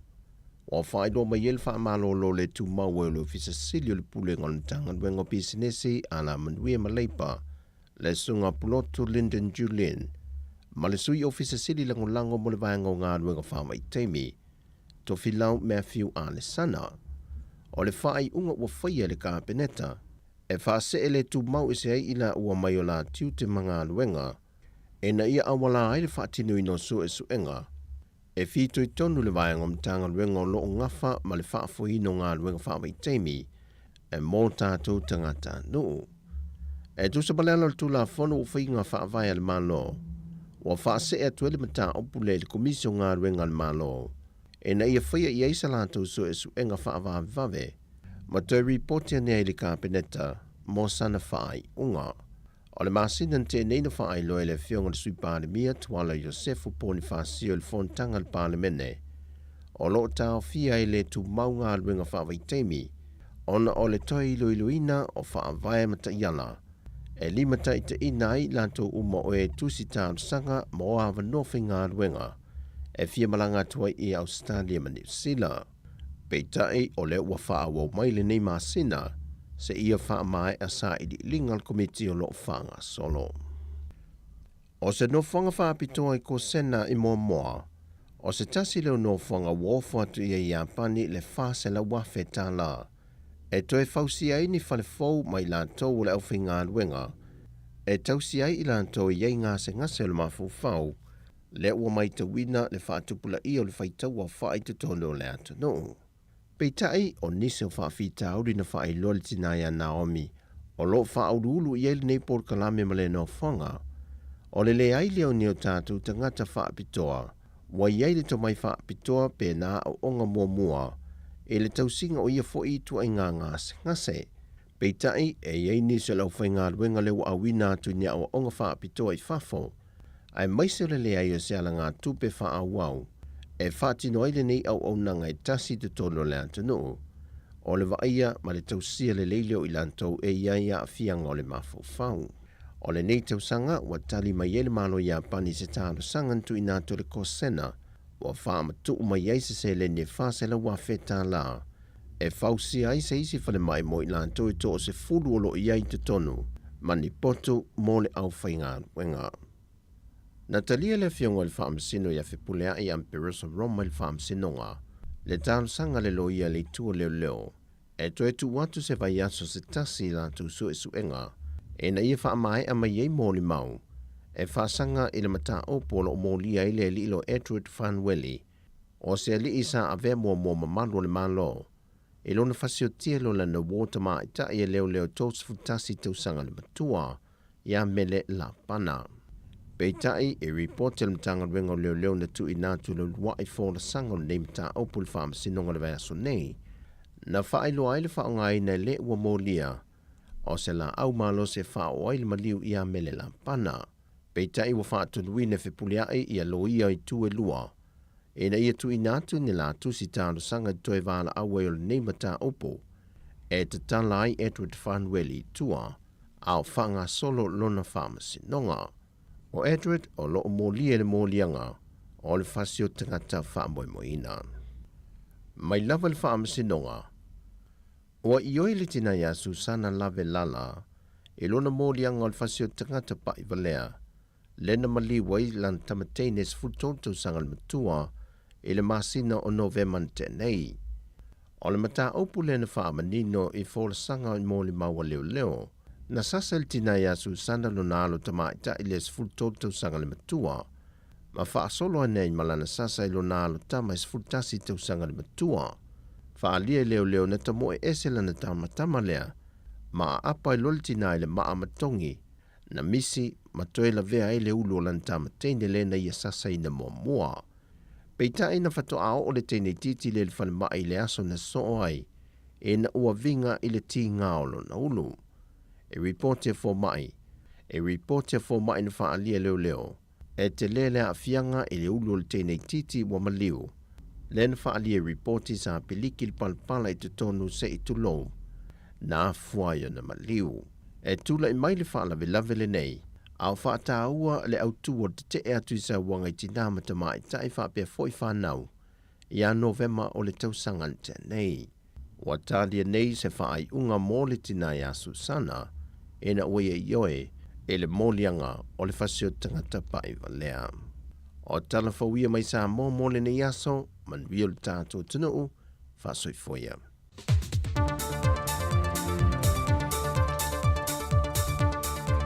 O le nau whaafunga lea tunu i le whauponga muli o tātou talafau o le nei auli, ia mai se fo le nei aso, pe o na tāpena ina le tamaita ia ana whaasolo, ia mai se fo i o le tautua whaavo pea, o tala mai Samoa, ia mai le sunga e tāse salem se mo meolo tupu le tātou o tunu, ia i le nei fo i aso mo le nei fo i amatanga fo i le nei vai aso.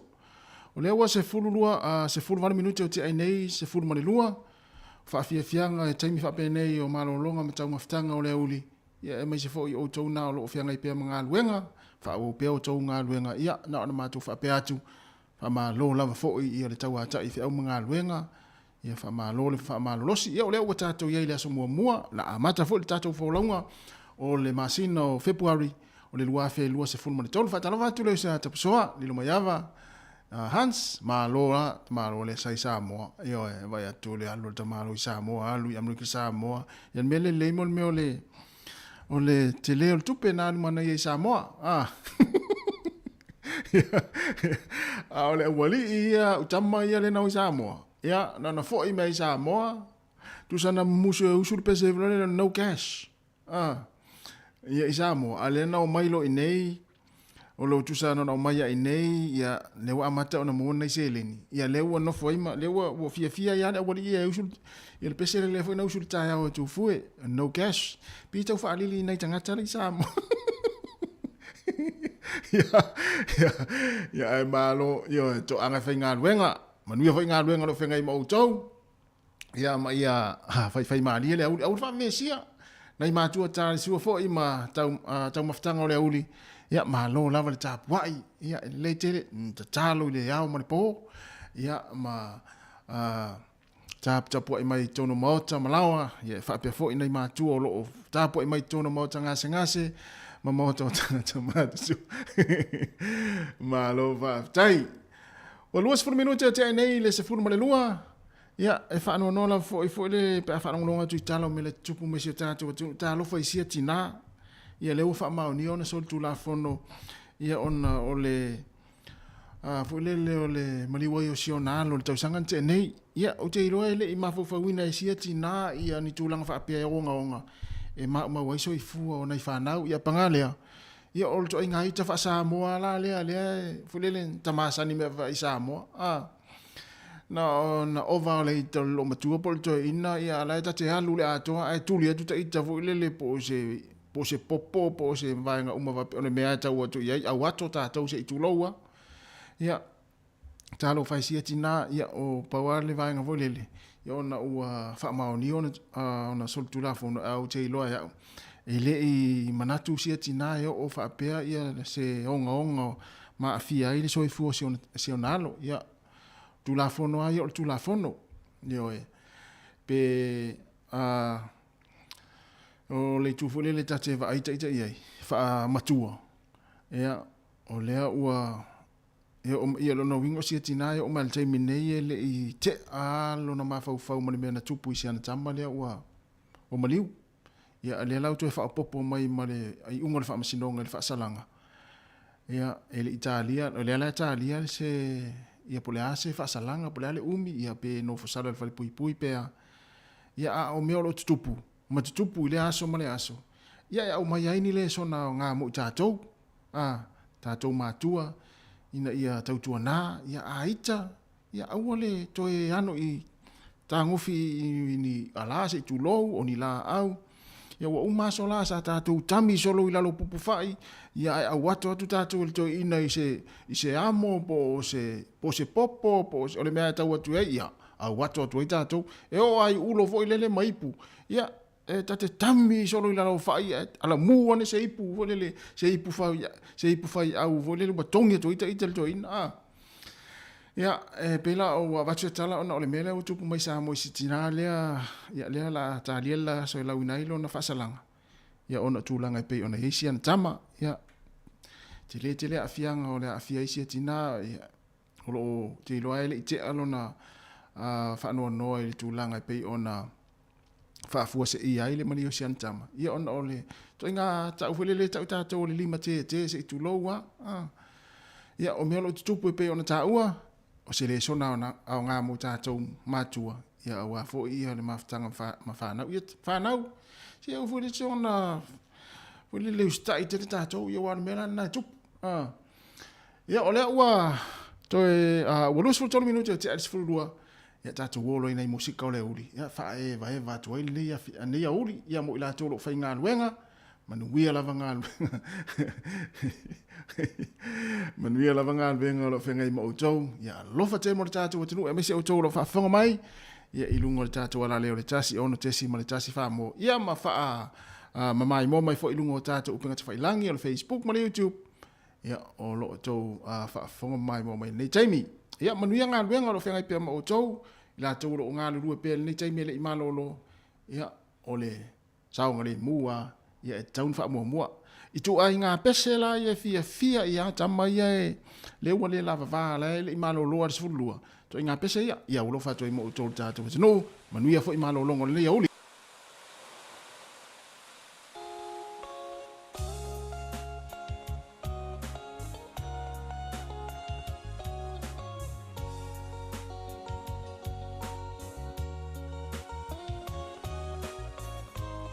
Whaalongolongo ane le pese watu te si eo le teine na si vatu lino mayawa.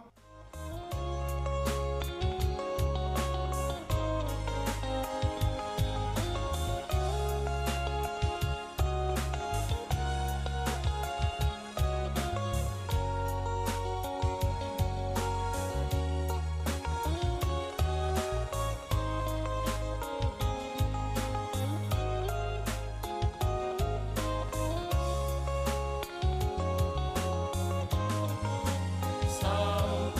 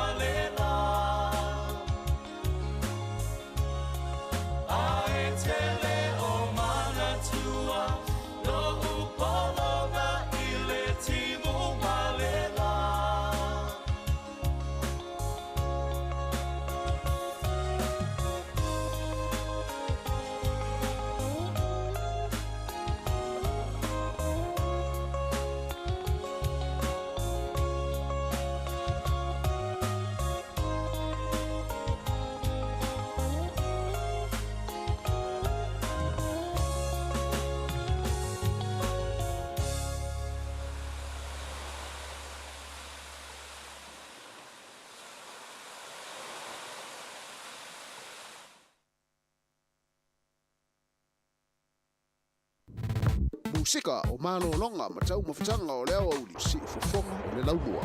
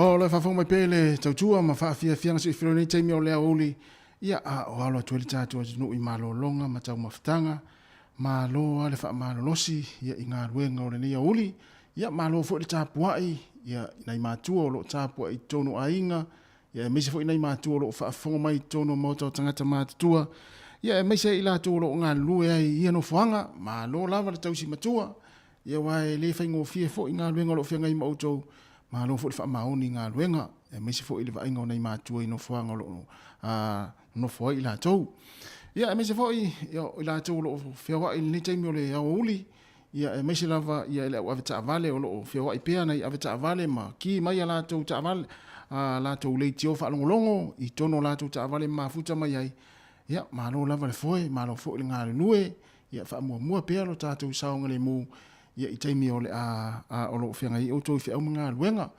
Ia e wha o mai pēr, ia wha whiang a le mai moanga ma le wha whong mai, ia a le lafa patu i tu, ia tua tātou musika leo. Te whatalo vātu le whalatua, ia wha i le aso se nio, ia malo lava le ma futa mai, ia mai mua mai le tātou proklame le taimi o le auli, ia wha whianga, ia o tama ia a e fia siva ai, tu lunga siva, a e fia wosi, tu lunga wosi, a e fia, o awa ingo isi siva, se ua ngaloa te ingo isi siva, a e fia hula, tu lunga hula, ia to inga siva, e kuis, e tau kako i kuisi aso. Ma alo whaftai, ia o musika ma wha fia fianga o le nei auli.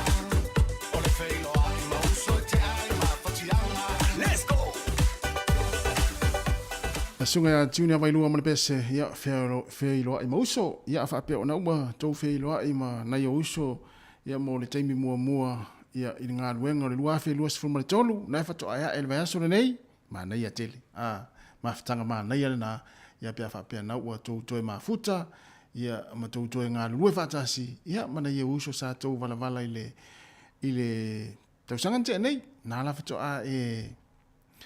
Toa atu ya ua leva na whainga ruenga ni se uso ya ele manatu ia ole manuia fo ia tau maftanga le ni tau sanga mana ia uso na ua amata on tau whainga ruenga fa ai singa ruenga te vatu pe tau ilu ia elisi ewoli ina elisi ewoli ele to mana o mia I taimi nei ele to inga scale na tau sa o vai taimi nei na o fia alofa mangalo Yo, pe ole up e moli fa tele le sunga I le tausimtanga luenga. Ya fuatu I sale tolo, yo le kalesia me to tisi Samoa. I taita I lo hat. Ya e tu sa yo le tape na ina o le tatou porklame. O le moli o le ava mua o le nei tausanga lua afe, lua se fulma le tolu. O le tatou porklame sa faafoina tu la fo I le tatou ofisa nei. Ya na su mai le tausimtanga luenga. Ya ma faafoina tu le tatou porklame. Ya ai welele faftai foi ya ila tau na wala au mai ma fa so mai ya il tato proclame ya mana ya tele upol le yaso yo ole alofa ma le fel fani lona winga le isi alofa ele ai foi se fel fani mana ya o ta fia fa longo ai le ya il for sanga le sunga ile tau simtanga luengo tato proclame ya tele yo le sele sona foi wa o mau mai ai le isi alofa ele isi fe alfani ma le tele yo ya ma le foi ai a matani ni tausanga le otato ile aso mua February ya alofa alofa ya lona winga ya o mau foi fe alfani ai nga ya mfa fe nga luenga ya o volo fa na tonga ya o no ma fio anga ya wa mau le alofa ya o fe alfani foi tupulanga le no ai ale isi alofa ya na ole Ore na le su officialis to se fulu male iva minute ona talo leo le tula tasi mai al tatu tu ilungo le ala leo le tasi ono tesi mal tasi famo ya ai fa awo pe le tatu maftanga ilungo le Facebook se pa ia le tula lua melea ya awatu se va veo ese se tatu ta ape fa tasi le tula lua ya ona fa awo le yo to ngaluenga ya ai ma nava ma tau le tulai lua ya ai mo moli atu o la tau foi wa sau ni malanga nei aso manuia la fa inga malanga wa to anga ya tu le tatu tunu I Samoa fa pe foi ona te fa fonga mai na uta pena mai la malanga ya sia kiani malanga le au kilani por altu langa lo iai ya fa inga malanga au kilani wa lo wa pe tau ya au kilani ya por altu langa lo iai malanga lele ya ai mo ila tau foi o lo na mil so soani me se la tu sa fi lo longa au kilani mason te nei o me le aso nei ia wala au le over se lau fa se lau ia pole o valu o fa o tasi o ia mo se so swani to se furu valu minute ta le tasi si fonga la mua fa fianga o le nei foi au uli ia tali maria le sua ia ma fa o penga luenga ia ma fia ma vai saunga le mu lunga wala o malo longa ma tau mafutanga o leo au li si fofonga o le laumua.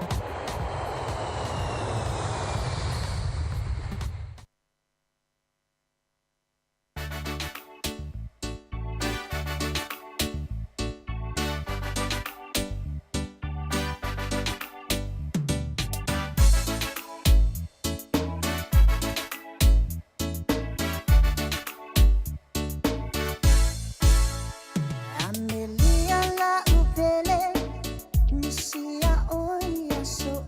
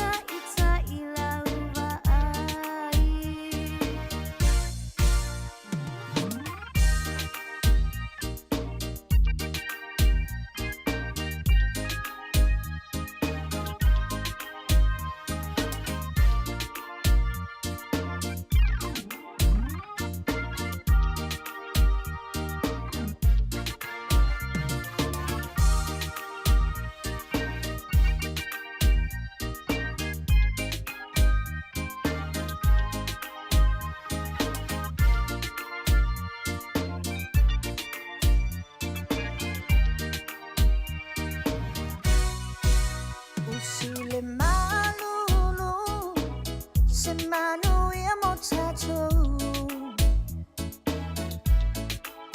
Inga luenga ya soma Ye chini se changunga Ai ui o te ona sai Ia vave maya o se tali Bilo a i fia fia Lelo fale na tia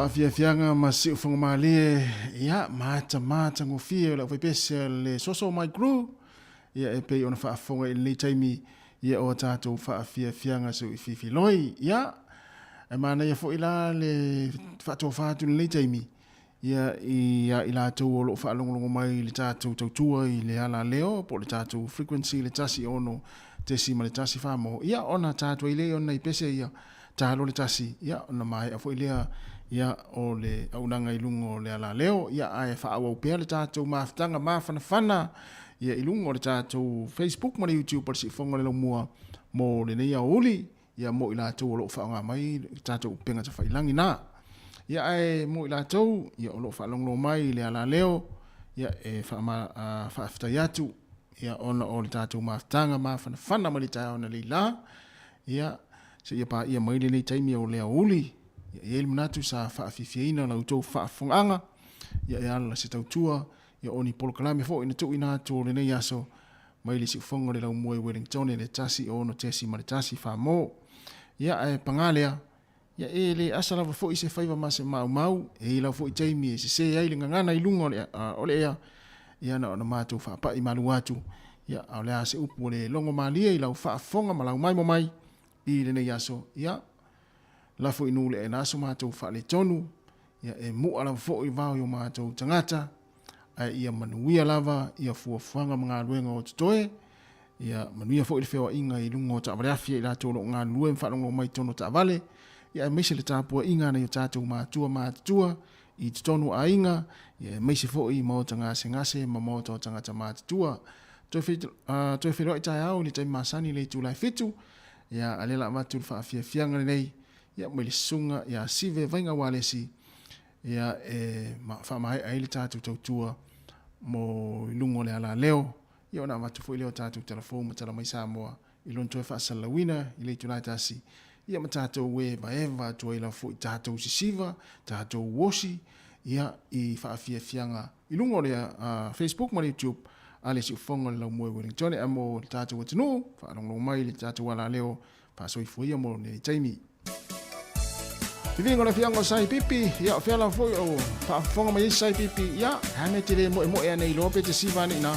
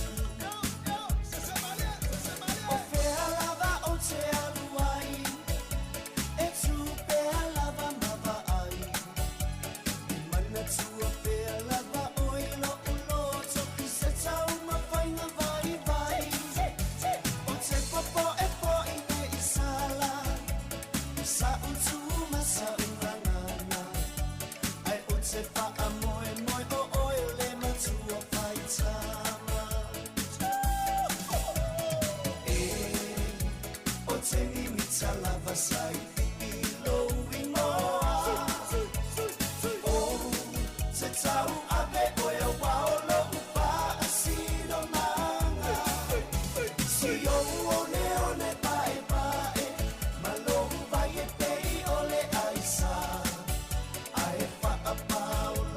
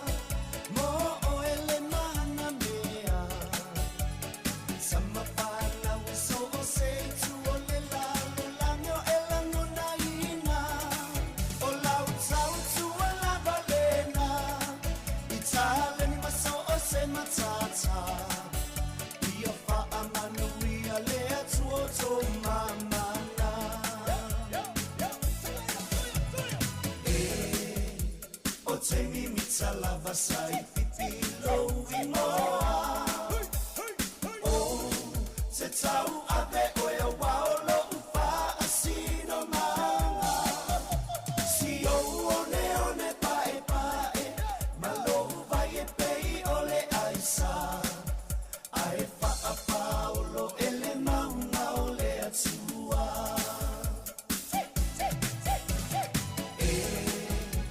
o te mimita lava sai ilo ingoa o se tau ave o e wao lo upa asino manga si o one pae pae malo vai e pei ole aisa ai fa a paulo ele maunga ole atua ai fa a paulo ele maunga ole atua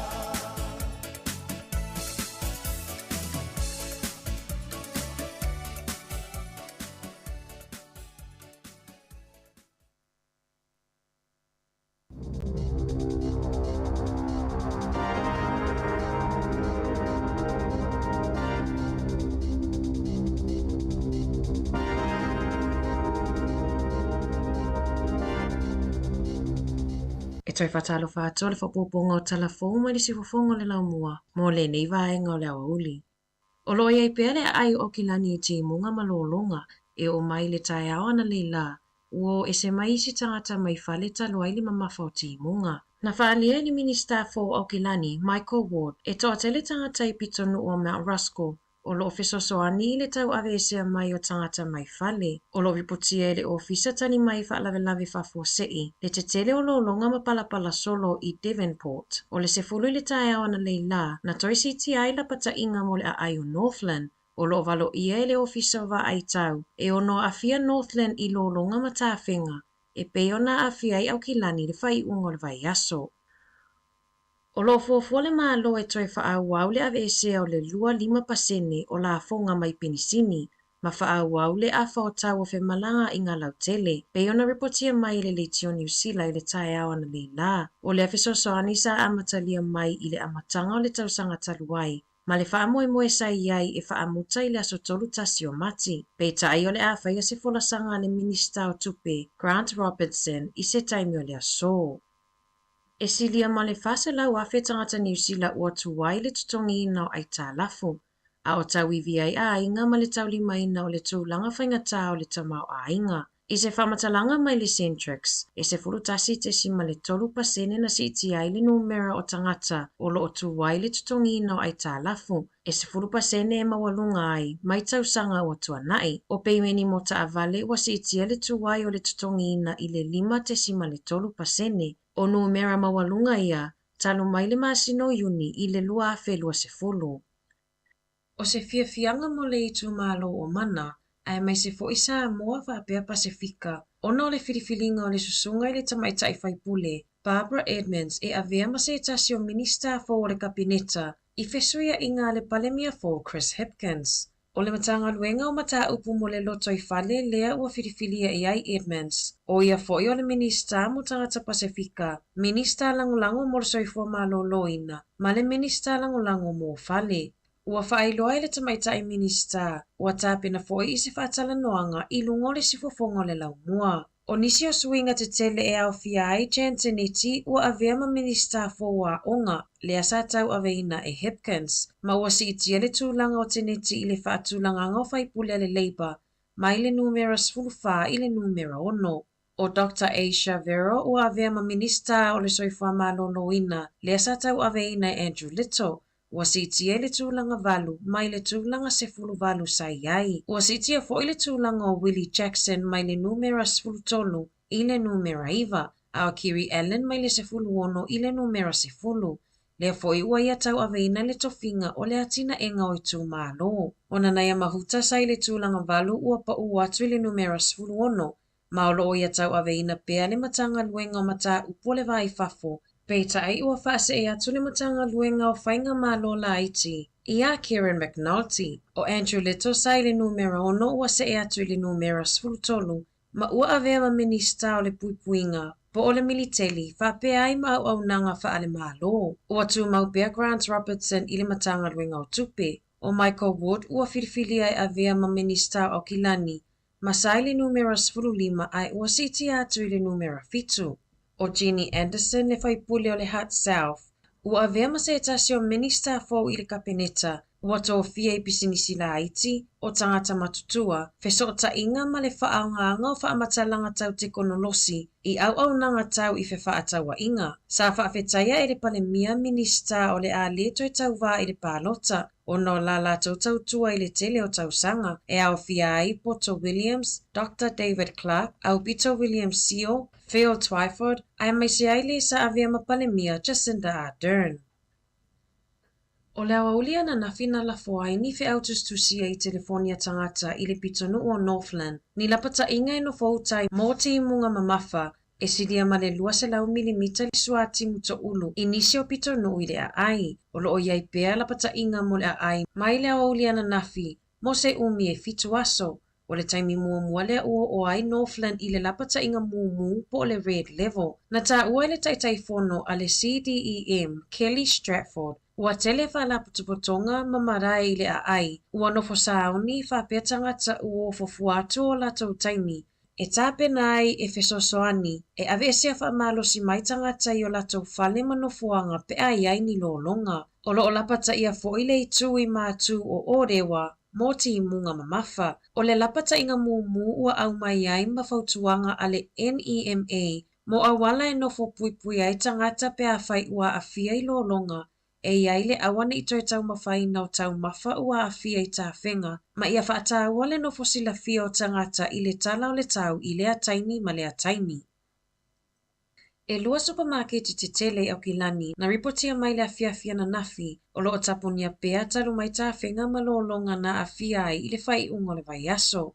O supermarket i ana ina e le foodstuffs e iai le Pack and Save i Wairau ma le New World i Mount Albert o loo taponia pea. E svuru whawhale o loa le foodstuffs na matua i whaalenga i nei lolonga. Peita ai ua toi te talaina isi. Se i vanga nā ai le Pack and Save i Wairau ma le New World i Mount Albert. O le atele se ngaluenga e toi whaia ma whamama ai supermarketi. Ma o le atele fo i le tupe whaanga i o iai tapenanga. Pe ona tā ua le pulesili a le foodstuffs.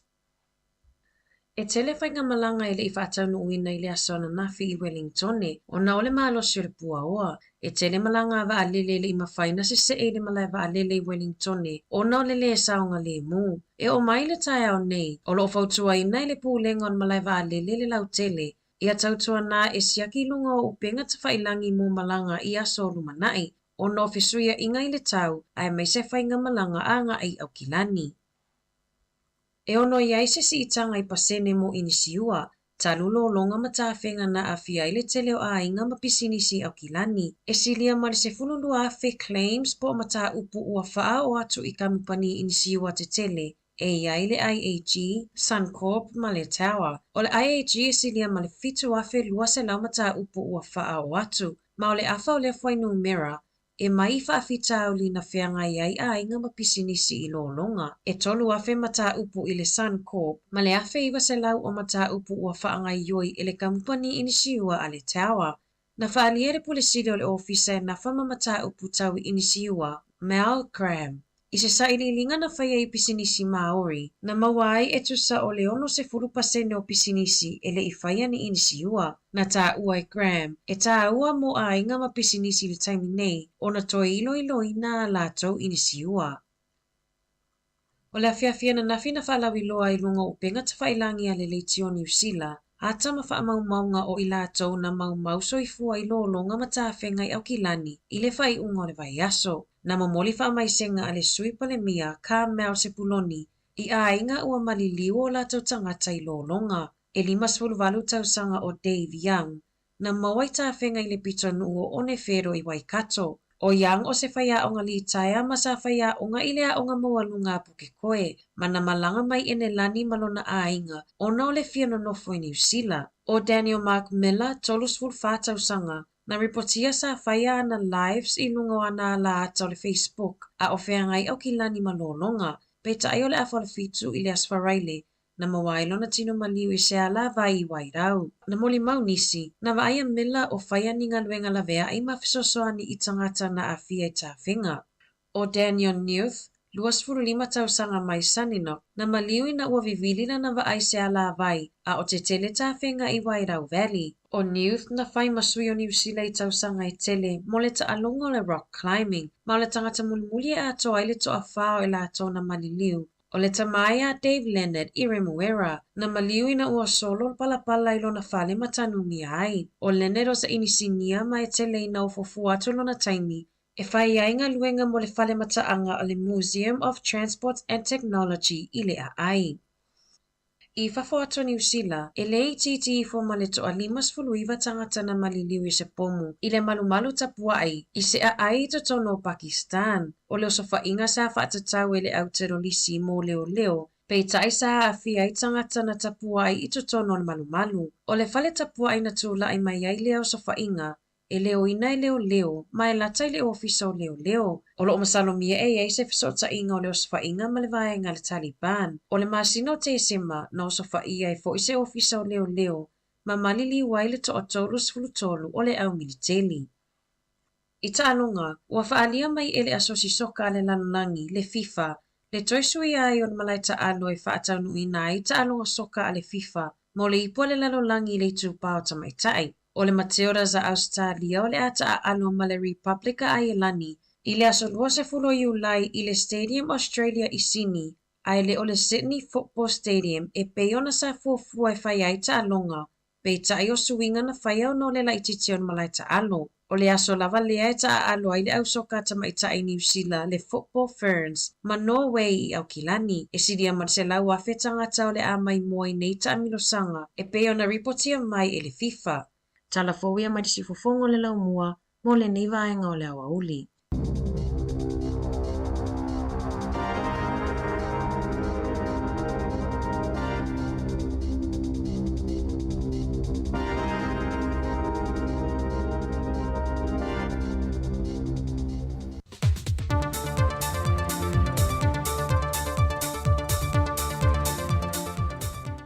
Toi whatalofo le tātua tunu o se isi whaopoponga o le tautua le sifonga le lau mua mai Samoa I ana tana fau o se mai al whafonga.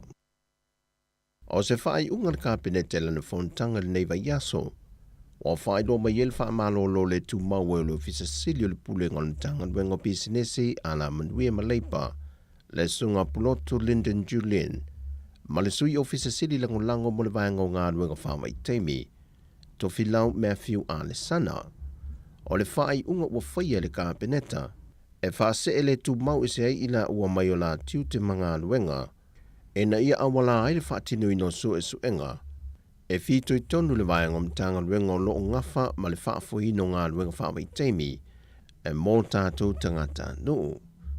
E tu sa balelo le tula whono u whainga whaavai le malo, ua whaase e tuele mata opule le komisio ngā luenga le malo, e na ia whaia I eisa lātou so e suenga whaavave, ma toi reportia nea I le kāpeneta, mō sana whaai unga. O le masina te neina whaai loe le whionga le sui pālemia tuala Josefu Ponifasio le whontanga le pālemene, o lo tau fia I le tu maunga luenga whaavai teimi, ona o le toi iluiluina o whaavai mata iala, e lima ta ita inai lātou uma o e tusi tāu sanga mo awa nofi ngā luenga, e fia malanga tua I Australia ma New Zealand. Peitai o le ua wha awau mai le nei masina, se ia wha mai a sa I di lingal komiti o lo whanga solo. O se no whanga wha apitoa I ko sena I moa, o se tasi leo no whanga wofu atu ia I apani le wha se la wafe tā la, e toe fausi ai ni whale fau mai lātou o le au whinga luenga, e tausi ai I lātou I ei ngā se ngase o le mafu fau, le ua mai te wina le whaatupula I o le whaitau a whai te tono le atu no. Peitai o nise o whaafita auri na whai lole tinaya Naomi, o lo whaaurulu I ele nei por kalame male no whanga. O le le ai leo ni o tātou tangata whaapitoa, wa iai le to mai whaapitoa pe nā o onga mua, e le tausinga o ia fo I tu ai ngase. Peitai e iei nise lau whainga luenga leo awina atu nia o onga whaapitoa I whafo, ai maise le ai o se ala ngā tupe wha awau, E whaatino ai lenei au nanga e tasi te tono le antanuu, o le vaia ma le tausia le leileo i lantou e iaia a fianga o le mafofau. O le nei tausanga wa tali mai ele malo ia pani se tālo sangantu i nato le kosena, wa wha matu mai eise se le ne whase la wafeta la. E whausia ai se isi whale mai mo i lantou e to o se fulu olo iai te tonu, mani poto mo le au whainga wenga. Na talia le fiongo le whaamasino ia whipulea i Amperosa Roma le whaamasinonga, le tālo sanga le loia le tua leo, e to e tu watu se vai aso se tasi la tu su e suenga, e na ia whaamai a mai ei mōli mau, e whaasanga i le mata opo lo mōlia i le lilo Edward Fanwelly, o se li isa a vea mua mamalo le malo, e lona fasio tielo la na wotama i ta ia leo tos futasi tausanga le matua, ia mele la pana. Peitai e reporte le mtanga rengo leo na tu inatu le wai fōna sanga le mta opo le whaamasinonga le vaso nei, na whaelo ai le whaongai na le ua mōlia, o se la au malo se whao ai le maliu ia mele la pana. Peitai wa whaatului ne whipuleai ia loia i tu e lua, e na ia tu inatu ni la tu si tālo sanga toi wala awe o le neimata opo, e te talai Edward Fanwelly tua, au whanga solo lona whaamasinonga. O Edward o loo mōlia le mōlianga, o le fasio tangata whaamoimoina. Mai lava le whaamasinonga, ua ioi le tina ia Susana Lave Lala, e lona mōlianga o le fasio tangata pa i valea, lena mali wai lan tamateines futoto sanga le matua, e le masina o Noveman tenei.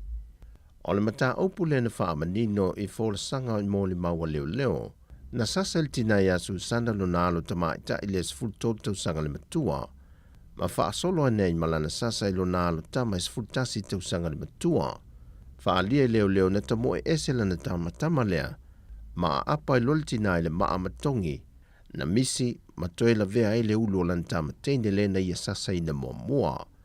Peita e na whato ao o le tene titi le whale maa i le aso na so ai, e na ua vinga i le ti ngaolo na ulu. E reportia fo mai na whaalia leo, e te lele a fianga i le ulu o le tene titi wa maliu, len whaalia reporti sa peliki palpala i te tonu se i tulou, na fuaia na maliu.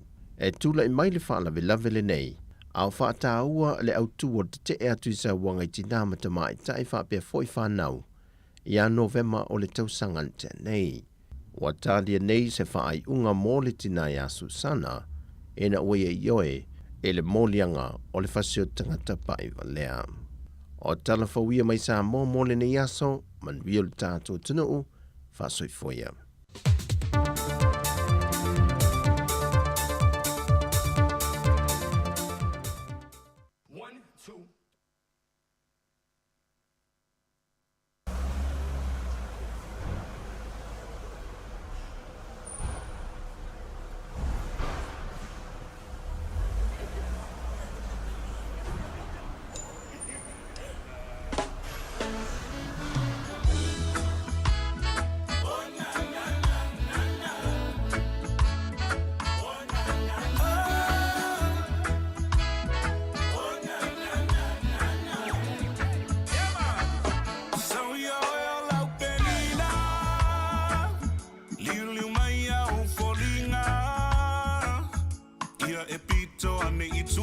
Masina, se isulungi ai o ita, lepe tua paleta, po ferea o iai, ina fai mai o sautala, pena e tawane ai,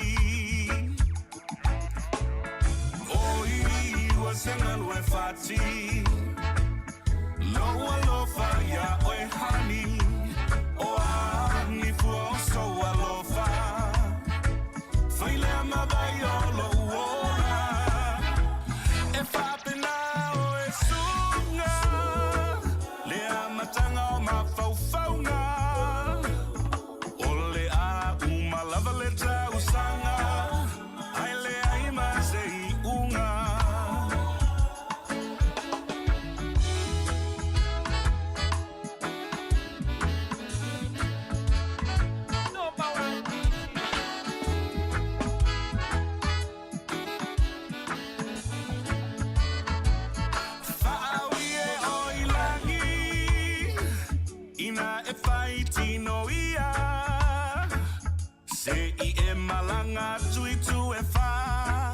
e taulo ufia fia pua oe wai maua malingi mai e ia ulangona e mole wila ia ufanonga mafaiti chili ule alofa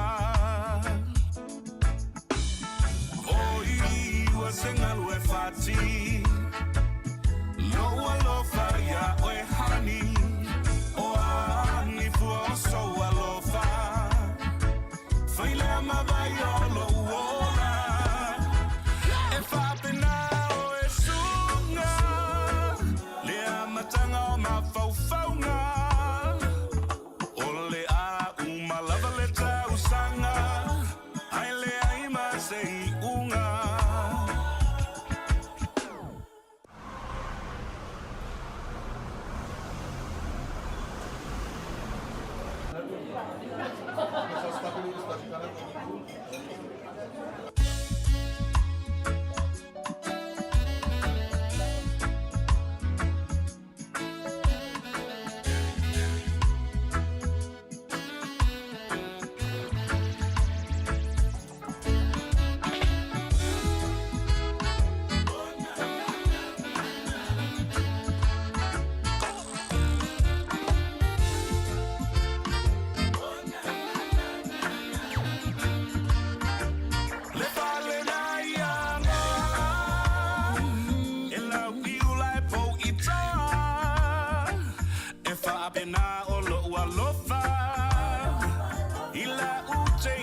Samoa, le fala na powi arasi, e fa pena o e hani, na po isi o uloto, nai ulava ina palasi,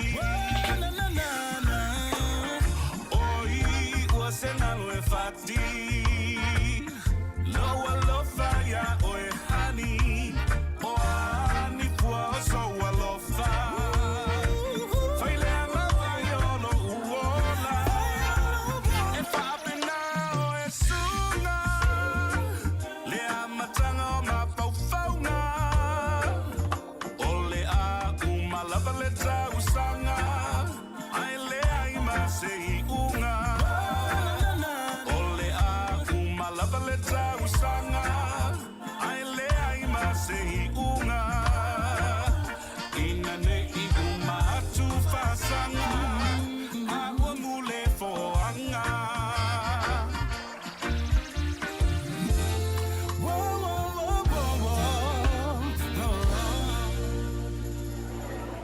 Fonga mali ia ole o fai pese lau iloa o le puni ala vaa ia le o to suina le pese le ia la fai pese ia o le la lingo le pese le na matu o le sawi o la penina tamatu wa ia sola ia ona na uma o lele o le lisho tupe po solulum po sraile ia saulo mal tamale sole te ia le toe te o le toe ina ua misil la foina tol tupe i la aso ana umali se tupe pa o tu mal tamale sa uia oe ola penina ole si fonga la mua Wellington e lana au nanga ilungo penga tafailangi o le YouTube mo le Facebook mo ila taulo mai mo mai nei taimi ma lo lava fa tasi mai le tatou proklame e mai ai tu lai lua na o mai atu to fa salawino telefone tala mai Samoa o le tu lai valu le taiao ia ona toi fa fonga le iai lua se fultono minute o te ai nei le tasi le tatou tautua i lungo le tatou app lua se fulfai tu la le Samoa Capital Radio app ia mai se le Facebook mo le YouTube ia o musika la foi ia e moni moli atu ia wa foi ia lau fa fonga mai ia malau mai mo mai le taimi o le auli ma lola foi le ngā lulue taua ta i ngā lue ngore ne yaso ia mai se foi le au no fale ia wa mata foi ona ta pena si vaenga le ia e piki nai fa nau wa le wa mata ona ha e foi ia onga nisi o onga ia muni foi le ta pena ina ia ole anga ia tu e folele piki mai nai fa nau ia onga ia me se foi ole kuka ia wa pe ole tangata le no fol fale e le longa se vaenga foi le ma fo ia fai ole moli le tai au ia le foi la amata nga venga si tal ni tau sanga mo moli le tai au piki le o uli, ia faile, foi le faife au le fale, ta penanga le fale, ia fai ulo le kuka whaatali le ufai ngā luenga, ia o le melea, ia na wha māloa tu ia te utona e tau te nafa mai a vaenga, ia i tonu a inga, ia e le fai ngō fia foi lo tau ngā luenga, ia i le aso, mane aso, e mese la foi, ia na ia inga foi le olo, ia ima tua tausi, ia pe o tasi le vaenga, ta ua le ngā luenga si vaenga lea e no fale, ia e feo lolo o tau ia fai ngā, tātou ia fai ngā luenga, ia o nei tangata ia o a inga e no foi fale, ia i le aso uma, ala i le tai au pō, sa uni, ia tau maftanga po breakfast al whanau, ia po lunch, ia e meisi fōi tāpenanga o le malu tai au nei mātua, ia o le tau maftanga i le au uli, male afiafi, ia whaatasi i mawhi au tono le fale. Wha malo atu ia te oe pia whapea o lau ngā luenga na lea a mata fōi le tau sanga, ia ma lola fōi ia le ona sai, ia i tūlanga i pe ona i fōi tāpenanga i tono ainga. 25 minute, wa te ai nei le tasi. Ia, tātou o le musika, ma tātou e vai le mālu o le awa uli, ma le lau whau mālu o le nei whaanga le aso. Le tautua lau ala leo, le siufonga le lau mua Wellington e whala. Tāro whātu le sunga ya Silent Sodia, ia masalo Amerika le mafuta mai ai, ma lo lava whaaftai le mafuta mai, ia ma outou ia mai mai lunga le tātou Facebook, ma le YouTube, i le nei taimi. 2, 3, 4, 1, 2, 3.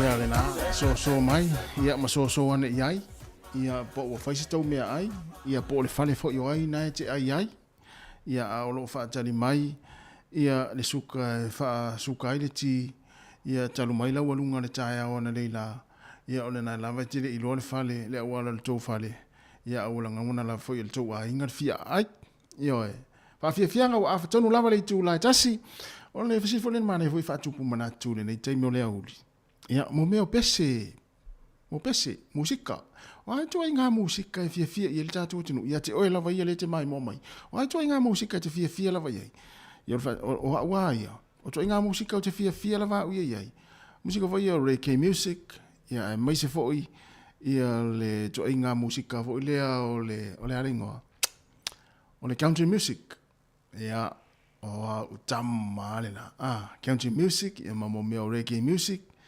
ia ai wa e to fuata nga tai ma to inga musika fia ia yo ale wali o antele ma tu sani ia tamai o love song o love song tamai ia o lai tamai e pe ia mo me vele lo pensini o tavale fo le pensini pe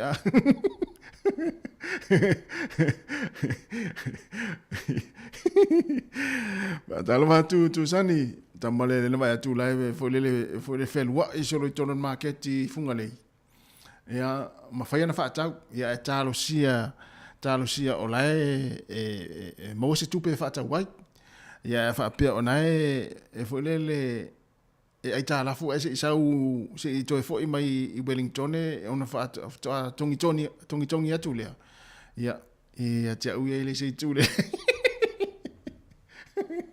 ia ele o se tu le mo melo le o le tala fu sa mo e sa tongi atu ia so le se ya lo fo ye nei tanga talo fo pisini ia le ai e tu le fel wa i sol te malo ma tu pe o le fa tau so i o le il market i fungalei ia fa talo fa tu le sa antele liva so le tama ia feo ia te ia o mi anel Facebook ia ai le se me o iai o tato musika la fo ile e tata tu le taimi ia e mai ai tato tu le tu la lua malo lava le ona sai malo fo il fa malo losi ia malo fo ile mai mo mai le tato tua ma fa fia ngon le taimi ia o fia ngai fo ile to tele nga luenga le tono fo le fa nga luenga o lunga na wala la wa ta vale o fa to anga o lo nga lue nisi o fale fasi manu so se nga luenga o lo e nga lue ai mai mo mai le taimi ia na ma tu fa pe atu le taimi o le auli ma lo la vale ona sai ma lo fa ma losi ia va pe fo ina te malanga mai nga luenga fa vai taimi ma lo nga lue ma lo fo ile alo lo fa ia inga yo o vai atu fo inisi o ila tona malanga mai nga luenga fa vai taimi o ka se ma nei o vai nga fo ile le na o wa toi fo inga luenga i Samoa o atu lo fa ini vai nga meao nga fo ile ia inga ia ai mo o tona le malanga mai o mai fo ile na to o mai o to fa ma oni nei to tai to lua se tu lo wa e va tu pel tana le wa me o to pu taimi nei o tona le na malanga mai nga luenga fa vai taimi to o mai to fo le to mai to fita ngisi o le malai va lele ma fusi atu si o to lua fita ngisi ma si au fa nau ai na ona to le vai aso i nei Australia vidi mai stama lo i Samoa ia posti tina mai Samoa siaki mai pe ala nga luenga lo fa mai lau tari to vili mai ona le fa le mato fono wa o to inga me va pena matai ia o le sia so vili mai wole mau ai fa mai o lai ova o lai le manava wa le va na manava e se me le ia le vo ile ia si tawa lo fa ye nai tina ma nei tama le fa tali mai Samoa fa na ia le mera le tup ia talo si e foi le ia mo se le sona nga ia wa tele ia unga li i wa te ona va nga ia ele fa pela o tu ia na o a mi sia wa o te vai tu pe a mi sia va nga le nga ia Australia nga nga fa vai tem e mo ia ni New Zealand e tau le sia tu pu Australia so le ele o a fia uma ila to lo e to tele ai pe na o se tolu pasene o ila to lo faia le ami o le Ia na o mai wa mi o le i fa mau ni i taito o lui Samoa. Ai o le Australia sui a to ale polo kalame o le tausanga. Ia o le mera na ia si fa mau ni ali i nei fa fine mana i tamalo roa le Samoa. Ia ma fau le a fio se fa na pe fa pe te fa na to inga tulanga. Ia o lo fo le o fa yo au va me se o nga bunga fa vai taimi o lo malanga mai ai. Ia ai malo ale fa fonga mai le tatu te no malo malo fo ile vai fa ia o tatu ia o le musika ia ma inu ma dia ne lau fangu vai vai wa lua fangu vai ia wa uma le fangu vai lua ia o si usa tu fu ia penal tasial na ipu vai vela na inu na lela ia o si tu le fo inu niu al tamalo isa mo sa inu vai vela So luas fu 5 minuti ta le tu la lua mai a tatu tu pe ta le lua ia tatu we vai musika si fonga la mua ia ona ma fa nga solo ia fu fuanga ia lo fenga i mo ki mai pela Facebook ma futa mai o ele tele se pito tatu musika ia la tu le ia tu le taimi ia wala fa fonga mai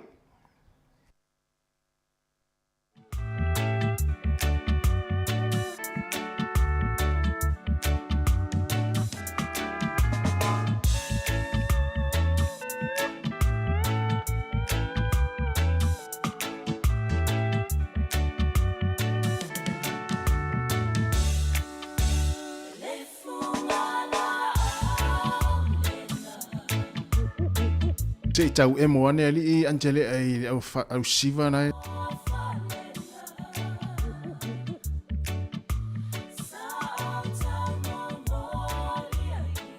Ua fia ta e ele ale au ali i lunga de samile si siva mai ai ia.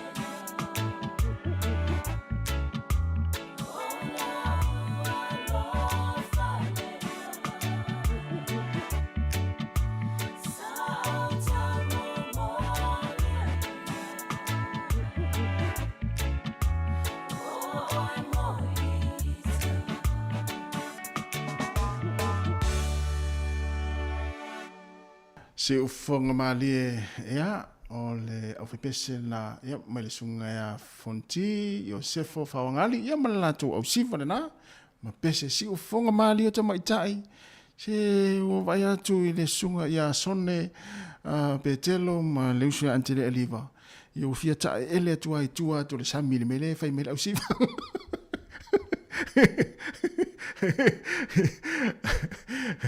o fia ta ele ata mai le sami tua tu le ia malsunga ya panapa le wali ia wale mana fia ta ele mai tua le sami le mele fai mele au sifa le ya ai malo ia ele fainta ele wala ngala fai nga luenga ia pola fo e fe i matina o tamaiti ia fo e manga se tu lo wa fa fo mele tu nu ala siva mele au siva le anto mai mo mai lungo Facebook ala ta ele wali ia tua ya tatou va ia tu le fo wala ala atu le tina tamaiti male se salu lima la po a fai mai tu ring vai le se mele le mo tanga tamatua ai tuli solo le tina tamaiti salu lima ona me la fa pe to se fuluiva minute ta leo le tu la tas elua ta le lua ya ona tatou fa ma vai ro le mo le yaso ma lo lava le mafuta mai mai mo mai ia i tatou fa afia fianga nei taimi o le auli ia o simia ota ma simia tu